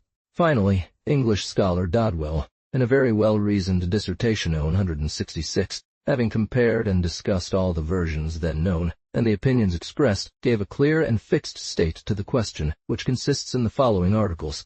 B. K. The numbers 2, 3, and I represent the variants given by Scaliger, Petau, and the Cinzel, Gore edition, in tie of its identity with the original work as it left the author's hands. The figures or numbers are all the more accurate, in that the original author, after each particular reign, adds up the product of all previous reigns, which precludes any alteration, at the same time that this precaution shows us how little the ancients relied on the attention and fidelity of their copists. No, they serve to prove this negligence of the copists, since the proper names that make up these lists are sometimes altered in several ways. For example, Elor Damus. It must therefore be a truth, a principle of criticism for any impartial mind, that when there is only one or two manuscripts of an ancient work, we have no guarantee, no moral certain. Among the ancient books we possess, are there many that meet this criterion? Second, the manuscripts of Theon. Third, finally, the version entitled Ecclesiastical Calculation, N2b, whose original author seems to be Africanus, chief of Christian chronologists. This version offers irrefutable evidence of the negligence, ignorance even, and lack of critical judgment of these ancient compilers. In the version he calls astronomical, N2a, and which he claims to have copied from Ptolemy, we see that Cinzel has dared, as was his custom, alter and change the duration of several reigns, giving, for example, to Saus Ducius 9 years instead of 20, to Nabonadius 34 instead of 17, to Aluaradam 3 instead of 2, etc., as generally found inner. First, in their confusion over characters, believing, for example, that Nebuchadnezzar is the same as Shalmaneser, that Nabodarius is the same as Astyages, or Darius, or Xerxes, or Artaxerxes. Second, in another confusion regarding the reign of Cyrus at Ecbatana, which actually lasts 30 years, compared to his reign at Babylon, which only lasted 9 years. Third, in their arbitrary alteration of well-known regnal durations, such as those of Nebuchadnezzar, Nabonidus, Cyrus, Ochus, etc. The authentic list of the Chaldean kings of Babylon having thus been clarified and fixed, the question arises, who was its author? By these examples, taken from an important and famous subject, we can judge the character of the ancient writers known as ecclesiastical, who all offer similar anachronisms to a greater or lesser extent. Finally, in their negligence to even fulfill this condition, for the ecclesiastical calculation, instead of giving 424 years immediately after Alexander, produces 426 years and 4 months, through the unnecessary addition of 7 months from the Magi, 7 months from Sogdiana, and 2 months from Xerxes II, and by adding an extra year to one ruler. Now and me. So this, it predated Ptolemy, since Cinzel remarks on page 206, the Chaldean astronomers and Greek mathematicians most frequently used it for casting their horoscopes, as the very learned Ptolemy attests. Canon or rule of time was indeed prior to that astronomer and even to Hipparchus, from whom Ptolemy borrowed everything. Thus we see Hipparchus referring to certain eclipses by the names of some princes mentioned in the canon. In support of this opinion, we see even more grounds than Dodwell has presented. Dodwell, who pondered this subject, thought that the first draft of this timekeeper should belong to Beros, this Chaldean priest about whom we have often spoken. 1. The analogy and near identity of the fragment of Berosus cited by Elf el-Tai, Josephus 167, where the kings of Babylon from Nabopolassar are named and arranged as in a list. Attribute the error in the book against Appian to the copyist, who, instead of writing the Greek words 21, wrote 29. There are 100 similar examples. And if it is objected that, In the book against Appian, Nabopolassar is given as 29 years old instead of 21. We reply that Eusebius, in his Evangelical Preparation, Book 9, Chapter 40, and Syncellus 168, in his Chronography p20, citing the same 68, text from Berosus according to Josephus, give 21 years to Nabopolassar. Thus Dodwell was right too. 3. The passage from Pliny, who says that Berosus gave a duration of 480 years to Babylonian observations. 2. The double quality of historian and astronomer combined in the person of Berosus, who, to establish the calculations and astrological predictions, whose accuracy made him so famous in Greece, needed a very precise measure of time, and had, as an historian, the means to choose it from the best attested annals. 4. Thus, Berosus had drawn up this rough calculation of 480 years. 5. Finally, the title of Chaldeans given to these. The very time at which the astronomical canon first came to an end, which was the death of Alexander. Was it not natural for Berosus to terminate his chronology at this famous period, which was also that of his own birth? That Berosus's spelling is closer to theirs than Greek allows. Kings is also a favorable induction, since if the author had been Greek, he would have called them Assyrians, as was common for Herodotus and almost all Greek authors. It was only fitting for an indigenous Babylonian priest like Berosus to make this scholarly distinction, which we find paralleled in Jewish writers, with the added particularity. These omissions, however, are not mistakes or gaps. They are the result of a thoughtful system that did not want to clutter and disrupt the calculation by introducing fractions of years. One also does not see, after Cambyses, the mage Smerdis, although mentioned by Ctesias and Herodotus, nor Labarasotcod, although cited in Berosus's fragment in Josephus. The reader has noticed that in the astronomical canon, several princes mentioned by historians have been omitted. For example, Queen Nitocris from Herodotus is not included, and this silence further proves what we have said, namely, that she was only of Sed, a regent under her husband's reign, Nabopolassar, who is Nebuchadnezzar. Indeed, Smerdis reigned for only 7 months, but since Cambyses reigned for 7 years and 5 months, the list, by counting 8 full years, compensates for Smerdis's time. The same occurs for Labarasotcod, Arses, etc., whose months are transferred to their predecessors 170. As for the connection of this Babylonian chronology to our Christian era, it was accomplished smoothly, easily, and certainly through the dates of Alexander's reign, Darius Hystaspes, his son Xerxes, etc., dates on which the series of Olympic Games leaves no doubt. Thus we have until the year 747 BC a continuous scale that provides us with an exact term of comparison to judge the level of education of authors who, like Herodotus, spoke of some event, some Babylonian king, during this period up to Cyrus, who ends it. This topic will occupy us in the following chapter. Chapter 12. Kings of Babylon until Nebuchadnezzar. With the unique merit of giving us the list of Babylonian kings from Nabonassar, the astronomical canon does not add providing instructive details about their reigns, and it is only very imperfectly supplanted by other authors. The reign of Nabonassar, which forms an era, began on February 26, 747 BC at noon.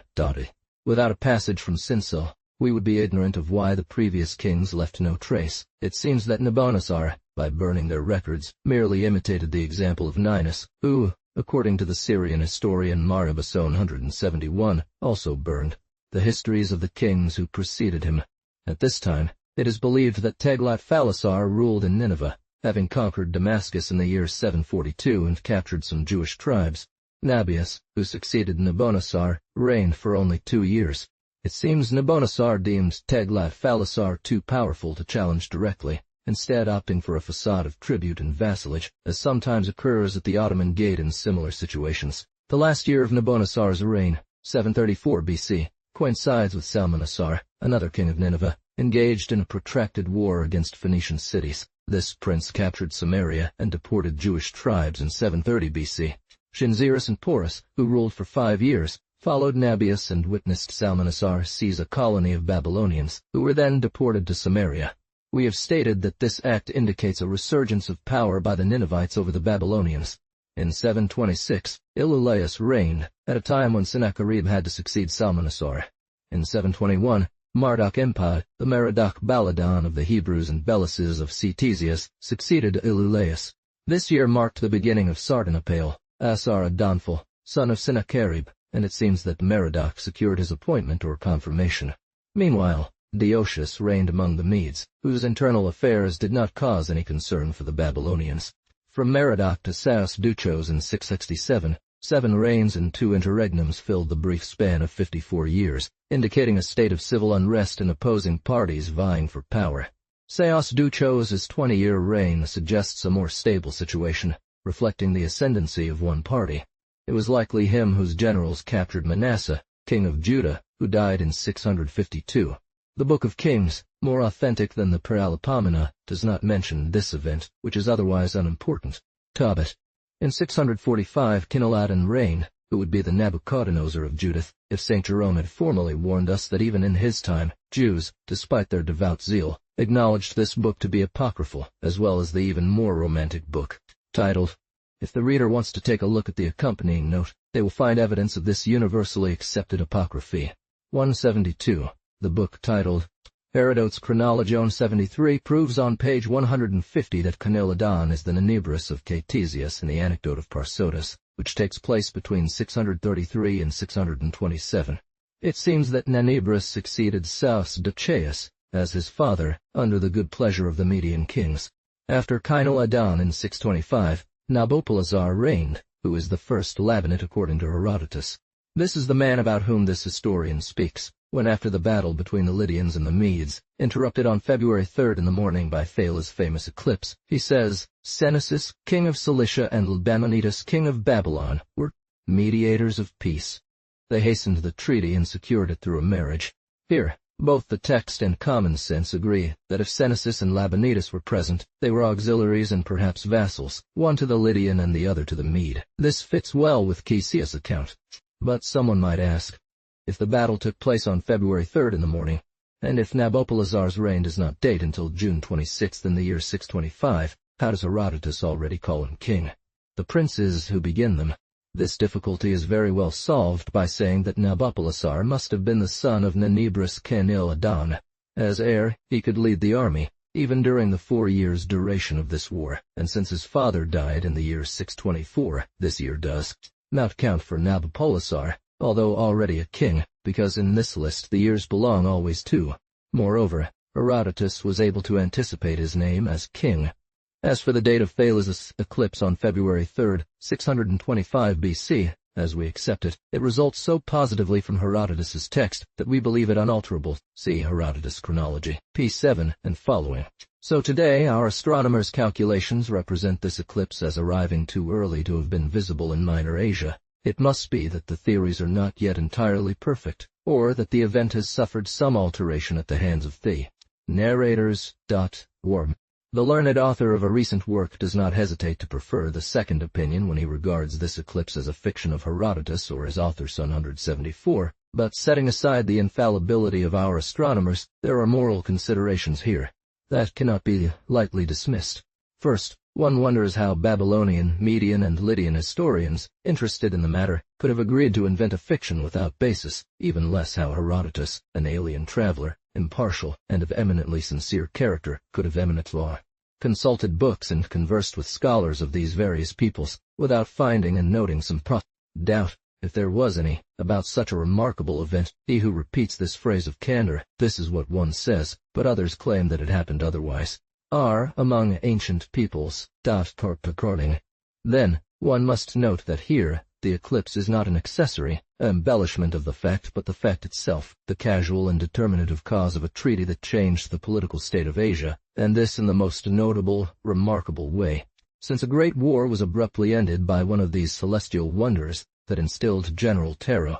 This last anecdote, Herodotus reports from Egyptian priests, just as he attributes to Chaldeans the tale of Labanus. This was another sequence of the eclipse, with the siege of Nineveh by Cyaxares, and its interruption by the Scythians, who advanced as far as Ashkelon, where they were stopped by Psammetichus, king of Egypt. Can one imagine that he joined all these details into a single narrative without some kind of comparison with these various sources, and without questioning them about an eclipse so remarkable? How are they established?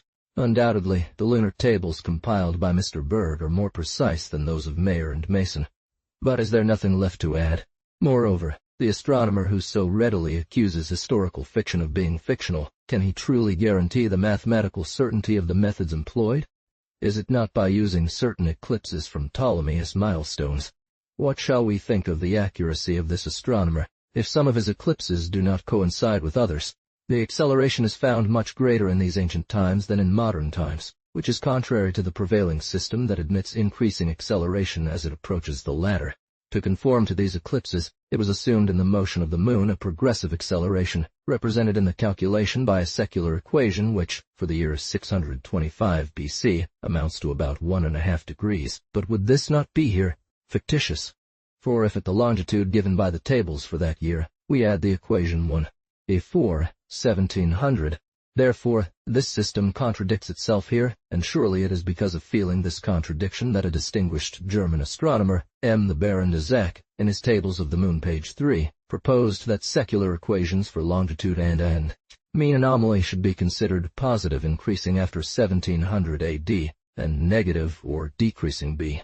Thus, the mean place of the moon at the eclipse of February 3, 625, being 3 degrees less advanced than assumed, would require an increase in its longitude to align with the sun by a space that, calculated in time, could delay the eclipse by nearly 6 hours and make it appear between 8 a.m. and noon. Moreover, eclipses present singular incidents that can enhance their shadowy effects in incomprehensible ways, even for astronomers. Therefore, we have been too hasty in blaming Herodotus for his accuracy, and this diversity of opinion among distinguished astronomers proves that science is not yet at a point to immediately judge historians. Maslin, who is Kepler's student, cites a striking example in the solar eclipse observed at Tübingen on October 12, 1605. Das Korpenskande Coordinate, beginning at 1:40 p.m., true time, end at 3:06 p.m., true time. Haddo. Here is the effect of a total eclipse, yet it took 4 minutes for the sun's disk to be fully obscured in this one. Back to our subject.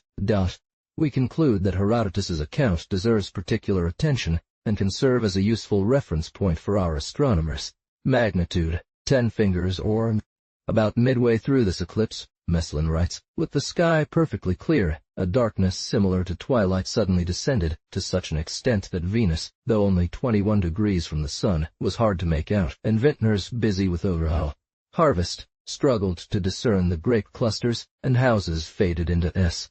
With the invasion of the Scythians, Cyaxares was reduced for 18 years to being their tributary, or a helpless enemy. During this interval, the king of Babylon, protected by his rivers, canals, and the impregnable walls of his city, could either brave or paralyze the Scythian cavalry, as Psamtik did with annual presents, and taking advantage of Kaya. This event took place in the years 67 or 606.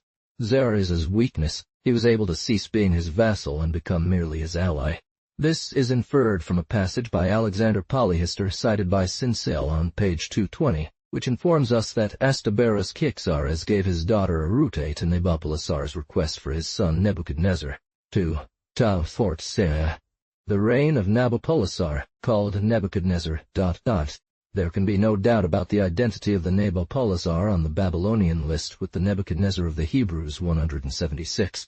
As a result of this, Nabopolassar must have been the first hereditary and independent Babylonian king, so Babylon, a vassal since its foundation in 1103, appears to have become a sovereign and independent capital only around the years after 625, although Herodotus attributes this status to it immediately after the fall of Nineveh in 717.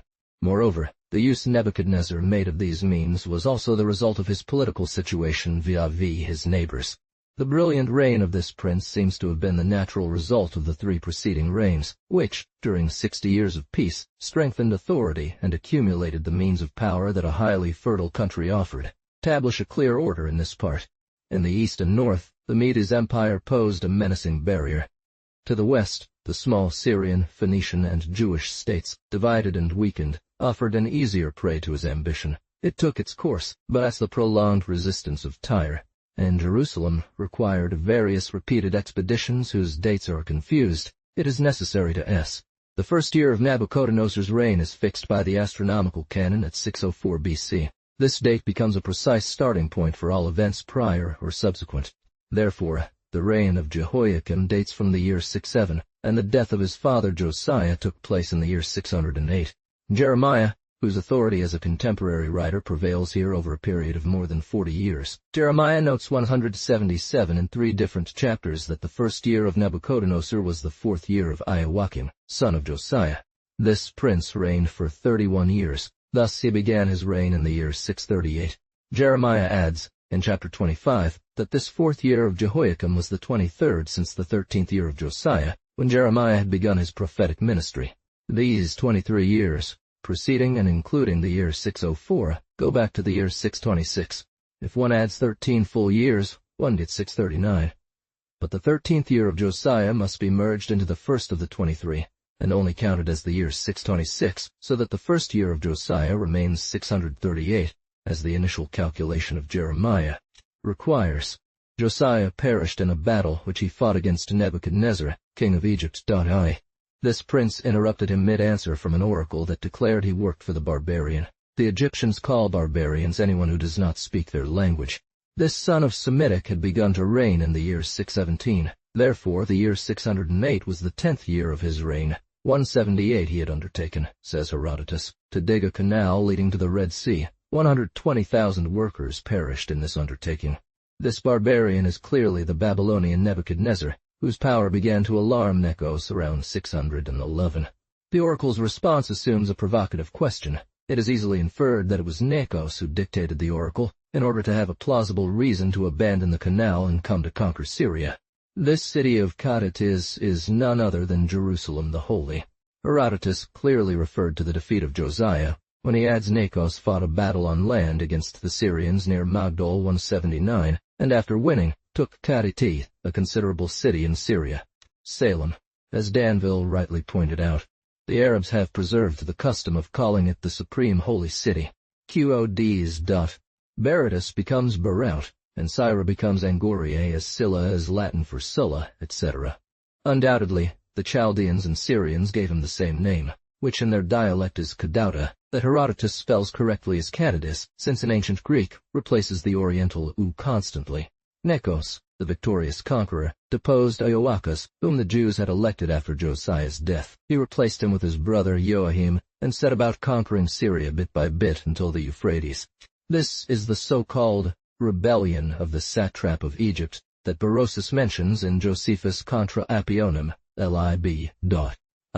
Sis, which led Nabopolassar to send his son, Nebuchadnezzar, at the head of a powerful army against him. Josiah had perished in 608. Ioacus had reigned for only 3 months. Joachim was installed in 607. Necho's conquests were made in that same year, and during 606 and 605. In 605, he crossed the Euphrates and entered Mesopotamia.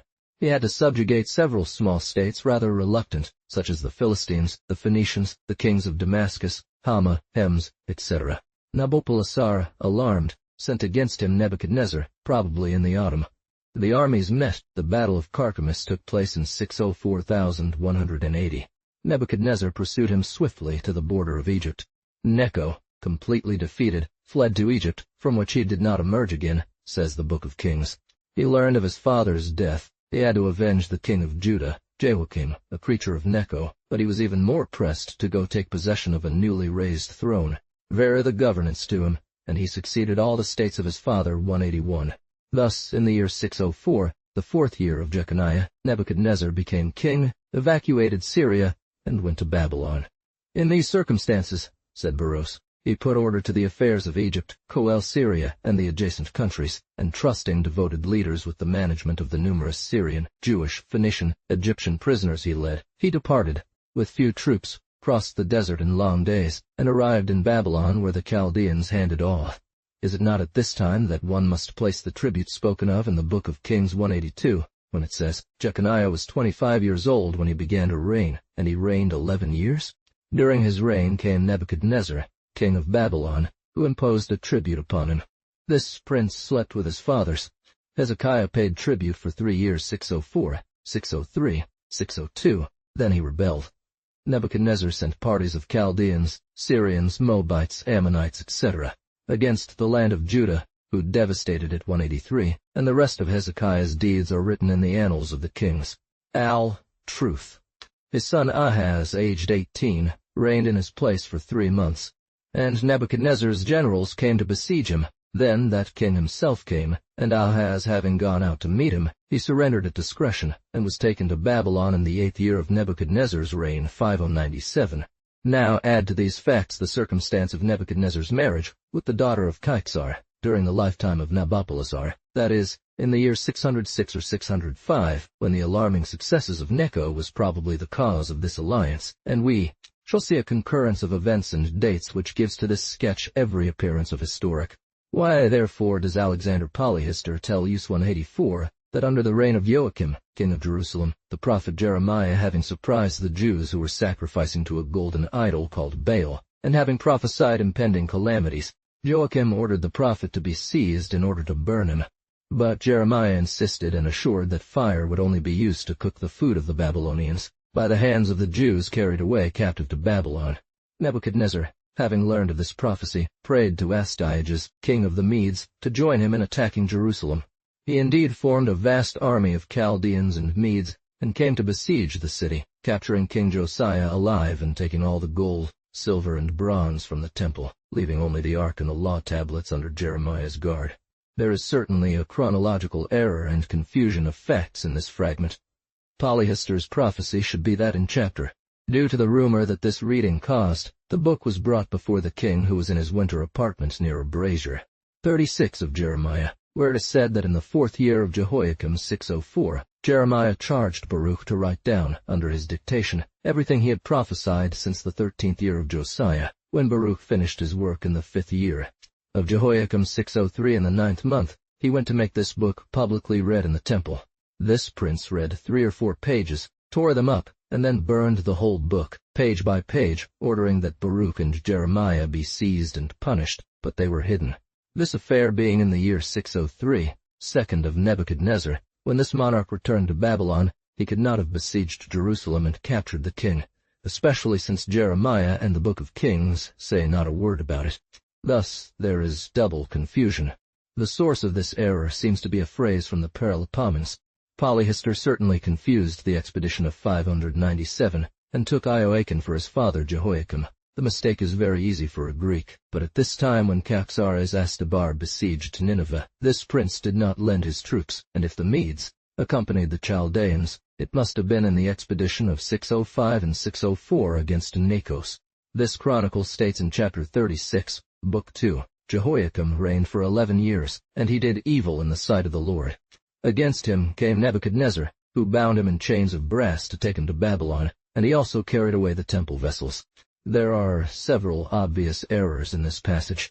His son Ioachin reigned in his place, aged 8 years, and he reigned for 3 months and 10 days, and Nebuchadnezzar sent against him and brought him to Babylon with the vessels. According to the Chronicle of Kings, Jehoiachin was 18 years old when he reigned, not 8. This testimony is confirmed by the circumstance that he came to offer his gratitude of his own accord. An 8-year-old child does not come, he is brought. At this time, 598, Nebuchadnezzar had not taken the temple vessels, for Jeremiah, who was a witness on the spot, says in his chapter 27, God spoke to the pillars and to the sea of brass, and to the brass vessels that Nebuchadnezzar did not take when. He took Jehoiachin's son, and he said to them, Now you shall be taken into exile with Zedekiah.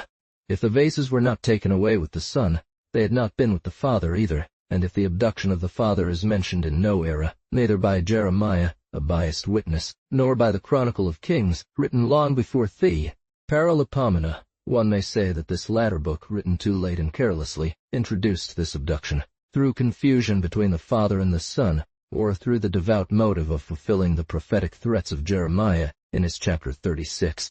Since the year 604, when Nebuchadnezzar led his prisoners through the desert to Babylon, one does not see this prince reappear in Syria until the year 5098. It is natural to believe that his early years of reign were spent organizing his empire, overseeing the Medes and Scythians, and preparing a final expedition against the only 2 cities that still resisted him in Syria, Tyre and Jerusalem.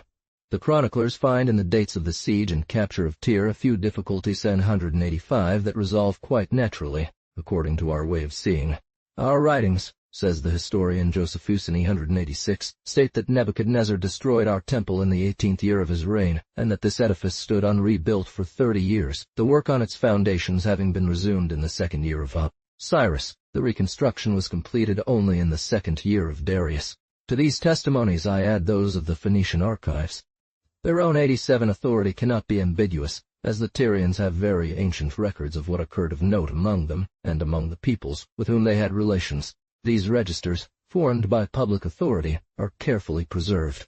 Here they agree for the calculation of years. One reads, during the reign of King Ithobad, Nebuchadnezzar began the siege of Tyre, which lasted 13 years.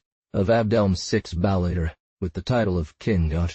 In Ithobad, Baal succeeded, who reigned 10 years after his death. Kings were replaced by judges or suffetes. In this capacity Echnabal governed 2 months. Chelbis, son of Abdias. 10 Abar, high priest. 3 Mitgan and Geristrate, sons.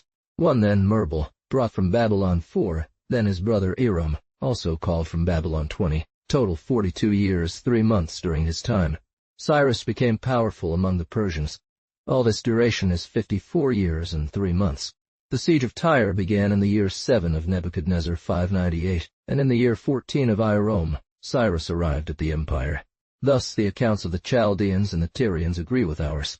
This passage presents contradictions either from copyists or from Josephus himself. The change from these 70 to 7, by the suppression of tens, surely belongs to the copyists. The 54 years 3 months for the tyrant kings is another error that seems to belong only to Josephus. First, the older editions state, according to the manuscripts, that the temple remained ruined not for 50 years but for 7. This would be absurd, but if instead of 7 we read 70, we go from the year 787 to the year 518, and Josephus might have believed the year 2 of Darius due to a simple error of 2 years. The moderns have substituted the number 50, which is true in another sense, for from the year 587, if you subtract 50, you arrive at 537, the 2nd year of Cyrus. But this is not Josephus's text.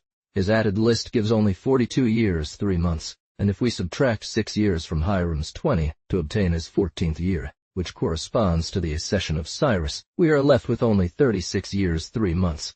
To reconcile everything, one would have to assume that Joseph omitted 6 to 7 years from Ethobal's reign, under whom the siege began, and this is believable given the writer's numerous similar errors. Regarding this event as the accession of Midas to the throne in the year 560, we have a span of 38 years until 598, which is quite reasonable. However, the summary by Joseph, which states 54 years, is incorrect and inconsistent with 537, as there are 61 years between those two dates, rejoicing over Zion's ruin and threatening a similar fate. This particular error is insignificant, redeemed by the interesting facts he provides. First, that the siege of Tyre began in the 7th year of Nebuchadnezzar 5098. Second, it lasted 13 years, ending in 586, 1 year after Jerusalem's fall, which aligns well with Ezekiel's chapter 26, which in the 11th year of Zedekiah 5087 accuses Tyre of theft. The siege of Tyre was at first only a blockade. War machines were not brought near until the last year, when the king of Babylon, having dispossessed the Jews, could gather all his forces for the assault. That is why Ezekiel adds, verse 7. This led some chroniclers to believe that the siege began only then, but this hypothesis is unfounded. At that time the Tyrians' metropolis, located on the continent, had for its citadel a rocky knoll still visible in the plain, sticking out like a sugar loaf, about 1,000 toises from the sea. It was the same very place that around 732 had been attacked by Salmanasar, king of Nineveh, and which he had blockaded by cutting off a fine aqueduct whose ruins still exist. The Tyrians, though reduced to despair, resisted him. Less fortunate this time, they were carried away by assault by the king of Babylon, who treated them as he had the Jews, and took their most distinguished families as hostages. There Alexander found their descendants in what was known as New Tyrus. It was from these families that the kings Merbal and Iram came, sought after by the remnants of the people who had escaped the sword in captivity, and who had settled on a small triangular island, about 16 to 1700 toises distant from their ruined city. The Greeks tell us that there existed a temple of Hercules, founded 2,300 years before Herodotus's Voyage 189, that is, about 2,760 years before our era. It must be believed that this place formed of a flat rock, deprived of fresh water and exposed to pirates, had no other habitation than this temple and some dependencies, until a colony, forced by necessity and provided with sufficient means, was able to construct cisterns, raise walls, build houses, and all the works that characterize a city. This colony seems to have been the portion of inhabitants who escaped the ruin of the ancient continental tier. It is therefore this one of which Josephus tells us, in another passage, that the Phoenician archives placed the foundation 240 years before the Temple of the Jews by Solomon. This date corresponds, according to his calculations, to the year 1256 BC. For we have seen that he counts 470 years between the foundation and its ruin by Nebuchadnezzar in 586 BC. Justin seems to say the same thing when he places 190 this foundation of Tyre the year before the fall of Troy. Indeed, according to some Greek historians, the fall of Troy occurred around 1255 or 1256, known time.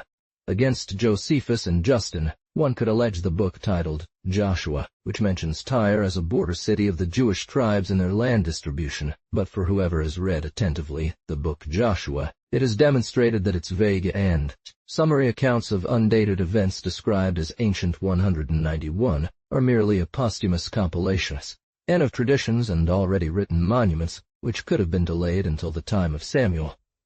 And the citation of the name of Tyre, far from being an objection to the official and regular annals of the Phoenicians, becomes rather a new and decisive proof of the late composition of the Jewish book titled Joshua, without a named author or.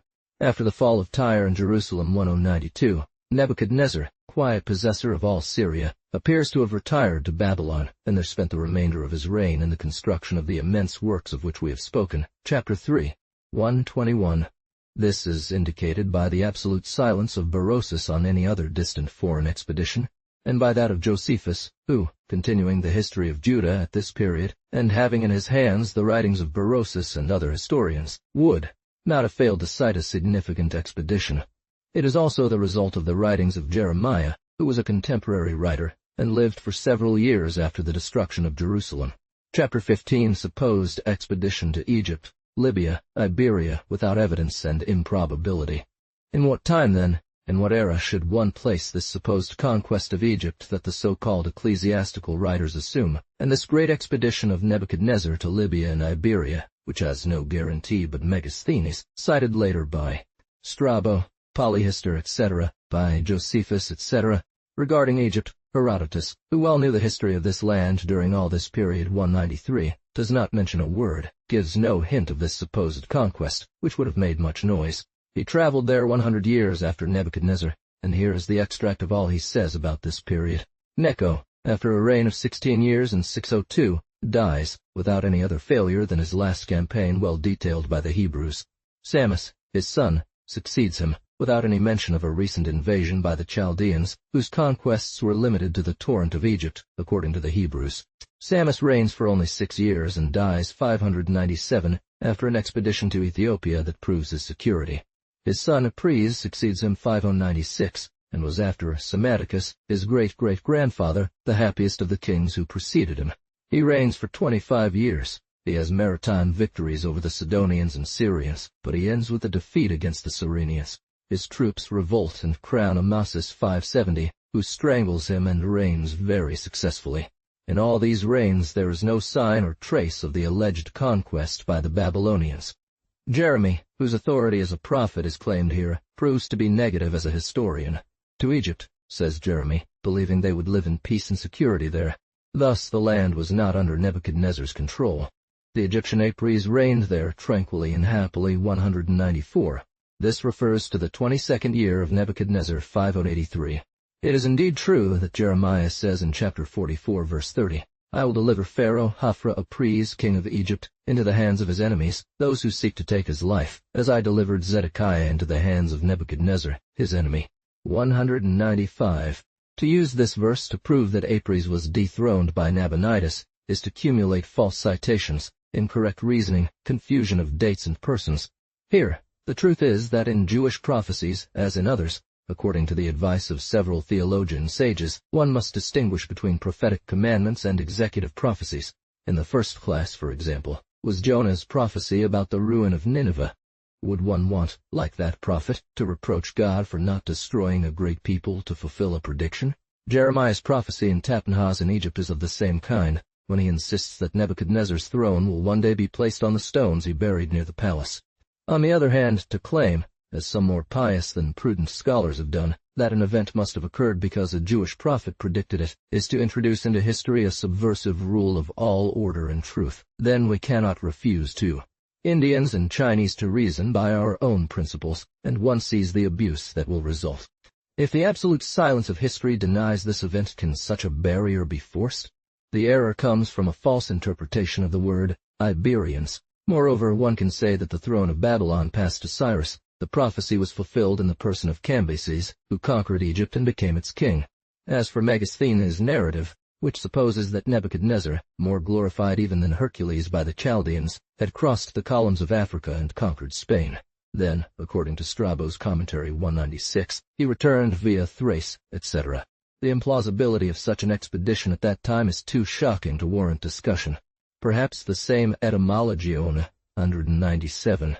Some Chaldean authors mentioning the conquest of the Jews would have designated them by their Asian name, Haberim Hebrews, and whether it was Megasthenes or the translator he employed, the writer, not having known this small people or this ancient name, heard of Eberim or Iberians from Spain, or Colchide, whose name has the same spelling, and, in support of this expedition from Libya, one has wanted to invoke a passage of Sallust which says, Thaton 198 according to Phoenician books found with King Tamashal. A part of the ancient population of Africa was composed of Persians, Medes, and Armenians, who came by sea in the wake of Hercules, and because the language of the Berbers, who desist, and from the ancient Mazikes, does indeed offer some Persian words, one has wanted to use this to apply the tale to Nebuchadnezzar, whom Africans would have taken for Hercules on 199. Chapter 28 of Ezekiel, where the writer says to the city of Tyre, but we did not pay attention to the fact that 1. The Medes, Persians, and Armenians were never subjects of Nebuchadnezzar. 2. He could not have dismissed them without destroying his army, and even at this late time they would not have been numerous enough to form a people. 3. Finally, the true reason for this historical fact is clearly stated in c. Great city, sitten by the sea, you hold as tribute Persia, Lydia, and Egypt. Your walls are adorned with their shields and armor. You carry on commerce far away, to distant lands or islands.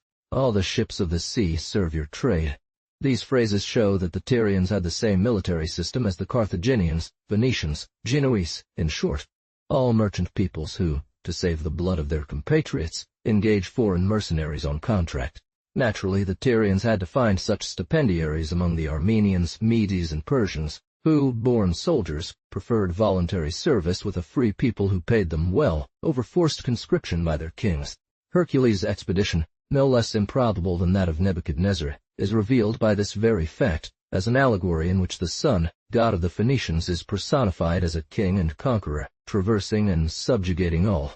The Phoenicians, who early established colonies in Africa at Hippo, Leptis, and Utica, sent these Asian soldiers there as garrisons, whose accumulation for 6 or 7 centuries before Nebuchadnezzar had to have thrown a mass capable of influencing the population and language. The debris of a scattered army could not have produced such an effect.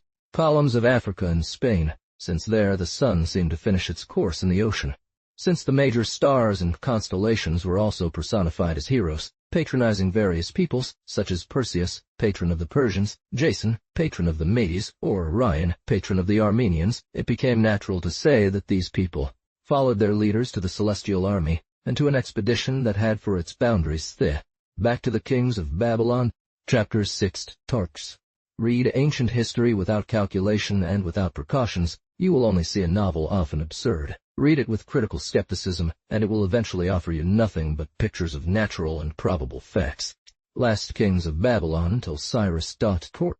The astronomical canon gives a total reign of 43 years to Nebuchadnezzar. Therefore, he reigned for 25 years since the capture of Jerusalem, which occurred in the 18th year of his reign, and his death took place in 562 BCE.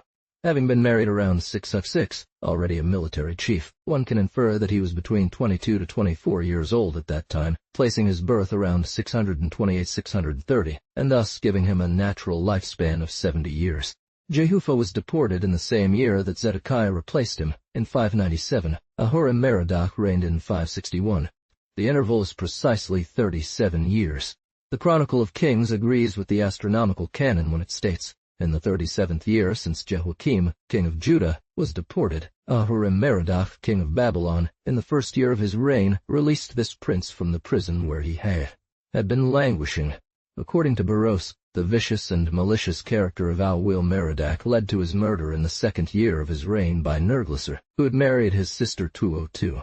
Nerglisser reigned for 4 years, from 559 to 556. He is likely the Labanides of Herodotus, whom Croesus sought aid from in 558 and 557. The term Labanides is derived from the Hebrew and Chaldean Nabu, or Nabun, where the letter N is changed to L, as seen in examples like economy from N economy. Interestingly, this alteration appears in the name of Labo Rososo Akkad, son and successor of Nerglisser. This very young prince, Barros writes, having shown perverse inclinations, his courtiers conspired and murdered him. After his death, the conspirators unanimously passed the crown to a certain Babylonian named Nabonide, who had been part of the conspiracy. Under Nabonide, the walls of the quays along the river were rebuilt with greater magnificence. In the 17th year of his reign, Cyrus, coming from Persia with a vast army, ravaged Babylon. Nabonide, having left Babylon and engaged him in battle, was completely defeated and escaped to Borsippa with little following. Cyrus, master of Babylon, observing the fickle nature of its inhabitants always ready for sedition, resolved to pull down the fortifications. 203. He then marched against Borsippa to lay siege to Nabonide. But as the latter voluntarily surrendered his arms, Cyrus treated him gently and assigned him the province of Kerman as his dwelling place, where Nabonide lived peacefully for the rest of his days. This account is so detailed, and its author carries such weight, that no reasonable objection can be raised against it. Herodotus is not as detailed, but far from contradicting him, he seems to agree with Barros and confirm it. Herodotus does not mention their king here. Cyrus, he says, after crossing the Gyndes, continued his journey towards Babylon. The Babylonians, having deployed their troops, awaited him resolutely. When Cyrus approached the city, they fought against him, but having been defeated, they fought against him, withdrew behind their walls. But since he said in the previous passage that it was against him that Cyrus marched, it follows that he must have been commanding according to custom. The Babylonians, who had long known that Cyrus would not remain idle, and that he would also attack all nations, had amassed provisions for many years. Thus, the siege did not trouble them in any way. This corresponds very well to Nabonide's precaution of fortifying the quaysides. Ute, in the dry bed of the river, were still fortunate enough to find open the little bronze doors cut in the walls of the quays, and thus surprised the inhabitants, who happened on that day to be celebrating a feast, and were only engaged in dances and revelry. Herodotus then recounts how, having already spent much time in futile assaults on the city, Cyrus received the counsel, or conceived himself the idea of diverting the river from its course, precisely by the same means that Nitocris had devised for founding the piles of the bridge in the quays of the city, how the Persians, having followed their Ra. Thus, says Herodotus, without adding anything concerning the fate of the deposed prince, Babylon was taken for the first time. He relates elsewhere how it was taken a second time by Darius, 32 years after. Nothing, as we see, contradicts Barros or Megasthenes. It is likely that the exit carried out by Nebuchadnezzar had as its secret motive the fear he had of certain factions and of the mobile character of the Babylonians, which even alarmed Cyrus. Bonide, a Babylonian yet. This suspicion is confirmed by his retreat to Borsippa with a small number of people, and finally by his voluntary surrender. Nabonide means the son of Nebuchadnezzar. Did Barros blush at the prince who survived the loss of his throne and country? It is less easy to reconcile our three authors regarding his relationship, for while Herodotus claims he was the son of Nitocris and Nebuchadnezzar, Megasthenes assures us he was not related to Labarasho Akkad, who nevertheless, through his mother, must have been a grandson of that monarch. Barros seems to agree when he uses the phrase a certain Na. Cyrus became king of Babylon in 538. He had begun his reign over the Medes and Persians in 560. He had taken Sardis and dethroned Croesus in 557. We do not see how Herodotus, a foreign traveler, can be right against Barros and Megasthenes, both of whom agree here, both holding public offices. Let us admit that he is in error. This matters little, as it does not alter the order of events, which is our main concern. What was the purpose of the 18-year interval? Herodotus tells us satisfactorily in chapters 153, 179, and 180 of his book Wine. He says in substance, after taking Sardis and establishing a governor, Cyrus set out for Ecbatana with new conquests in mind. Arriving at the river Gyndes, one of the white horses consecrated to the sun jumps into the water and drowns. I shall pass most of them over in silence. continues the historian, contenting myself with speaking of those that gave him the greatest trouble. When he had reduced the whole continent under his power, he thought of attacking the Assyrians. The Babylonians, the Bactrians, the Sakas or Scythians, and the Egyptians were as many obstacles to his plans. He resolved to march against these peoples in person. He sent Harpus, one of his generals, against the Ionians, while himself subjugated all the nations of Upper Asia without omitting any. In the second spring he resumes his march against Babylon. Cyrus, indignant at the insult of the river, seeks to punish it. He suspends the expedition against Babylon and spends an entire summer draining the river through 360 channels, which exhausted it as many channels as there are days in a year. The inhabitants came out to meet him, but he beat them back. They retreated within their walls and worried little about the siege, for they had stored up provisions for several years. Cyrus was in a great dilemma, for he had been besieging the place for a long time, and he was no closer to success than on the first day. Chapter 7 Tata Tor. He had to spend at least 2 years in preparations 543. Thus, the 14 years from the taking of Sardes were used to subjugate all the peoples of Upper Asia and the Caspian Sea up to the Caucasus. Let's calculate Cyrus's departure. He loses a summer. In the second spring he arrives before Babylon. The siege lasts for a long time, let's say 18 months. After 3 years since his departure, he takes Babylon, which he did in 539 BC. Therefore, he left Persia in 541 BC. Or, in a century where cities strong by nature or art endured sieges of 8 and 10 years, it was not too much to expect 14 years to subdue countries filled with such cities, and mountain peoples renowned throughout history for their belligerence. From the book titled Cyropedia by Xenophon. Bir. The reign of Cyrus, which marks the end of great chronological difficulties, is clearly established on all its dates. If Ctesias differs from Herodotus on some circumstances of the life of this prince, one may say that he does not contradict him fundamentally. This is not the case with the philosopher Xenophon, whose book titled Cyropedia, The Education of Cyrus, has sparked such controversy that it is necessarily true that one of the two authors was grossly deceived or had a deliberate intention to write a novel. This trial between Herodotus and Xenophon has greatly divided modern scholars. The arguments presented on this topic over 2 centuries would form 10 thick volumes. Nevertheless, the question is simple if considered from its true perspective. Some have wanted to consider Cyropeia as the true history of Cyrus, while others saw in this writing nothing more than a political novel dictated by a motive and for a circumstantial purpose. We Europeans, churchmen, or cabinet members, who discuss kings and conquerors, are not very good judges of historical verisimilitude or probability, especially for events that took place in Asia 2,400 years ago. The customs of this land and these governments differ so much from our practices that even today, intelligent people speak of what happens in Persia and Turkey in a ridiculous manner for any traveler who has been a witness to it.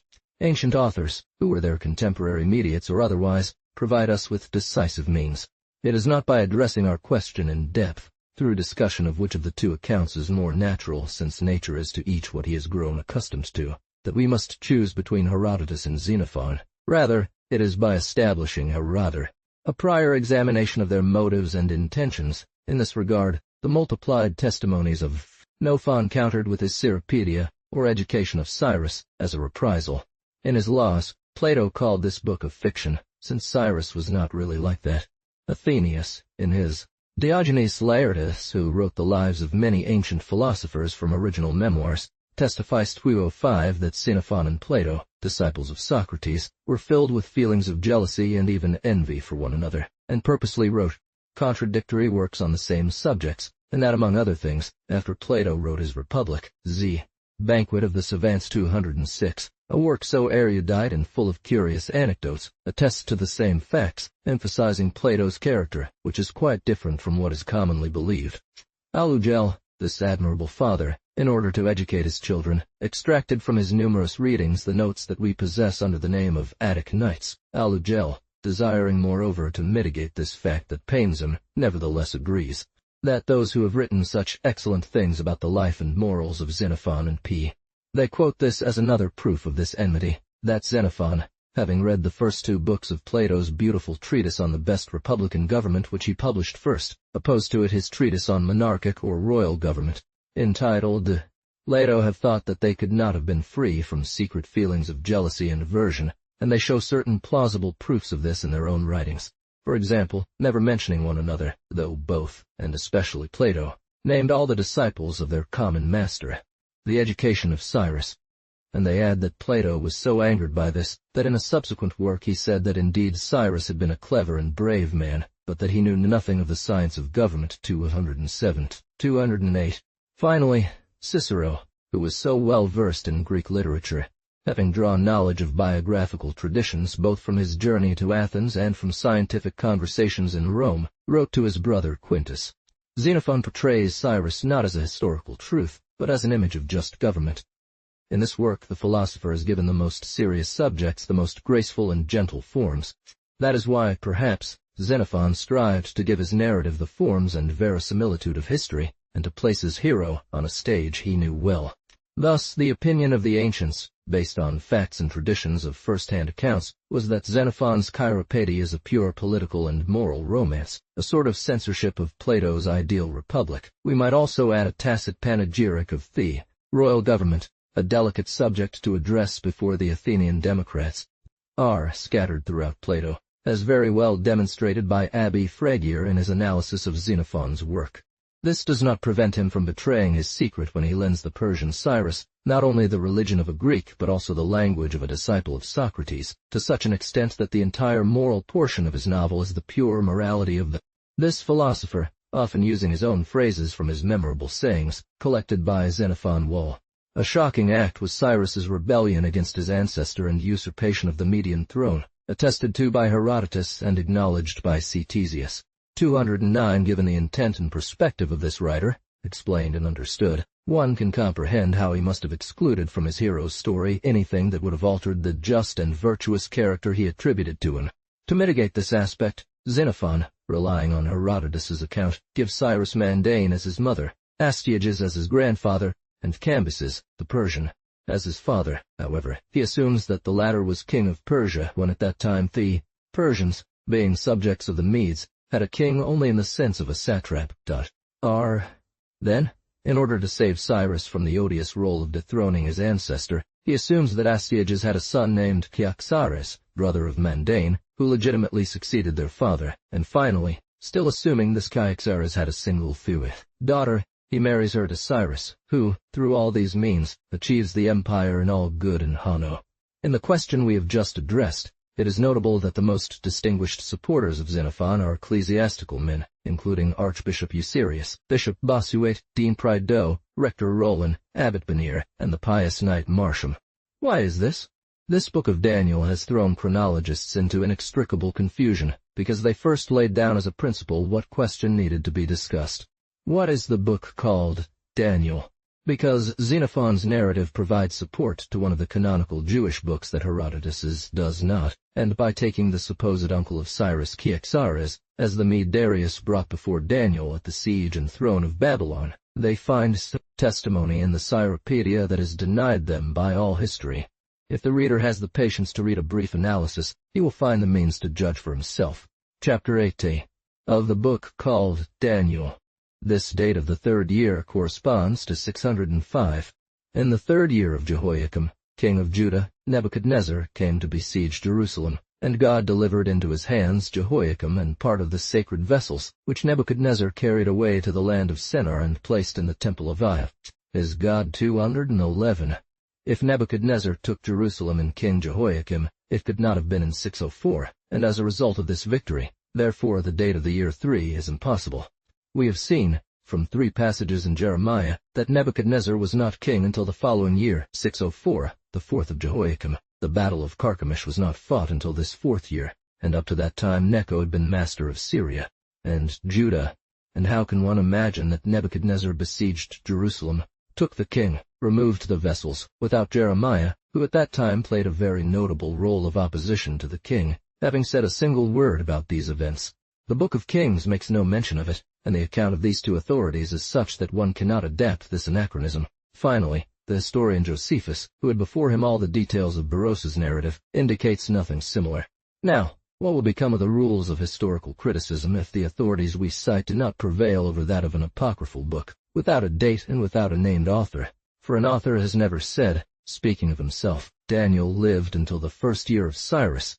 The source of this error lies in the Paralipomena, chapter 36.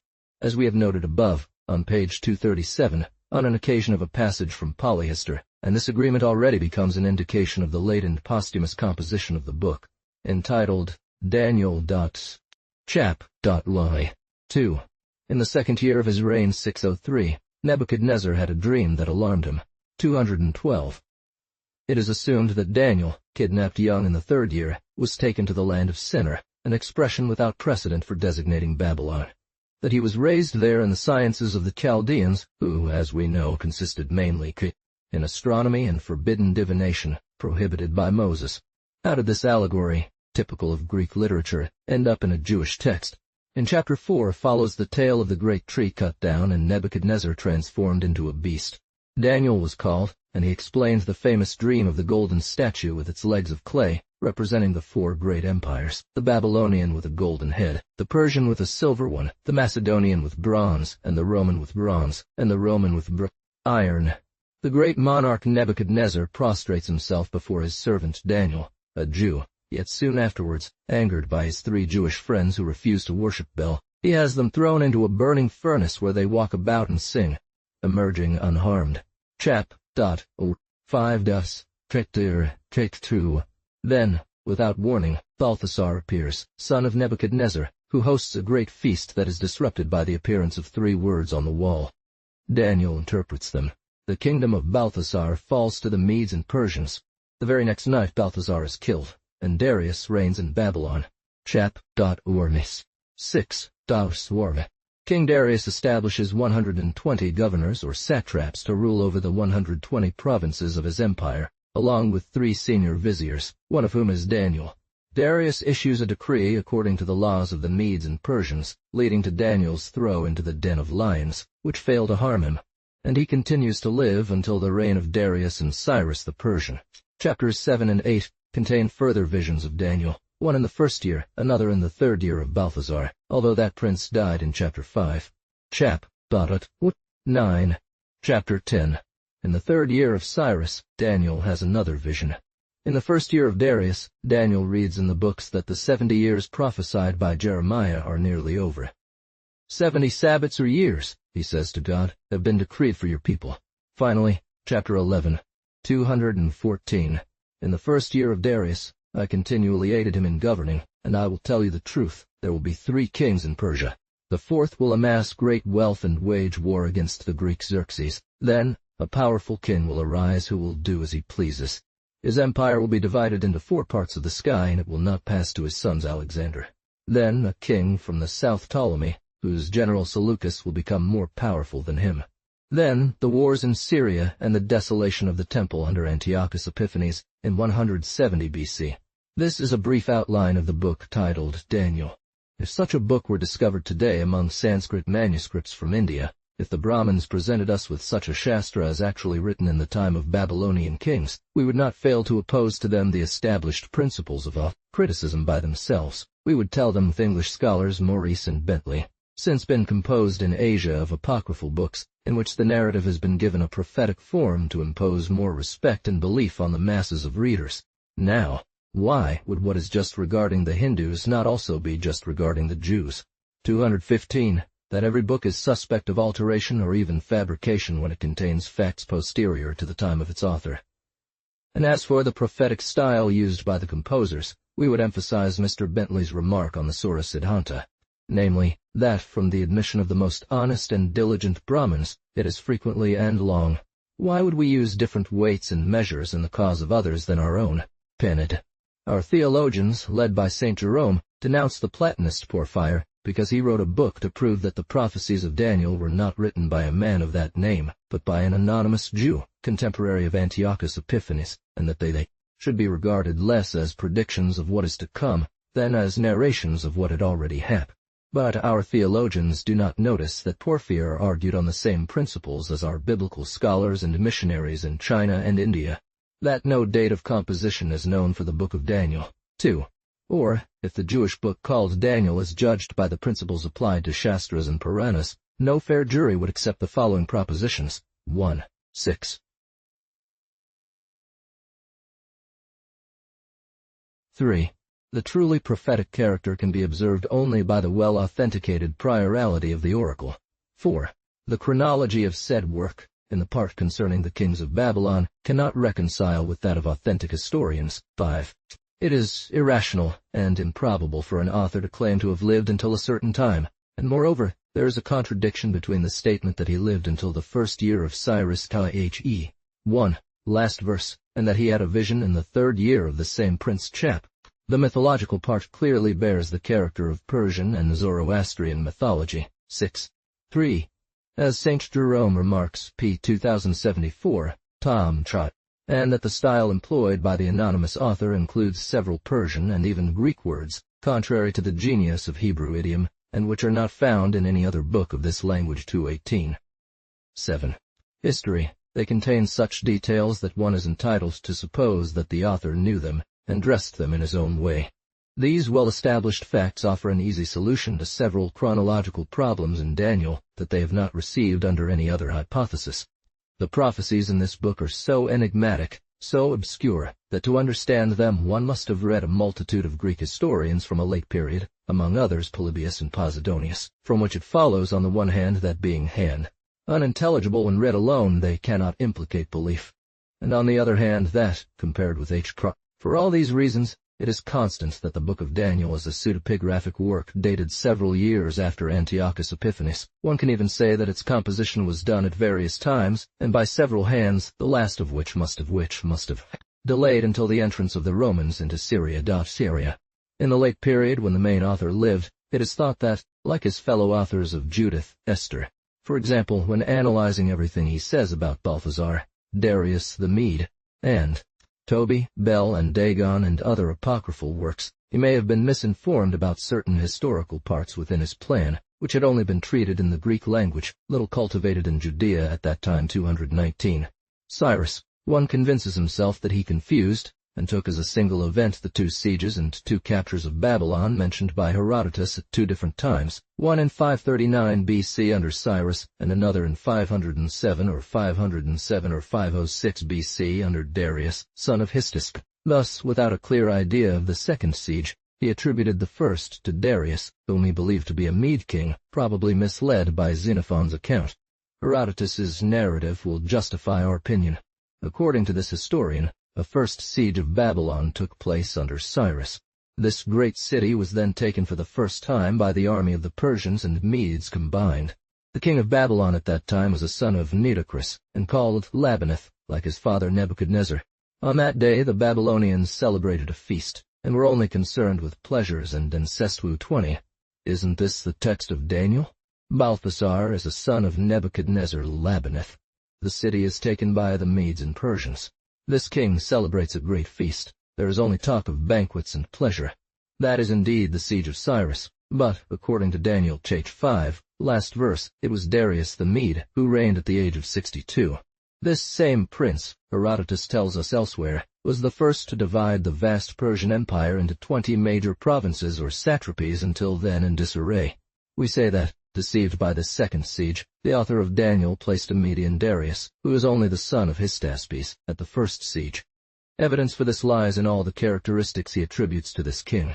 Let us listen. Herodotus. In the 15th year of Darius, son of Hystaspes, the city of Babylon revolted against this prince. It then endured a 2nd siege that lasted for 20 months. Finally, through a stratagem, it was taken a 2nd time by the army of the Persians and Medes combined, and Darius reigned once again in Babylon. 221.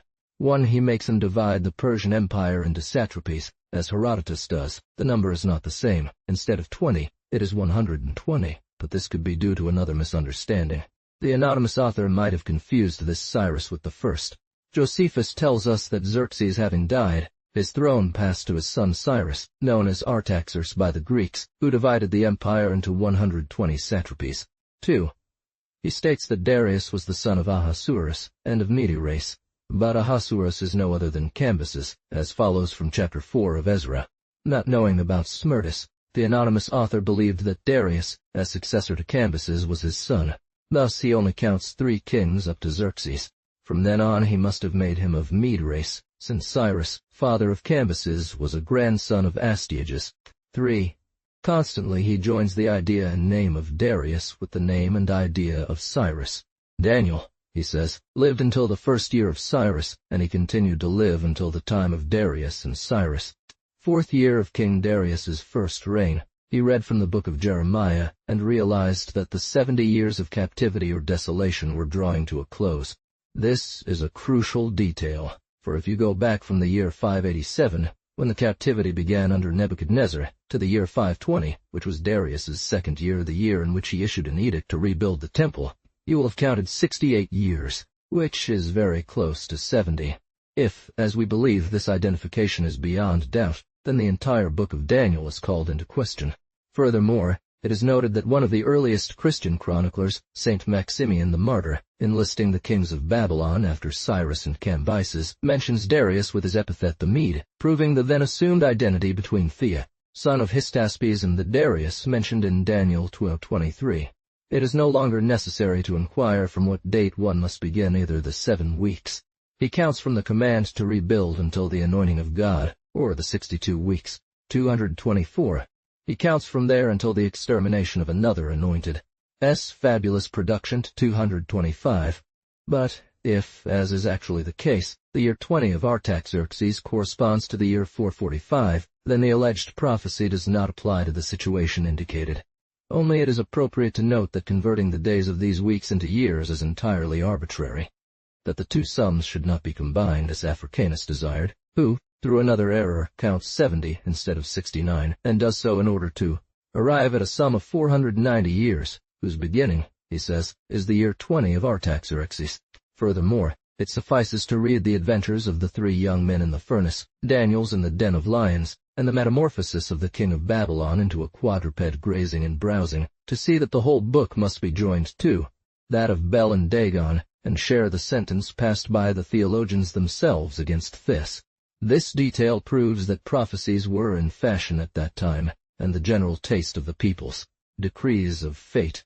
As for the king of Babylon, the historian Megasthenes 26, according to the Chaldeans, reports that Nebuchadnezzar suffered from a disease which seems to be either mania or epilepsy, both regarded as a divine ill, and that, during an attack of this malady, he uttered a prophecy regarding the capture of Babylon by Cyrus. When a great catastrophe struck, it was always predicted in some ancient book, with even greater ease as it only required the insertion of a leaf of papyrus, or palm, or even just one verse, into bound manuscripts. The victor was flattered and soothed, while the vanquished consoled themselves with the belief that the event was due to the immutable. Chapter 19. Summary. Now, if we summarize this long article on the Babylonians, we will find the main results to be 1. 2.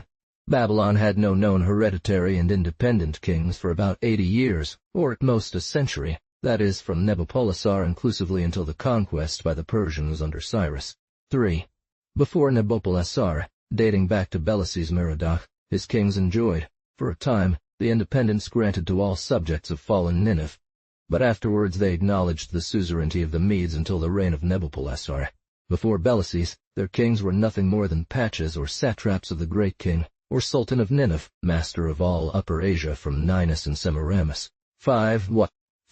Semiramis was truly the founder of the Great Babylon, through the construction works she initiated in fortification and sanitation, to which this city owed its splendor. Rai, the ancient and mysterious center of science for these Chaldean priests, whose origins the Greeks trace back to unknown times, which is very consistent with a date of 3,195 years before JC 7. That a settlement of this kind proves the existence of a civilized people, as indicated by Ctesias at the time when Ninus subjugated Babylon. That this people was of Arab origin and blood, particularly from the Ethiopian or Cushite branch, which gives them special affinities with the Phoenician nations. 9. Before Semiramis, there existed in this same site as a temple of Bel, having the form of a pyramid, designated by Chaldeo-Jewish traditions as the Tower of Babylon or Babel, and by Greek historians as various names such as Palace, Tomb, Citadel, or Tower of Bel. 6. That this tower or pyramid was essentially an astronomical observatory. That these affinities are confirmed by the language and the so-called Chaldean alphabetic system, which is still in use among the Chaldeans until a very remote period. 10. We could push further our inductions on these antiquities, but we will have the opportunity to resume them in the article on the Egyptians, which we still have to deal with. Assyrian characters. It was because what those of the Persians had as subjects was of the same system, and they were probably borrowed during the 500 years that the Persians were governed by the Assyrians of Semiramis, that if now the bricks of the walls of Babylon offer an inscription of a different system, it is because Semiramis, who built these walls, was compelled to use the writing of the conquering people whom she commanded, that is, the Assyrian characters, which Darius had engraved on the monument of his war against the Scythians, and if Darius used these. Chronology of the Egyptians. Chapter 1. The chronology of ancient Egypt is at the same degree of obscurity as John Marsham left it in 1672. 227, with this difference, that at that time the passages of ancient authors relating to the subject were scattered through a multitude of books and manuscripts, and Marsham, having collected the greatest number, made the discussion easier. If the learned societies which offer annual prizes had systematized this method, and first ordered the table of all fragments related to the proposed subject, they would have greatly accelerated the progress of science. One might have thought that the magnificent collection of Egyptian monuments recently published by the Commission of French Scholars should have given us new information. But this collection seems to have added only new problems. We are almost reduced to the same instructional means as our predecessors, and yet we have derived absolutely different results. Why is this? Because we have operated by an absolutely impartial method, which the reader will see in the following chapters. In such matters one can only claim the most reasonable probabilities, on private hypotheses lacking a firm foundation, nor should we be surprised that we ourselves today, although supported by all that remains of textual authorities, cannot reach a degree of evidence and certitude denied to us by the means at our disposal. The documents that the original authors have transmitted to us consist solely of extracts from now lost original books, fragments altered in their passage from one hand to another. In short, vague ideas and even sometimes contradictory ones. It is, therefore, not surprising that partial interpreters, each with his own interpretation, could not agree. Horror's life. Let's begin by establishing our means of instruction. They consist, first and foremost, in a summary table inserted by Herodotus in his second book, which he presents as a synopsis of all the answers given by the priests of Thebes, Memphis, and Heliopolis to his questions, representing the essence of their historical doctrine at the time of the OT. To fully appreciate the value of this work, it is necessary to note that Herodotus visited Egypt only 65 years after the Persians had subjected the country to their rule around 460 BCE. The invasion and mixture of these strangers began to introduce many changes in the laws, manners, and national doctrines, but as after the brief tyranny of Cambyses, the tolerant rule of Darius Hystaspes and his successors allowed the Egyptian people to return to their character, one can believe that the indigenous system was neither forgotten nor hanged, but on the contrary renewed, when, 77 years after Herodotus's visit in the year 413 BC, the Egyptian people, weary of Persian oppression, shook off the yoke of the great king Darius, Nuthus, and reconstituted themselves as an independent nation. Under Emeritus 1228, the Egyptians then found themselves in a political and moral situation similar to that of the Jewish people at the moment when, led by the Maccabees, they broke free from Greek domination and regained their national character with measured enthusiasm over their hatred of foreigners. In Egypt as in Judea, the insurgents had to struggle, under all circumstances, against the claims of the dominant people, and there was a diplomatic and literary war that has not been given enough attention. We will soon see the importance of this remark. After 63 years of independence, the Egyptians fell once again under Persian rule, who set out to erase everything contrary to their power and even their opinions. This period provides us with the second of our historical documents from the book composed by the Egyptian priest Manetho, around 270 BC, nearly 2 centuries after Herodotus. The Greeks of Alexander, successors to the Persians, further altered the Egyptian character, as by the sweetness of their rule they conquered national antipathy, and eventually led the people to adopt their customs and even their language. At that time, Ptolemy Philadelphus provoked the translation of Jewish books, Chaldean books, and all Oriental books. Manetho, encouraged by this prince, appointed by him chief of all priestly archives, published in Greek a compilation of 3 volumes that he claims to be the substance of ancient chronicles. Unfortunately, this compilation is lost. And we only have a skeleton of lists that, distorted by the priest Julius Africanus, the bishop Eusebius Pamphilus, and the monk George Sincel, barely trace the original. Manetho, claiming his native origin, asserted that the Greek author had erred or lied in many cases. Nevertheless, they are sufficient to make evident the notable difference that exists between Herodotus and Manetho on several points, notably on the era of Sesostris. I have found or believed they had found reasons to think differently than their ancestors, altogether in equal proportion. But since Herodotus insists that he was merely a faithful echo of the priests, whose accounts sometimes shock his sense of reason, we cannot accuse him. Rather, it is more reasonable to believe that this is a national dispute carried from college to bit. College among priests who, over a period of 100 or 150 years, and through contact with foreigners, There is the remarkable circumstance that in both the Egyptian and Assyrian chronologies, the new dating opinion presented by Ctesias and Manetho supports the system more, while the old dating opinion presented by Herodotus supports it less. First claims that Sesostris, like Ninus, was off by 6 centuries, while the second brings them closer to. The era of this king is the real crux of the difficulty, as we will see later. We have asked where this ancient chronicle came from and what its authority was, etc. A third document is provided to us by the Sincel, who, arguing against Manetho, presents an ancient chronicle from which he quotes a summary dating from the 16th dynasty. One he would have depreciated it, all the more so since it differs from his system.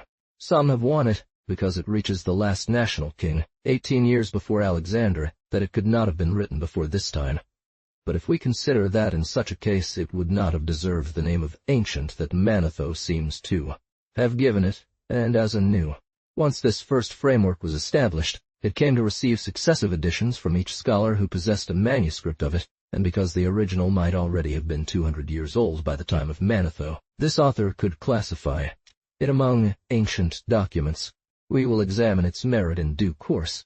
We will think, with us, that it must have been originally written under the reigns of Darius and Artaxerxes, whose tolerance allowed Egyptian scholars to gather the ruins of their monuments sacked and scattered by the tyrant Cambyses, and note that this desire to gather and reunite is the first sentiment after any convulsion, any shipwreck. Very shortly after Manetho, the scholar Eratosthenes, librarian of Alexandria, discovered and published a list of Theban kings that the Egyptian priest had either not known or mentioned, as his work was limited to Lower Egypt. The latter author provides us with a 6th document, whose merit is mainly to serve as a classification for the materials provided by others. It is known that Diodorus, who was 1.5 centuries later than Manetho, had the ambition to gather into a single body of history all that was scattered among various authors, and he must have found in Alexandria and Egypt, which he visited, means that his predecessors lacked. This list, cited by Sincel, forms our 5th document, which is very little, since it reduces to a sterile listing of unknown princes, and instead of the 89 mentioned by Apollodorus, copyist of Eratosthenes, Sincel only preserved 30. Nevertheless, this monument supports Herodotus and Diodorus of Sicily. Chapter 2. Exposure of Herodotus. To these 6 main pieces add some passages from ancient authors such as Strabo, Pliny, Tacitus, Josephus, Jewish books, etc., and an anecdotal fragment produced by Eusebius, as if from a Persian historian. Here are all the weak and mutilated materials at our disposal to rebuild the vast and complex edifice of Egyptian chronology. We do not speak of the monuments that the French expedition to Egypt is enriching at this moment, because this magnificent collection, whose precious work is not to be separated from Dinon's, by offering us the gigantic ruins of the palaces and temples of Upper Egypt, rather gives us problems to solve than instructions. How were these conferences conducted? In Persian?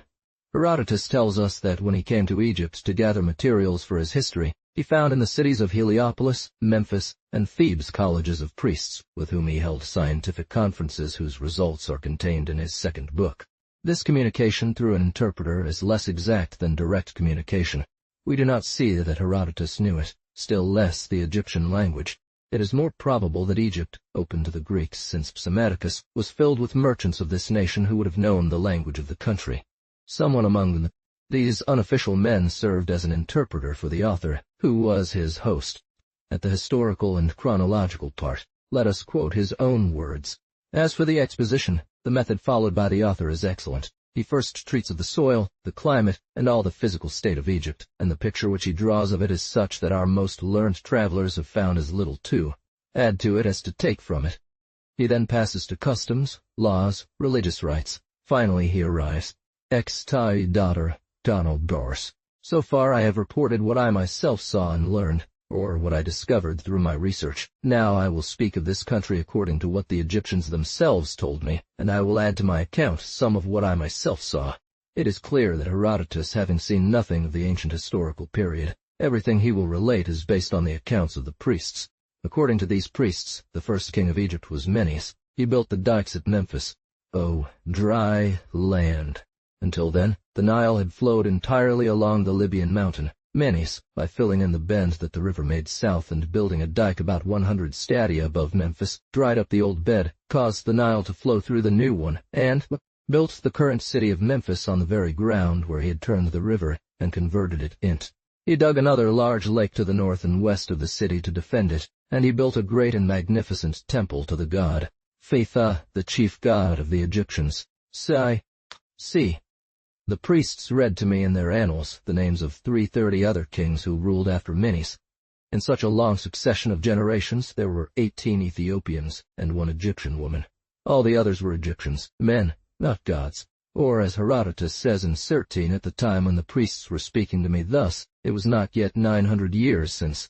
The priests told me further that, of all these kings, none had become renowned for any great work or brilliant achievement, except Maurice, the last of them, 330. Maurice had died. We know that Herodotus visited Egypt in the year 460 BCE. Consequently, the priests placed the death of Maurice around the years 1355. I will pass over in silence these obscure princes, continues our author, and I will content myself with speaking of Sesostris, who came after them. The last word seems to imply that Sesostris was not the immediate successor of Maurice, and indeed we shall see other authors place several reigns between these two princes. He advanced until he reached a sea filled with shallow grounds, which repelled him. According to the priests, Sesostris was the first who, departing from the Arabian Gulf Red Sea in long ships 229, subjugated the peoples along the Erythraean Sea. His return to Egypt, he raised a vast army and, marching through the continent Suez Canal, he subjugated all the peoples in his path, even crossing from Asia to Europe, where he attacked and defeated the Scythians and Thracians. I believe he did not go further. In any case, the inhabitants of the Fez, the Colchians, are Egyptians. As they have black skin, kinky hair, they practice circumcision and speak the same language, etc.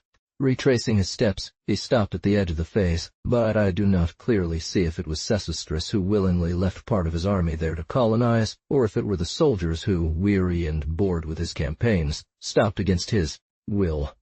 On his return to Egypt, Sesostris, say the priests, nearly perished at Daphne's Tapnas due to the trap set by his brother who set fire to the tent where he was sleeping after a great feast.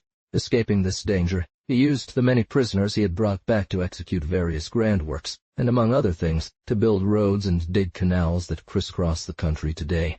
This is essentially the account of the priests who authored Herodotus. Before this prince, Egypt was suitable for chariots and cavalry, but after him, their use became impracticable. He is the only Egyptian king who ruled over Ethiopia, modern Abyssinia. But since more detailed information about Sesostris will be useful to us, we will include others taken from various authors. According to Pliny 230, the boundary of Sesostris's expedition to Africa was the port Masilicus, from which cinnamon comes. This place, located west of Cape Guardafui, is about 550 leagues from Memphis. Strabo 231 adds that even long after, the route of this prince was still marked by inscribed columns, temples, and other monuments. He observes that the ancient kings of Egypt had been little interested in geographical research before Sesostris, and this would lead one to believe that on this occasion Sesostris held similar curiosity ideas to those we have found at about the same time among the Homeric kings of Yemen, 232. This narrator says that Sesostris's inclinations were shaped from the cradle by his father, King Amenoph, who gave him a completely military education, with the singular circumstance of having raised with him all the male children born on the same day, who became his companions for life. Diodorus of Sicily, 233, who cites the opinion of the priests of his time, as well as that of various ancient authors, does not give this prince the name of Sesostris, but that of Seseusis, analogous to Sethosis and to Sethos of Manathon, and the lists, 234. Sesostris and his small troop of 1,700 were trained in the most arduous military exercises. Their first expeditions were to Arabia and Libya against lions and Arabs. The young prince was only at the flower of youth. God Ptah promised him the empire of the world for his son. Sesostris, at the flower of age, was not more than 22 to 24 years old when he reigned. Diodorus immediately joins the death of Amenophis to the accession of Sesostris and his resolution to conquer the whole earth. But he errs in stating that, according to some authors, his daughter, named Atherte, incited him to this undertaking and supplied him with means. This tale must be post-mortem, as that of the dream of Amenophis, in which his conquests lasted 9 years. He prepared for them during 1 or 2 years. Let us suppose him 35 or 36 on his return to Egypt. His children are represented at that time still young. His reign lasted for a total of 33 years. He would have therefore lived to be approximately 60, or at most 64-65 years old. Having become blind, life became loathsome to him, and due to his pride, he could not bear it and took his own life. This circumstance also implies the strength of age and fits well with our hypothesis. He pushed his conquests further than Alexander himself, for having crossed the Ganges and penetrated to the Eastern Ocean, he returned through the north to subjugate the Scythians up to the Tanais the Don. According to Diodorus, Sesostris's army numbered 600,000 men on foot, 24,000 horses, and 27,600 war chariots. His fleet, consisting of 400 sails, subjugated the islands and coasts of the Red Sea as far as India, while this king, leading the army, conquered all Asia. Against this, we observe that the learned and judicious Strabo 236, according to Megathen, the Greek ambassador to India, denies that either Sesostris, Semiramis, or Cyrus ever penetrated into this region as far as the Ganges. It seems that here the Egyptian priests cited by Diodorus, out of national rivalry, wanted their hero to have achieved more than that of the Greeks Alexander, and they borrowed from them the idea of a geographical circuit impossible in itself, and unknown to their predecessors. Phis, and Arabia begins at the immediate isthmus where Egypt ends. Therefore, we agree with these latter and with Herodotus, their interpreter, that Sesostris left through the Suez Isthmus, and Strabo says nothing contrary when he reports that this prince passed from the land of the Troglodytes to Arabia, then from Arabia to Asia, since the land of the Troglodytes extends along the Red Sea as far as opposite Mem. These cities, in our system, did not exist for over 150 years after Sesostris. No mention is made of the Jews or the Phoenicians, who might have been left behind, nor of the cities of Babylon and Nineveh, which, according to Ctesias' chronological system, should have existed and boasted the conqueror's pride 237, having submitted the country and left a colony of 15,000 Scythians in Persia. Did this conqueror enter Scythia through the Caucasus or the Bosphorus of Thrace? This is unclear. That Sesostris was the first to make war on the Getae, and afraid of the defeat of his army, he brought part of it back to Thebes and to the banks of his native river, while he left another on the banks of the Phasis, naming them Colchi.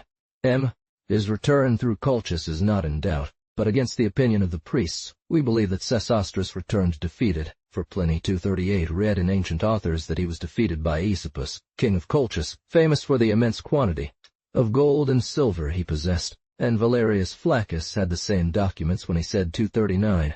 In agreement with Herodotus and Manetho, as reported by Josephus on the danger that Sesostris faced from his brother, left as vice-king, Diodorus notes that the conqueror, upon his return, made a grand entrance, followed by an innumerable crowd of frora, captives and an immense amount of loot and rich spoils. He adorned all the temples of Egypt with thee. He also brought back several useful inventions. Having abandoned war, he dismissed his troops, rewarded his soldiers, and distributed lands to them as property.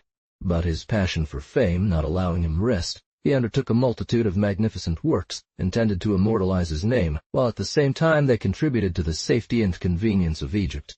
First, he had a temple built in each city in honor of the patron god. In several places he had roads and mounds raised to serve as refuges during flooding.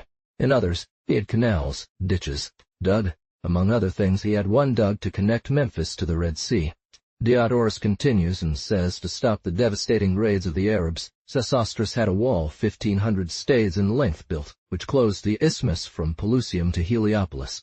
Regarding this, we note that Strabo 240 positively denies its entire execution. Agreeing with Aristotle and Pliny on what he first conceived and attempted, he assures that he abandoned it because he recognized that the level of the Red Sea was higher than that of the Mediterranean, which is true. Having built a cedar wood ship 280 cubits long, lined with silver inside and gold outside, he dedicated it to the god worshipped in Thebes. In Memphis, he placed in the temple of Vulcan his own statue, and that of his wife, both 30 cubits tall, carved from a single piece. He raised 2 obelisks of very hard stone granite, 120 cubits high, on which he had engraved the numerical state of his troops, his revenues, the nations he had conquered, and the tributes he collected. The most arduous works were executed by prisoners he had brought, and he ensured inscriptions were added stating that no Egyptian had touched them with his own hand. One of the most notable aspects among Sesostris's actions is his treatment of the kings he had defeated. Hence the splendid title borne in the inscriptions on his monuments: Sesostris, King of Kings, Lord of Lords. Horses from the front of his chariot, and the kings, taking their places, dragged the haughty victor who wished to make it felt that his worth set him above all other men. This conqueror had left them their titles and the administration of their states, but every year, at a prescribed time, they were obliged to present him with offerings, i.e., the tributes he had imposed on them in proportion to the resources of their peoples. He received these kings with great honor, but when he went to the temple he untied the ephod. These curious details would form the subject of a rich commentary on the political and moral state of Egypt at the advent of this plague king, on the elements that had prepared this state, from which he was as a consequence, and finally on the changes he in turn became the cause of. The article most relevant to us is the military system, whose relative strength and superiority points to previous wars, whose long duration led to this perfection that practice brings to any art. The accounts of Greek, Roman, and Arab travelers in later times regarding the perfection of the sculptures, paintings, and constructions of Sesostris, which they saw either intact or in ruins, indicate an astonishing degree of perfection in these art forms.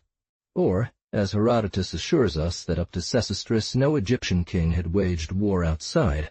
Let us now return to our subject and continue Herodotus's narrative. The country, it follows that these wars were internal, whether from faction to faction or sect to sect, assuming a single unified government, or state to state, assuming several parallel kingdoms, according to an hypothesis put forward before this time, which we will examine in due course. Pharaon was succeeded by a man from Memphis called Proteus, at the time when Menelaus landed in Egypt. The successor of Sesostris, they told me again, was his son called Pharaon. Diodorus calls him Seseusis II, and Pliny, Nunclerus or Nuntrius. Sesostris would have been 2 reigns prior to the Trojan War. Siracurash. Proteus was succeeded by Ramsenit.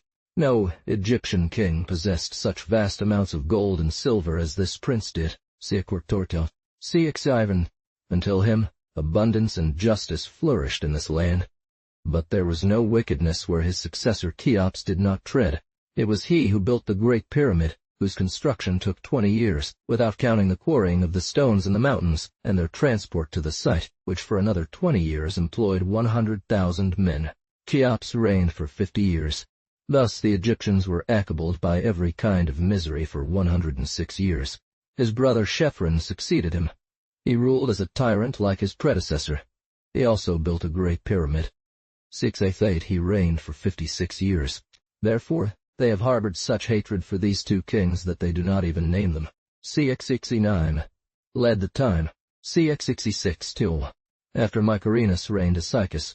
After Shephren succeeded Mycerinus, the son of Cheops. This prince took it upon himself to console and alleviate the people from the cruelties of his 2 predecessors. Thus he is cited above all others for his zeal in administering justice. An oracle condemned him to die, as fate had condemned Egypt to be troubled for 150 years, and he had not filth.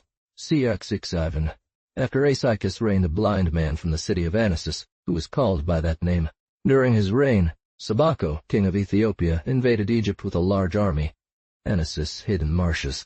After Anasis, a priest of the god, Sabako reigned for 50 years with gentleness and justice. He prepared and perfected the dams and roads built by Sesostris. Then he retired to Ethiopia. Anasis emerged and reigned again.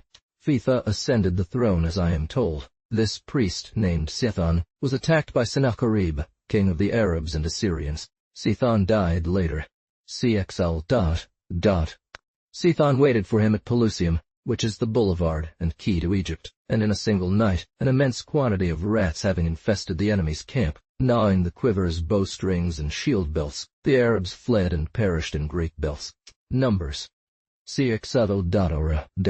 Until this point in my history, The Egyptians and the priests showed me that from the first king Menes to Sethon, there had been 341 generations of kings and an equal number of priests.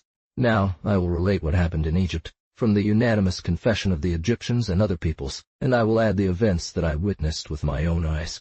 I may put faith in them. For me, my sole purpose in relating everything is to transmit what I have heard from each person. Let us note these words of Herodotus. Now I am going to relate what happened from the universal agreement, that is, his narrators were not in agreement on several of the facts he recited, and some are indeed ridiculous. He himself warns us of his opinion when he says, "Sic sui." If these accounts by the Egyptians seem credible to anyone, the Sixeller.is. Thanks to this candor, he now warns us that these are no longer rumors or traditions he will relate, but genuine historical facts, recognized as such by the Egyptians and Greeks. Indeed, from the reign of Psammetichus, his account becomes more precise. In terms of actions and dates, a quality it lacked previously. After the death of Sethon, the Egyptians, unable to live even a moment without kings, elected 12 of them, who divided the country among themselves. It was these princes who built the labyrinth. One of them, named Psammetichus, initially exiled, eventually drove out the others and reigned alone. He reigned for 54 years, including the time he shared power with his 11 colleagues. He formed an army of Greek soldiers and opened Egypt to all merchants from that nation. He extended his power in Palestine, stopping the Scythians after the Battle of the Eclipse between Eleatis and Caixares. CLE 8. He reigned for a total of 16 years. His son Necho succeeded him. Going to Palestine, he fought against the Syrians. The Jews defeated them and captured Cadutus, a significant city. Cluxi. His son Samus, who succeeded him, reigned for only 6 years. X, who reigned for 44 years. Afterwards, son of Samus, reigned after his father for 25 years, but having abused of his fortune, he was abandoned by his soldiers and dethroned by Amasis, one of them Lib. His son Psammetichus succeeded him, but having been attacked by Cambyses, son of Cyrus, king of the Persians, he was defeated and put to death, having reigned only 6 months. From this moment, conquered Egypt became nothing more than a province of the Persian Empire. 243. Let us stop here. We have a known date. It is certain that Cambyses subjugated Egypt in the year 525 BCE. Starting from this point, we can accurately ascend to the first year of Psammetichus, which was the year 671 BCE. During this period, Herodotus dates align consistently with those of Jewish, Chaldean, etc. books. Other Egyptian lists lack this merit, which tends to prove the accuracy of our historian regarding what he reported. This will not prevent us from noting in his narrative several discrepancies that are undoubtedly due to their authors. One, going back from Psammetichus to Sethos, we find a significant gap. Psammetichus began ruling in the year 671. The attack of Sennacherib, king of Assyria, against Egypt, and his sudden flight date from the year 722. That's a gap of 51 years. One cannot assume that Sethos filled these years, especially when other lists prove otherwise. This fact is hidden in Herodotus. These lists agree with Jewish books in placing at the time of Sennacherib an Ethiopian king named Taraka, whose immense army was the true plague for the Assyrian king. This Taraka is the 3rd king of the 25th dynasty, with a reign of 20 years. These 20 years only bring us to the year 702. We are left with 31 to 32 years of gap until Psammetichus. However, the Ethiopian Sabako no longer existed before Sethos. Around 702 or 704 BC. How could one say to Herodotus, Clei, that Psammetichus, still young, frightened by the murder of his father Necos, having had Sabako killed, fled to Syria, from which he did not return until he became one of the 12 kings? Psammetichus, who reigned for 54 years, could hardly have been older than 30 when elected. Therefore, he must have been born. The authors of Herodotus made some confusion here. Second, they likely mixed up the last Ethiopian with the first, and Psammetichus' flight could only have occurred if he was a child saved by friends. At that time, this prince would have lived to be 85 or 86 years old, which is possible. It is still true that the date of 731 suits Sabako, predecessor of Sethos, who reigned in 722. The Sabako of Herodotus seems indicated by Jewish books at the time of 731. They state that Hoshea, king of Samaria, sought aid from a king of Egypt named Sua or Seva. Adding Cush, meaning Ethiopian, gives you Sevicus or Sevicos, as Manetho's list shows. In this hypothesis, Sabako's 50 years would have begun around 780, but this is no more acceptable than the return of Anasis. After these 50 years, we rather adopt Desvignoles's opinion, who thinks these 50 years comprise the entire 25th dynasty of Ethiopia. The lists differ by only 6 years. 3. Let us suppose that. Then we believe there was anarchy from 671 to 701 or 702, and that Sabako, first of the 3 Ethiopian kings, entered Egypt around 751 or 750. He would naturally be there at the time of Hoshea. Above this date of 750, we have no exact series until Morris, whose death is placed by Herodotus around 1350 or 1355. Then comes the reign of Mycerinus, whom the oracle indicates as not having been very long. Aesus was the tyrant who, according to the lists, was defeated and burned alive by Sabako under the name of Bacchorus in the lists, and that he reigned for 6 years. His predecessor Asychus would have ended in 757. Let us give him 20 to 30 years of reign. He would have started between 780 and 788. Let's accept this since the year 800. Now, the 106 years of both tyrants, his uncles and father, only lead us to the year 906. We are left with only the 3 reigns of Ramsenit, Proteus, and Pharaon to reach Sesostris, beyond the year 1300. It is true that we can correct the date of Cheops, through Diodorus, who informs us that the 244 priests of his time counted 1,000 years since the construction of the pyramid, placing it around the year 1056 BCE. However, it remains impossible for 3 reigns to fill the void from 1056 to 1350. There is an obvious gap throughout this peri. O.D. From Sesostris to Sabako, there is a disarray of events, because, after the 50 years of Cheops, ruling his brother for 56 years, then another Mycerinus, son of Cheops. This is incredible in terms of genealogy. But here arises a difficulty. Was Sesostris the successor of Morris? It is clear that Herodotus here received only general and vague ideas. The sole article supported by a positive date is that of King Morris, attested to have died a little less than 900 years before Herodotus's conferences in 460. Therefore, around 1350-55. On the other hand, Herodotus seems to correct or clarify himself when, speaking of priest Sethon, he counts 341 kings from Menes to him. Herodotus does not say so, and even seems to indicate the opposite when, speaking of kings in general, he says that Sesostris came after them, from Sesostris to Morris. Indeed, Diodorus's testimony is, as we will see, quite light in this part. If from Menes to Morris there were 330, including the latter, there will only remain 11 of his descendants at Sethon, and we find them precisely in Herodotus's enumeration. This author therefore heard that Morris was the father, or perhaps the grandfather of Sesostris, who could not be placed higher than 1355. And how indeed would such a remarkable event in Egyptian superstitions have been forgotten or omitted by the priests and historians? This king, having reigned for 33 years, according to Diodorus, 48 or 51 years, according to Manetho, he would have actually witnessed the famous Sothic period renewing itself in the year 1322, as flattery claimed in the time of Tacitus. But Tacitus himself 245 warns us of the uncertainty of this opinion, and the epochs he cites prove its error. Diodorus claims that the son of Sesostris, or Sesuusis, took his father's name and called himself Sesostris Tatare. We admit that nothing seems proven or decisive about the exact date of this conqueror, except that he could not have begun before 1394 or 1494 or 1471-72, if he reigned for 48 years. This incident would confirm the quote from Tacitus, but it remains to explain why the lists copied from Manetho agree, as we will see, to place Sesostris several years earlier, namely, Eusebius and Sincel in the year 1376, Africanus 1394, and the 1394 and Old Alexandria Chronicle in the year 1400 BCE. This gives us a little over 100 years before Ninus, which sufficiently meets the assertions of Agathias, Justin, and other authors who agree to make this Assyrian king posterior to the Egyptian. We will take up this question again in the narrative of Manetho. Regarding the times preceding Sesostris, Herodotus's account and that of his priests is only a vague and uninstructive summary, as it presents a multitude of 336 obscure and idle kings. Nevertheless, this narrative gives rise to several quite serious objections. 1. War. Such a state of affairs took centuries to achieve. To claim that Menes was the first king of the land, and to attribute to him the immense task of moving the Nile River to build Memphis in the former dry bed that had been filled in, is to grossly contradict all likelihood. Such works imply a populous nation, a powerful government, advanced arts, etc. Our district to quarrel and subjugate one another.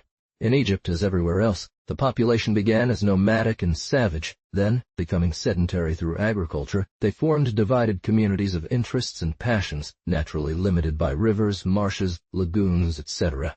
To imagine a country 200 leagues long and 3,500 square leagues in area, inhabited from the first day by a single society, governed by a single society, governed by a single power, is to have no conception of the physical or political world. It took time for the species to multiply, for the social state to form, and then for governments within each society.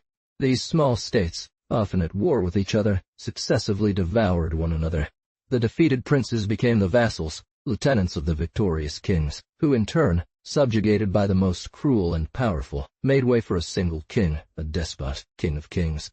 He had the means to undertake great works. There it is, the universal history.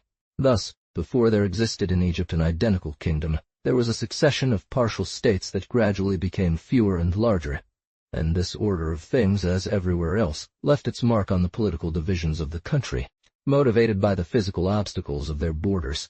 Thus it can be assured that there were as many tribes as small towns, then as many peoples and states as we see prefectures. Finally, 3 great kingdoms represented by Thebes or Upper Egypt, the Delta or Lower Egypt, and the Heptanome or Middle Land, whose physical and even political distinctions still exist today. What reasoning dictates to us in this regard? We shall see the authorities of Diodorus attest by positive testimony, but moreover, we find in the very narrative of the authors of Herodotus the positive denial of their opinion. The king who built Memphis, its palaces, temples, and dikes, could only have been a late monarch in the order of time, and the priests who made him chief reveal echoes of a tardy and partial system that knew or wished to know no history but that of the monarchy of Memphis, the most powerful but the last formed of all. Let us listen to their own words in IV. Title 2. I, Fee, 2. This, V. Every wise man, adds Herodotus, upon examining the terrain even above Lake Emrys, which is the Fayum, will think it is a gift of the river, a land brought and deposited by it. In the time of Menes, the first man who reigned in Egypt, all Egypt, except the Theban nome, was merely a marsh. Nothing of all the lands that are now seen to the north of Lake Emrys appeared, although there is a 7-day voyage from this lake to the sea. So it is evident that Memphis was a modern city compared to Thebes, that its kings were neither the first nor the oldest in Egypt, and by attributing everything to Menes, the authors of Herodotus reveal, as we have said, a local and late system, which did not know or wish to know what came before. The system of generations. This systematic and paradoxical character is even more evident in their way of estimating in general the time elapsed since Menes, and the duration of the 341 reigns counted or supposed from this prince to Sethon, contemporary of Sennacherib. They claim, says our historian, CXLI, that in such a long succession of generations there were as many high priests as kings. Now 300 generations make 10,000 years, for 3 generations equal 100 years, and the 41 which exceed the 300 make 1340 years total, 1140 years.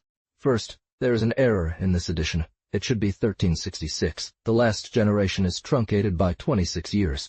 The prince who filled it would have reigned for only 7 years. That would suit Sethon. But we can raise other objections. 1. The word generation is inappropriate here. Its true meaning is the succession of father to son. Moreover, Manetho's list establishes that there were 23 or 24 breaks in genealogical order, with the passage from one dynasty to another, that is, from one family to another. There was no such succession, according to the priests, for Herodotus names several kings, such as Sethon, Sabaco, Anasis, Asychus, Chephron, Proteus, etc., who were not sons of their predecessors, without counting the 17 Ethiopians, who were foreigners, intruders by force. There is a serious mistake in claiming to measure time by generation, when there has only been a succession of reigns, which is very different. Perhaps, to measure a period of time whose starting point would have been some notable astronomical observe. Here, Herodotus's candor and good sense are at fault. It is a too strange proof of a strange fact in itself that wooden mannequins, probably made since canvases, since this tyrant took pleasure in burning and destroying all the monuments he could lay his hands on. Having gone to Thebes, he says, to verify these tales, the priests of Jupiter led me into a large building where they showed me as many wooden colossi as there had been grand priests, and counting them before me 345 in number, they proved to me that each was the son of his predecessor. Who would believe, moreover, in a country that was as much and more than any other plagued by civil, political, and religious wars, that 345 high priests succeeded each other regularly from father to son? These are invented sacerdotal tales made up afterwards to support a system. But where does the evaluation of a generation at 33 years come from? That is, from the 3rd century BC. They could not do so even less, as already the sign of this is seen in the time when they were less civilized, at least in Europe, in Homer's time, who, speaking of Nestor's great age, says that he had already lived 3 generations of man. Odyssey, Book 3, v. 345, and Iliad, Book 1. This cannot be a Greek system. It would have required, to establish it on facts, long genealogical series, to draw an average term, compare it with fixed epochs, and the Greeks, who could not even calculate the time of Homer's era, never managed to clarify the series of laconic kings, could neither invent nor establish such a system. The scholar Eustathius, commenting on this line of Val du Dart, Bun me. Here is a scientific idea that is not Homer's. p. 192, observes that, according to the ancients, the word generation, genia, the same term used by Herodotus, means 30 years, after which only man is considered to have reached the integrity and perfection of his organization. And as all that is scientific in this poet has an Egyptian character, we can say it is an Egyptian idea, from a date even more distant, as it relates to astrology. The doctors of this school, always full of symmetrical ideas, having examined human life, realized that the maximum of its duration was between 90 and 100 years. And, on the other hand, noting that all his faculties were not truly complete until around 30 years old, and that they declined significantly after 60, they tended to see this as a tripartite division they found in all nature, a period of growth, of equilibrium or stasis, and a period of decline. Or, because in man the first period was characterized above all by procreation, it was given the name of genia, generation, which in popular usage became an expression of a duration of 30 to 33 years. And because the people do not classify events precisely, they only remember that they occurred during the time of such a person, in the age A, generation in which she flourished, systematic minds found it convenient to use this equivalent measure of 30 years. Then, for the convenience of broader calculations and to avoid fractions per century, they desired 3 generations to be worth 100 years, which reduced each to 33, the period par excellence, that of moral and physical existence at its maximum. It is remarkable that the Latin idiom, this ancient Greek of Italy, has preserved the trace of these equivalents.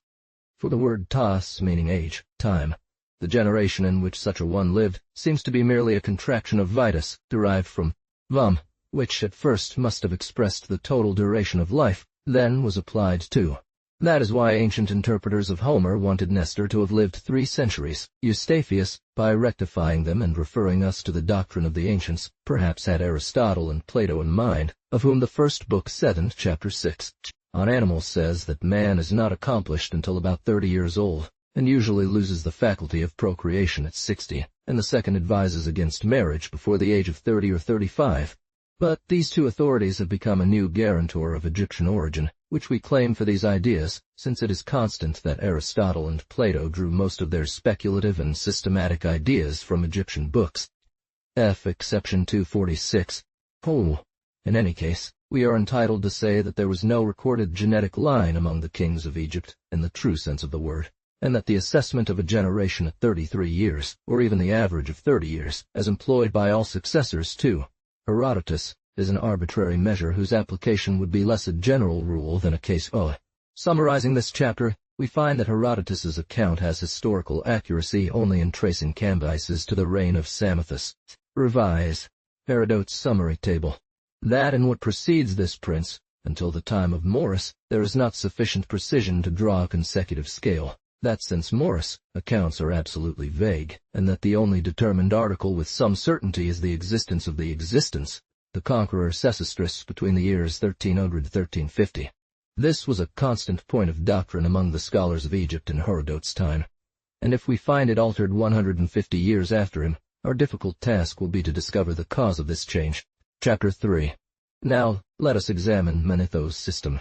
Manetho's system. That is the question for us.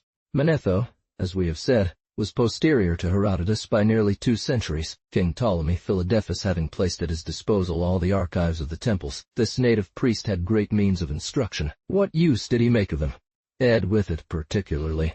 He claimed that Herodotus had lied 247 or erred in many things, but he himself was accused of errors and poor judgment, his work being lost. We have few means to pass judgment on his character. Only we can say that if the ancients generally had little of what we call a critical spirit, it is likely that an Egyptian priest would not have been in doubt. Nevertheless, one regrets the loss of the 3 volumes he dedicated to King Ptolemy. How many curious facts might we not have found there, as well as in the books of Berosus and Ctesias? These 3 authors would have revealed the ancient Orient. For this very reason, fanatical ignorance sought to destroy them, and it succeeded. A first step towards this destruction was the abridgment that Julius Africanus made of Manetho's work, around 230 AD. In this mechanical operation, one can sense how Manetho's system was disfigured. But that is not all. The Book of Africanus has been lost as well. This Christian priest, of Jewish origin, outraged that the Egyptian chronology made the world several thousand years older than the Jewish books, undertook a complete revision of all secular chronologies, and setting the Greek translation as the regulator of all calculations, he cut and chopped all others until he adapted them to it. 248 Let one judge the state of the original. Therefore a fair reader will not demand demonstrations from us. He will be content with probabilities, and our hope is to offer him enough of them. So diverges from that in the Chronicon published by Scaliger as a direct work of the same Eusebius. The extent of the list of Africanus has compelled us to leave its superior portion at the end of this volume. We have added, in parallel, the list of Eusebius as given by Cincelus, and the reader will notice, to the shame of copyists, that this last differs not only from that of Africanus, although both are supposed to come from Manetho, but at Ala. The reader will further observe that, for the best-known period, that of the kings between Psammetichus and Cambyses, the lists do not agree on the lengths of reign, and they differ from Herodotus, thus also falling short in their calculations. Regarding the Jews, Manetho's list according to Eusebius and Africanus. Cincelus. 24th. Dynasty or family, years originating from Sais. BC not. BC not. Era. Era. Bacchus reigned for 6 years. 721, 44 years. 781, 25th dynasty. Ethiopian kings.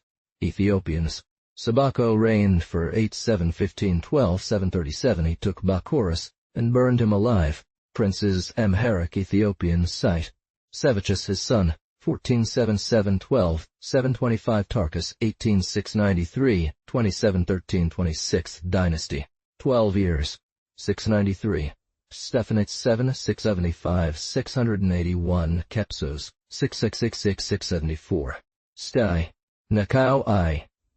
8662, 868. Semitis, 54, 654, 45, 660. Nekau II. He took Jerusalem. 6666. Pisamutus, 6. 594 17 69 Euphrates, 19. 588, 25 592. Amasis, 44 569, 42 567. Samacharites, 6m. 2. Persian kings.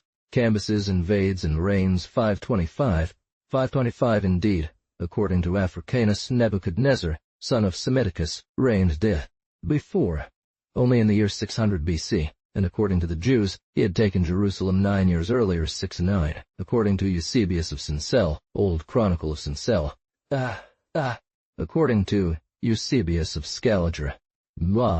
According to of era, dynasty names, reign durations. Before BC kings, sum of years.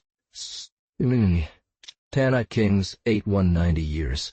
2041 over all Egypt, 190 years. 2332 518 since Ninus VII Tosh. Memphis 4 103, 1851. 5 Shepherd kings, 103, 1813.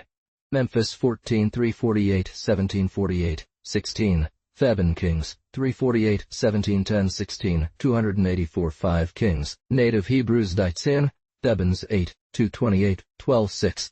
Thebans 5 194, 1400. Overall Egypt 1078, 1366-204 Tartix. Kings of Thebes 1078, 1184, 12, 135, 22 Thebans 219, 89 3-4.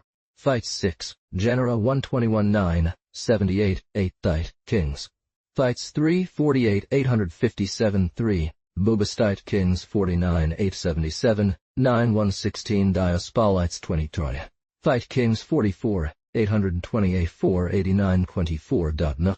Sates 3 Genera 44, 791 Seta King, Baccharis Taurus. 46, 784, 163 Ethiopian Kings, of whom Exes 5. Ethiopians 3, General 44, 746, the first is Sabako. 44, 738, 3, 46 Yano. Memphite 7, General 177, 702, 9, Sate Kings, 169, 694, 950. 6M. Tatari, 63, 15, 16, total 1488 years. 185, 1707-7. 6M. Seri 7 Tatardrox. The Persian king, 525 cambuses. 525, 525 cambuses. 2232. 6M. Seneca would have died in 610, yet Jews attest that he waged war in Syria in 604. Furthermore, Eusebius of the Chronicon has notable variants on several reigns, and the shocking error of placing and ruling Cambyses in Memphis in the year 530 year 3 of the Olympic 626, instead of the acknowledged date of 525 from all authors, moderns, and that what they deserve from us is not so much respect as severity. If one adds that in this same Chronicon, significant events such as the founding of Carthage, the legislation of Lycurgus, the birth of Pythagoras, etc., etc., etc., are each assigned to 2 or 3 different dates of 20, 40, or 50 years, it will be agreed that the ancient ecclesiastical authors, despite all their zeal, were bolder than any of the old Egyptian chronicle, produced by Sincil, see the table below, does not provide details of reigns, but only the sums of each dynasty. It is noteworthy that it opens the 25th and 26th dynasties with dates that are entirely consistent with Thetes. Calculations of the Jews and Herodotus's priests. This first mark of accuracy invites our confidence, or at least our attention for other cases. Everything points to their devotees as authors of an unintentional or deliberate inaccuracy. Above Psammetichus, the lists of Africanus and Eusebius differ totally from Herodotus's account. They do not mention the 12 kings of whom this prince was one. They rule his father and bring Taricus too late to align with Jewish books. How to explain their disagreement about the reign of Baccharis, one stating it lasted 44 years, while another claims only 6. Let's continue examining these lists. This Baccharis, dethroned and burned alive by Sabako, should be the blind king of Anasis city, as described by Herodotus. No. Above. BC 7, Theban kings. The 24th dynasty, we find the following table. 19th dynasty. BC, according to Eusebius. 5 Theban kings. 55 years. 1 Sethos 51 years. 1394, Same, Dachse. 1376-2, Raphax, 61, 1346, Rapses, 66, 1321 through Que. Same. Amenophes, 12,285. 40, 1255, 4 Rameses, 60, 1265 omitted. 5 Amenemus, 5, 1205, Same, daughter. Same. 26, 1215, 6th Norris, contemporary of Troy, 7, 1198. More. 7, 1189, 7, omitted. 20th dynasty, 3rd. 12 Theban kings. Manetho's volume, 12 Theban kings. Anonyms, reigned. Well, according to Eusebius, 135 years since 11091, reigned 178 years since 1182, 21st dynasty. 7. Tanite kings, 7. Tanite Smendis 26, 1056. Piniches, 9, 965. Family. Smendis, 26 years old, 1004. Fusens 46, 1030, 41, 978. Nefetchers, 4984, 4, 937. Amenemautus, 9, 989. 935. Osoker. 9. Kings. BC. According to Eusebius, BC Babastites. Torah. BC 3. Bubastite kings. BC 1. Sesachus, 21 years old 926 Sesid 21 years old. Idem Bach, 13a 38 90 42, 852 23. 874, 2 Osoroth, 15 905 Osorthon, 15a 53, 425 896 Es, Takalotus 13 865. Famil 4, Rois Tanites, 3. Roas Tanites. Petubates 4810. Idem. S. and Eusebius, though both claim to be copyists of Manetho, nothing from their side resembles Herodotus. 25 825 Osorko, 8779 800 Samus, 10 762 10 791 Z, 31 752. If we look closely at these dynasties, going back to the 23rd, we still find notable differences between Africanu. Sesok is too late in the lists. Africanus alone places him in the correct century 926, and as we are certain of the Jewish date, we can accuse all these lists of error. We do not see the two tyrants, Cheops and Chephron, with their 106 years, but the first king of the 22nd dynasty strikes us, as his name Sesuchi resembles closely to Sesok or Sesach, king of Egypt, who, according to the Jews, came in the year 5 of Roboam, son of Solomon 974 BC, to attack and ransom Jerusalem. Another notable prince is the first of the 19th dynasty, named Sethos, and Sethos is. Eusebius gives him 55 years of reign, with this variant that his list in Sinsel places him at 1376, and that in Scaliger at the year 1356. It is around this date that Herodotus places Sesostris, and we know from Manetho, in Josephus, that Sethos, also called Rameses in Egyptus, is the same as Sesostris. Above. It is unfortunate to see Africanus and the Old Chronicle deviate so much from these facts, by placing Sethos as late as 1394 and 1494, and fortation for this shift. Misfragmutos, Tethmos, and Amehof, Porte. Sethos, the 18th dynasty deserves attention as it provides us with three princes who play a significant role in a passage from Manetho, preserved by Joseph. These princes are the 5th, 6th, and last. See the list below. Above this dynasty, Eusebius immediately places the Pastorals kings, whose invasion and tyranny were one of the major events in Egypt's history. This discrepancy sparked intense debates among commentators. Africanus, on the contrary, rejects them 2 dynasties higher in the 15th. Syncellus claimed that Eusebius fabricated material to adhere to systematic conveniences, and Scaliger agreed with this accusation. But what will Sinsel and Scaliger answer if we prove that Africanus's arrangement is absurd in itself? Misfragmutos is 26, 1669. 1645 Misfragmutos is 26, 1584. Idem. Vine. 1633. Tuthmos is 9, 1558. Idem. Tuthmosis 9, 1643. Amenophis 31, 1634. 1607 Amenophis 31, 1549. Idem. 1598 Horus 37, 1518. Horus 38 or 36, 1603. Horus 38, 1567. Achares 32, 1481. Rathos 6, 1449. Achencherses 12, 1577. Asencheres 1529. Athorus 39, 1565. Acorus 7, 1517. Shabers 12, 1443. Chencherus 16, 1526. Sencharis 18, 1510. Achares 12, 1431. Idem. Achares 8, 1512. 1492. Armises 5, 1419.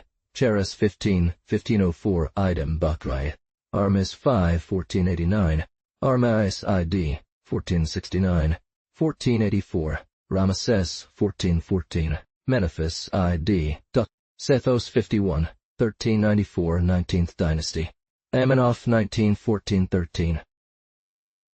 Amasis 68, 1484. Ramesses ID. 1464, total 25 and 59. Memephis 40, 1416. 1396, 16. Kings who, according to the author, total 3076, total 348, give 263 years, and the 16 kings, according to the author, apparent total is 259, giving 348 19th dynasty. Sethos 55, 1376, 19th dynasty. Chronicle, which he appears to prefer to follow from the 16th dynasty. Sethos 55, 1356. The Egyptians begin to have a king of their nation. This claim is contradicted by a positive text, from Manetho, cited by Josephus, and that here Eusebius is authorized by the ancient chief. Let us begin by examining the fragment of Manetho that Josephus claims to have transcribed literally. Text of Manetho in his second volume. We once had a king named Timaeus. In the time when God was irritated against us, for some unknown reason, he came from the east, a race of men of low birth, but full of audacity, which made a sudden incursion into this land of Egypt, which it subjugated without combat and with the greatest ease. First, having seized the chiefs or princes, these foreigners treated the cities and their inhabitants in the most cruel manner, and they overturned the temples of the gods. Their conduct towards the Egyptians was the most barbarous, killing some, and reducing to hard bondage the children and women of others. They then gave themselves a king named Salatus, who resided in Memphis, and who, by placing garrisons in the most suitable places, submitted to tribute the upper province and the lower province. He particularly fortified the eastern frontier, defying any invasion from the mighty Assyrians, and because he noticed in the nome of Sais, to the east one, every summer he would come from Memphis for the harvest, to pay wages and salaries, and to exercise this multitude, inspiring fear among foreigners. The Nil's Bubastite branch, a city advantageously situated, which in our ancient theology is called Avar. He surrounded it with strong walls and placed a garrison of 240,000 armed men there. After 19 years of reign, he died. His successor, named Beon, reigned for 44 years, then Pachnis for 36 years and 7 months, then Apophis for 61 years, then Sis for 48 years and 2 months. These first 6 kings constantly waged a war of extermination against the Egyptians. Josephus continues, this entire race was known as Hyksos, that is, pastoral kings, for in the sacred language, YK means king, and in the common dialect, SOS means pastor. Some authors claim this people was Arabian, yet Manetho states in another work that, according to certain books he had consulted, the word Hyksos meant captive pastor. Hik, in Egyptian language, and hak with a breath, meaning captive, and this, he says, seems more plausible and consistent with ancient history. The country. They retreated to a place called Avar, with a perimeter of 10,000 arpans. Manetho says that these pastor kings and their successors ruled Egypt for approximately 511 years. However, the kings of Thebes and those from the rest of Egypt initiated a long and violent war against them, which they continued until, under one of these kings named Alisfragmutos, read Misfragmutos, the pastors were defeated and expelled from Hel. Manetho states that the pastors fortified this place with a strong and immense wall for their defense and protection of their people and loot. After Alisfragmutos, his son Thamosis came with 480,000 men to lay siege to this fortress. Unable to capture it by force, he made a treaty with the pastors on the condition that they could leave Egypt safely, taking their families and all their loot, etc. And they went out by the desert road to Syria in companies of 240,000. But since they feared the Assyrians who then ruled Asia, they stopped in the region known as Judah and built a city called Jerusalem to accommodate their great number. Here, Joseph attempts to interpret the word Yxeos as captive shepherd, based on certain books, implying it refers to the Hebrew people led by Moses. Let us leave this false assumption where the Jewish writer goes astray, and focus only on the account of the Egyptian priest. 1. In this narrative, several errors become apparent upon close inspection. 2. Correcting this highlights the close connection between the 18th dynasty and that of the shepherds, both through the identity of the names and qualities of the 2 kings listed at positions 5 and 6, and their title as Theban kings. Amenoph, the last one, is cited in a subsequent account. If, as is true, the name of Thumos's father is consistently read as Misfragmutos and Africanus, and both lists of Eusebius, it is evident that the Alifragmutos of Josephus is a copyist's error, arising from the Greek M being misread as whose combination resembles something. Josephus's manuscripts are full of such mistakes. Even Manetho condemns. It is still worth noting that Eusebius, in his Chronicon, gives the pastors only 103 years of duration, which is the exact sum of their dynasty in the Old Chronicle, where they are called Memphis kings, according to their capital. It follows from this first point that the expulsion of the pastors took place during the 18th dynasty, a little over 100 years after its opening, and thus Africanus is struck and convinced of his error. For since the expeller was Thumos, it is clear that the early years of his dynasty until Africanus's time were parallel to the final years of T. He pastors. From this it follows a double counting of 100 years, or at least it must be deducted from one of the two dynasties. Moreover, it is clear that Eusebius was right to immediately connect the expelled dynasty with the expelling dynasty, while their separation in Africanus forms an inconceivable and truly absurd gap, which we will soon assess. It seems here that this old chronicle avoided the double employment we have just mentioned, for, if we add the 103 years it counts to the 100 or so years that pass from Amos's to Thumos, we get a total of about 200 years, which approaches the figure given by Josephus, the old chronicle, whose authority appears to us to grow stronger with each step. But how can we explain the 511 years that Joseph states have passed since the pastors entered until their successors were expelled?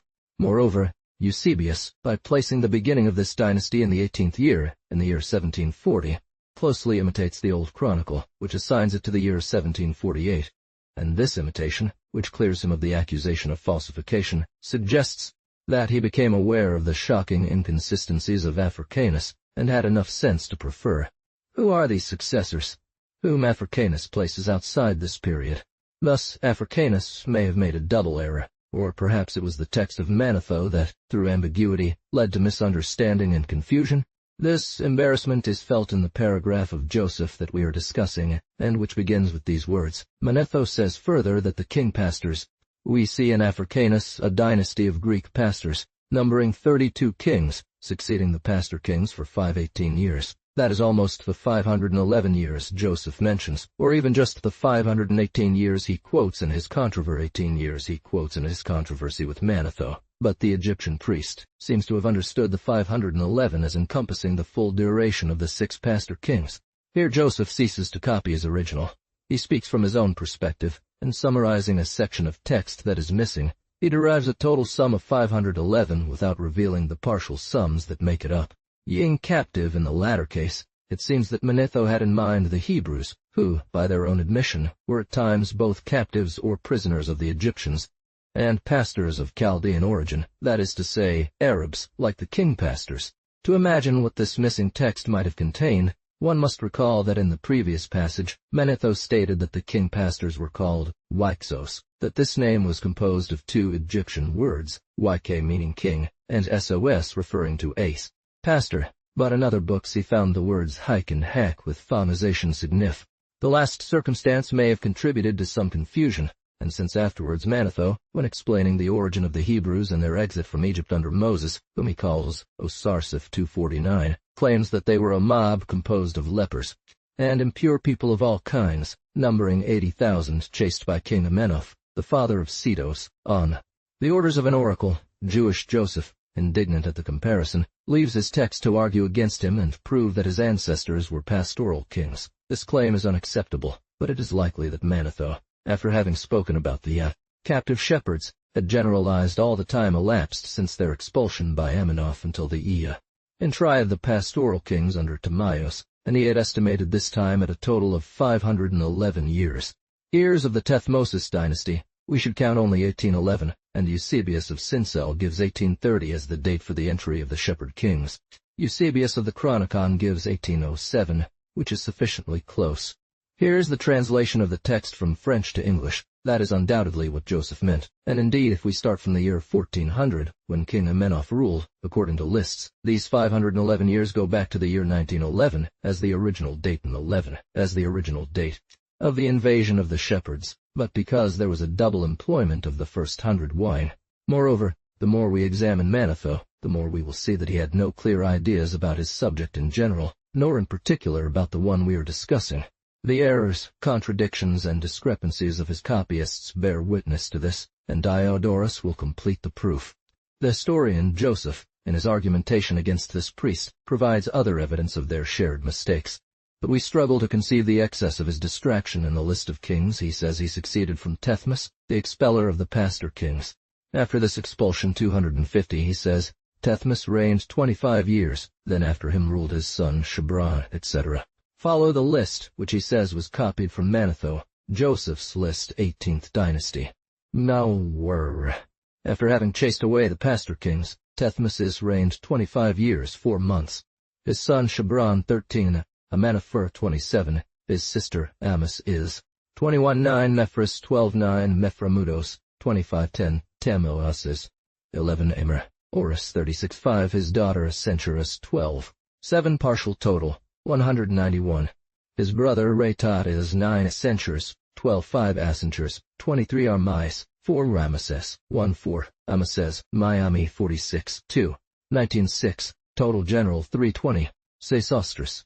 Now, he said, summing up, how can Manetho place under Amenoth the departure of the pastors to Jerusalem, when he placed this departure 518 years earlier under Thutmose, Egypt for 511 years, which therefore must be counted from their entry into possession, while he now wants them counted from their exit or expulsion. We find here two errors. First, Joseph told us 511 years, and now he tells us 518.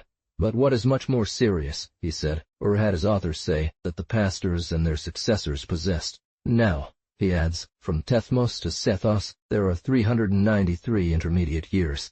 That's not all. He accuses Manetho of introducing a false Amenhotep without a known date, yet Manetho states that Amenhotep was the father of Sethos Sesostris, who at the time of the expulsion was 5 years old, which is sufficiently old. Uses him under the name of Tethmosis with Amasis, the true first king who reigned for 25 years, and that he does not recognize him in Timosis, the son of Misfragmutos, written by him earlier as Alaphragmutos. Will we attribute such errors to copyists? What basis can we rely on for the manuscripts or the author? It is no longer 511 or 518, nor even the number given in the list, which is 320, with a deficit of 73 years. But what is worse, this list, compared to its equivalents in Africanus and Eusebius, accuses and convinces Joseph of an unconceivable mistake, as he places at the head of the dynasty the king who expelled, who is only the 7th, that he can fit. How much trouble could Jewish Joseph have saved us with some critical spirit? He leaves us entirely in the lurch for the dates of entry and exit of the shepherds. Once we had a king named Tamaus. Why doesn't this name appear on any lists? Let's see if in the text he quoted from Manetho, some circumstances can guide us in this regard. Could it be that the shepherds, having destroyed everything, the archives of Memphis were also destroyed? This would be evidenced by the disorder and inadequacy of previous lists, as we will see. And these bold men, with no fight, submitted the country with the greatest ease. And in the time of Tamaus, a race of men of low status, very despised shepherds by the Egyptian farmers, came from the east through the Suez Canal. So the Egyptians, isolated from the world and entirely devoted to agriculture, had lived in deep peace until then. So they were still in those centuries of darkness about which Herodotus speaks, before any king became famous for great works or wars within or without the country. We ask what became of historical monuments during the 2 centuries of this tyranny. And this foreign people, some authors call Arab, treated the Egyptians with great cruelty, killing leaders, destroying cities, overturning temples, and reducing the people to servitude. After the initial turmoil, the shepherds elected a king, and this king, named Salatus, resided in Memphis. Which one? They had none before. They therefore lived in independent tribes, though associated, in the manner of the Arabs. Salatus had to reside in the ancient and first Memphis, which, due to its position, was more exposed to shepherds. For there were 2 Memphis, one ancient and first, located to the east of the Nile, and on the side of Arabia, according to the testimony of Herodotus and Diodorus. The other, a later foundation, built with full force by a powerful monarch that Diodorus calls Eucherius, who accomplished the great work that Herodotus inaptly attributes to Menes. Their idea was probably suggested only by this misfortune and its aftermaths. The second Memphis would have been more resistant because of its fosses and ramparts, not to mention that these fosses and ramparts did not yet exist during this period of peaceful, neglectful, anti-military state. Shouldn't we conclude that it didn't exist yet? But why doesn't anyone tell us a word about Heliopolis, a city no less important, and which, being on the way to Memphis, should have been attacked and taken before it? Then wouldn't these shepherds, fortifying the eastern border, have built this city dedicated to their godson? Oh, let us note this fact. On this border, took Pelusium on one side and Heliopolis on the other, he found the latter city already existing. His reign was therefore later than the founding of Heliopolis and the age of the shepherds, as well as their expulsion. This hypothesis agrees with a passage from Pliny 251, who says that Heliopolis was founded by the Arabs, as they themselves said. Still, if the Jews place at Heliopolis which they call on the Egyptian king upon their entry into Egypt, this entry is therefore later than the pastoral age, and if the conqueror Sesostris, when he built a wall, Salatus placed in Memphis, subjected to tribute the upper province and the lower province. For Oymir. If Salatus, after taking Memphis, made it his residence, there is evidence that this city was already the capital of the country. One can then easily understand that the lower province was Lower Egypt, the Delta. But what does the upper province mean? Will we hear the whole? Upper Egypt and the kingdom of Thebes? The upper province was therefore only the thick. This is not to be. For if a city of the importance and celebrity of Thebes had been taken, Manetho would not have failed to mention it, and moreover, in his subsequent narrative, the kings of Thebes do not appear as leaders of the league formed against the shepherds, nor of the persistent war that drove them out, the boundary of the Said against attacks from below. Heptonymus, that portion of Egypt which has always formed one of these three great divisions, and we are justified in thinking that the shepherds were halted near Ogiaut by the opposition of the kings of Thebes, and by the natural obstacles of Thebes. Soil, which have always formed a line of separation between Upper and Lower Egypt, and defended T. And the kings of Thebes, having allied themselves with the rest of Egypt, embarked on a long and violent war. Clearly expressed here are other kings of Egypt besides those of Memphis and Thebes. There were, therefore, in the time of the shepherds, several great or small kingdoms in Egypt.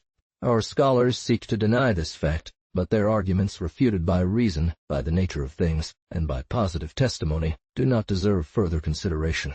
The king of Memphis escaped or resisted the shepherds, invoked the aid of the kings of Thebes, powerful, and aided them against the common enemy of the nation. Consequent. It is enough to observe that in a later period the small country of Canaan had 30 to 32 kings or princes, who were subjected by Joshua, to realize that a country like the Delta, more extensive than Palestine, and divided by river arms, marshes, and deserts, must have had and kept for a long time chiefs or kings who, either independent or vassals of fortune. We see that in this anecdote of shepherd kings, Egypt is represented in the state of weakness and inexperience of which Herodotus speaks, as preceding the times when Egyptian kings became famous for great works and foreign wars. Miami, then his son Amenoph, then his children Armais, and Maris had not yet dug his immense lake.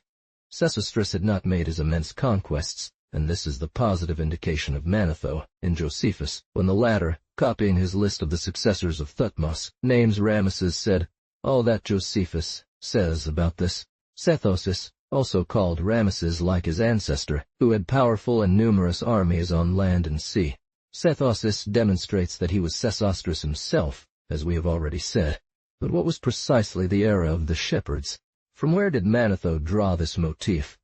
A word from Manetho gives us rather a hint than a light. Salatus, he says, particularly fortified the eastern frontier, in fear of the then all-powerful Assyrians in Asia. He did not have access to Salatus's archives. Egyptians would not have written memoirs at that time of persecution. Sholhara. This does not give us a precise date, but we find a limit above which the invasion of the shepherds cannot be placed. It is therefore an idea of Manetho himself, who, being a disciple of the Greeks, wanting to please them, and having in hand the history of the Assyrians by Ctesias, believed he was demonstrating scholarship and discernment by comparing his country's scholarship and discernment by comparing his country's Dark Ages to a better-known foreign era. 252. This limit is the foundation of the Assyrian Empire by Ninus. According to Ctesias, this prince reigned around 2000–2100 BC. The invasion of the shepherds, according to Manetho, is therefore later than this date, and could be many years later. But who among Joseph, or the ancient chronicle, or the lists of Eusebius and Africanus, interprets Manetho? See the list. All of their data differ from one another. According to the chronicle, it was the year 1851. According to Eusebius in his Chronicon, it was the year 1807, and 1830 in his Sincel list. According to Africanus, it would be in 2612. And the ancient chronicle. It follows undeniably that the 16th and 17th dynasties of purported Greek pastors. Here, this copyist is once again affected and convinced of error and infidelity, if Manetho himself is not of contradiction, for this date of 2612 exceeds by more than 5 centuries the reign of Ninus. Consequently, it anticipates all that sum on the extreme limit given by the Egyptian priest, and by nearly 800 years over the dates of Eusebius A. What confidence can we now have in this copyist? And yet we are not done with the last error or demonstrable contradiction. And unidentified ones are proved false by positive testimony. as we had demonstrated their absurdity by simple reasoning. Thus, the 153 years of the 17th dynasty and the 518 years of the 16th are merely filler from which Africanus might have gotten the idea in Joseph, that the article we censored, if he did not take it directly from Manetho. Going back in his list to the 12th dynasty, we are shocked to find the famous conqueror Sesostris cited as the third prince, with circumstances that come rather from Herodotus than Manetho. How can such an anachronism therefore appear in Africanus's list 253, a copyist of Manetho, and, what is more strange, in that of Diodore, his successor, as we will see? We have seen this last author place him under the name of Sethos at the same rank, and therefore in the same period as the lists of Eusebius and Africanus, at the head of the 19th dynasty. We have seen Herodotus agree with these testimonies by placing him in the same century. We note that there would be a contradiction, an inexplicable chaos to suppose that Egypt, elevated to the highest degree of political power and military art under Sesostris, had fallen back to the degree of weakness and ignorance where it was found by shepherds. This is a real problem, a literary one that has long puzzled us. Whatever its original cause, it had one, and it is interesting to uncover it. After many clues, mainly concerning the morality and educational methods of our authors, we have discovered the solution to the riddle in Manetho's trust in Ctesias, and in the political and literary circumstances surrounding the Egyptians and Persians at the time of this author. We considered that when the Egyptians shook off Persian rule in 413 BCE, it could not have gone unnoticed by the great king and his diplomats, who, according to the custom of all times and powerful rulers, would not have failed to accuse them of rebellion against legitimate authority.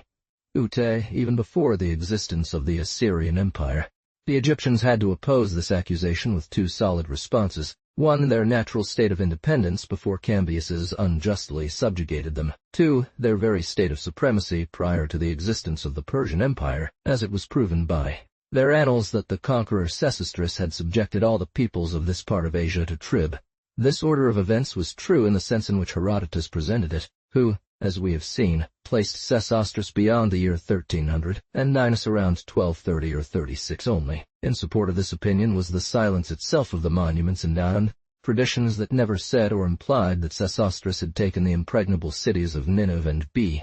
This could be done all the more easily since the Persian chancellery, which we saw active under Cyrus, Cambyses, and Darius, Babylon, or that they had resisted this invincible warrior, an equally remarkable alternative, the memory of which would have been preserved. They even added what we read in Cedrenus 254, namely, that Sesostris left a colony of 15,000 Scythians in the land of the Persians who mingled with them. The pride of the court of the great king must have been infinitely shocked by these allegations. But as diplomacy has always had resources, especially in despotic governments, some courtier devised a means of refuting or evading these facts by raising the reign of Ninus beyond the time of Sesostris to a dark and untouchable era. 255 possessed alone the archives of the Medes and Assyrians. It was thus able to fabricate lists of kings and durations of reigns according to its needs and whims.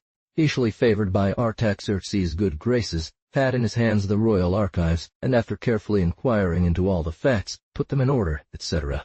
It is this fraud that we pointed out in our first volume, pag 484, when we demonstrated the doubling of the Median kings by Ctesias, and strongly accused this author of a similar operation on the list of Assyrian kings. We thus had the suspicion that we are renewing here, but on reflecting on these expressions of Diodorus, that Ctesias, we are now led to believe that this Greek, adroit and flexible mercenary, himself was the counselor and author of the fraud. Whatever may be the case, it appears certain. His period must have been between 380 and 380 and 390, when Ctesias was in favor, therefore 20 years after the revolt of the Egyptians. Having encountered this unexpected argument, they had to feel embarrassed, but since the mind of old cabinets resembled as did that of temples, the diplomats of the reigning pharaoh, probably Nebuchadnezzar, I resorted to the same expedient, and in turn combined this framework of lists that reject Sesostris several centuries before Ninus, from T. Here arose these two chronological systems that divided ancient authors and bewildered modern ones. One, which we call the Old, that we find in Herodotus, and even in the ancient chronicle. The other, the new system, presented to us by Diodorus and Africanus, copyists of Manetho. We cannot regard the Egyptian priest as its inventor, but it seems to us that, lacking critical acumen, he compiled it without understanding it, and that it was from him that Diodorus borrowed it. It still seems to us that Manetho himself supports our conjecture about its novelty by giving the epithet ancient to the anonymous chronicle that he attached to his book, from which Syncellus derived it through Africanus. 256 copies. Some scholars have argued that it was a late composition, posterior to Nectanebos II, that is, in the year 350, when Manetho's work also ended. Additions and continuations from their original authors, or from scholars who possessed them, or mad, are monuments, burned or dispersed by the fierce son of Cyrus. Thus the mention of Nectanebus II proves nothing, and if we consider, on the one hand, that Manetho had his reasons for calling the chronicle we are discussing ancient, and on the other hand that it fundamentally deviates from the plan of this writer, in that above the 16th dynasty, that is, a little above the pastoral period, it admits or owes no historical facts as to indicate that the persecution of these tyrants would have erased their trace, that moreover in the lower dynasties it approaches Herodotus's plan. One will be led to believe that it was written shortly after Cambyses, when the tolerant reign of Darius Hystaspes permitted Egyptian scholars to gather the ruins of Thi. Such ideas arise from such circumstances. Thus, it preceded Manetho by nearly 240 years, and thereby earned, relative to him, previously. Whatever our conjectures, returning to the primitive point of our discussion, it remains proven by the combined testimonies of all the ancients that the reign of Sesostris, preceding that of Ninus, could not have been prior to the invasion of Thi. Shepherds. This second head is demonstrated by reason. Indeed, according to the account of this conqueror's reign, it is impossible, as we have already said, to conceive how Egypt would have fallen back into the state of weakness, degradation in which the shepherds found it. Everything in this hypothesis runs counter to the natural course of political affairs. Instead, it follows a natural course, assuming that the era of ignorance and slavery preceded and even prepared for the era of emancipation and military strength, which has since grown and developed. At the time when the shepherds arrive, we see Egypt, due to its primitive state of fragmentation into wild tribes, still divided into several states, and certainly into two main kingdoms with capitals at Thebes and Memphis the Old. The population, entirely agricultural, is inexperienced in warfare, as was the populace of Chaldea during Ninus's time, and they are easily subjugated by the seasoned foreigner who piles cruelty upon them. It is likely that this persecution was a period of emigration to which some Egyptian colonies in Greece, Italy, and Babylon, mentioned in monuments and by historians, may have been related. Thebes resisted by its topographical position and the power of its kings, who had already raised the gigantic masses of its temples and palaces, as Diodor indicates. They became its natural protectors, its national kings. Lower Egypt, pillaged, enslaved, and devoid of all its leaders, turned its gaze towards the Theban kings, who were of its language and even of its blood. Their country was a place of refuge. Their power was the liberating means that was invoked. There must have been a constant, silent war. On its side, the bold race of shepherds had to defend their prey inch by inch. Arms hardened, courage was forged. Initial successes raised hope.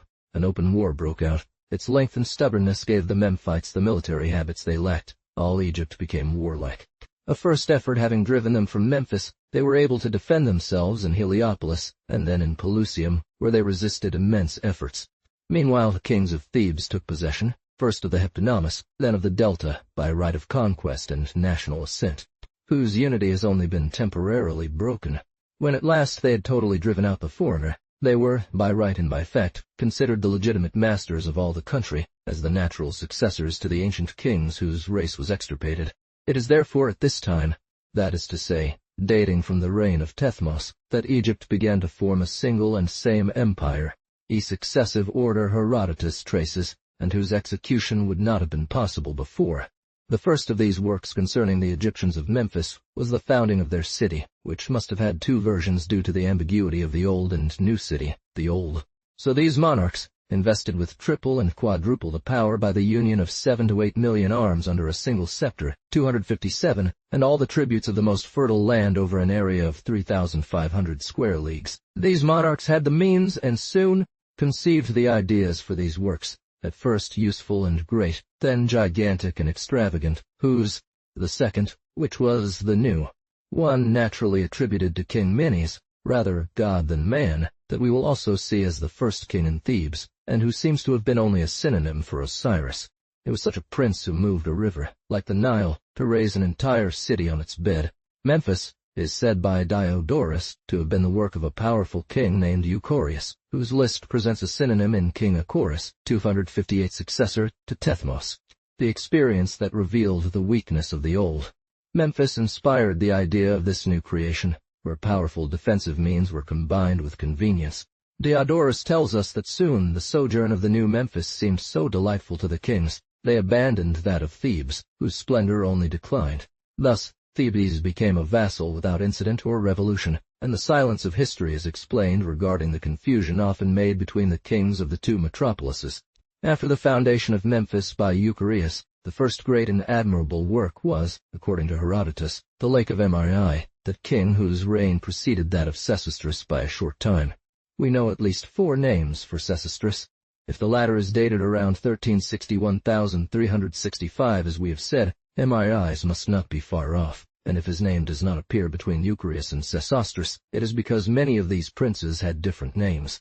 The war against the shepherds forced this prince to raise a great military state. He was able to reduce it, but not to abolish it. In this new work we see a growing power. Sesostris's conquests are just another aspect of this development, another consequence of the gradual accumulation of means since the reign of Tethmos.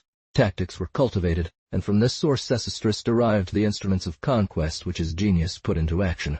His successors, according to the inclination of all who govern, found it convenient and useful to maintain this powerful army, both for resisting without and for maintaining obedience within. Warlike habits were contracted and preserved. Thus it is from the reign of the shepherds that we see, as natural consequences, all subsequent events. Accumulated treasures, etc., etc. But that's enough on this subject. We have to answer 2 questions that the reader will already have asked. If after Sesostris his third successor, Ramsenit, shows us the greatest mass of gold and silver that had yet been seen, it is because it came from Sesostris's conquests and tributes from all Asia at 259. If after Ramsenit the tyrants Cheops and Chephren build their extravagant pyramids, it is because ignorant despotism knows not how to employ it. In what precise time did the invasion of the shepherds take place, and what was this race of strangers? Here, the lack of positive documents reduces us to calculations of probabilities that we will strive to make reasonable. Tiamosis, son of Nephragmudos, that is to say, up to the true expeller, a sum of 191 years, which leads us to the year 1556. From there, up to the entrance of the pastors under Salatus, Josephus counts 239, placing it in 1795, a difference of 12 years from 1807, and we have 4 or 5 years left of Timo's reign. None of the lists agree on the date of the invasion of the shepherds. The Old Chronicle gives the year 1851, Eusebius of Cincel, 1830, Eusebius of Chronicon, 1807. Josephus, freed from his errors, is very close to the latter, for placing the reigners is very close to the latter, for placing the reign of Cetos is, who is Sesostris, around 1360 or 1365, we find in the kings who go back to we are close to Josephus's 239. On the other hand, if we take the 128 years his list gives us from Timosis to the head of the dynasty of Moses, whom he calls Tethmosis, and add the 103 years Eusebius and the Old Chronicle give to the pastors, we get 331 years, plus 4 or 3 years of Timos's reign. Now, what kind of men were they? The analogy of these 2 results, and their resemblance to Eusebius's 1807, thus lead us to consider the date range from 1810 as the most probable for the arrival of the pastors. Here are our conjectures. Manetho told us that, according to some authors, they were Arabs. His copyist Africanus calls them Phoenicians, and this makes little difference, because the Phoenicians are recognized as being of Arab origin. Now let us weigh all the circumstances of Manetho. This implies at least 400,000 heads. That's a lot of people for the Arabs. This multitude enters through the Suez Isthmus. Only Arabs can enter there. He tells us that this horde, when leaving Egypt, had 240,000 armed men. We must believe that during a sojourn of 2 centuries, this population, well fed, had greatly multiplied, and that upon arrival they may not have had more than 100,000 fighting men. This was enough to conquer. She has no supreme king. She is therefore divided into tribes, like the Arabs, each having its own chief or chiefs, equal among themselves, except for the supremacy of the strongest. This multitude does not march straight to Memphis. Africanus states that it stops in Lower Egypt, the land of pastures for its flocks, and there builds a city, meaning a fortified camp. These men want to ensure the safety of their families and property. In pondering this question, we remembered that in the Arabic monuments of ancient Yemen, there is mention of a great revolution that took place throughout the peninsula at a very distant time. 260 only then do they attack the gentle, timid Egyptians and take Memphis. All these circumstances do not announce a predetermined invasion or a people armed to conquer. On the contrary, they indicate a people chased from their land, seeking refuge elsewhere. Who was this people at that time?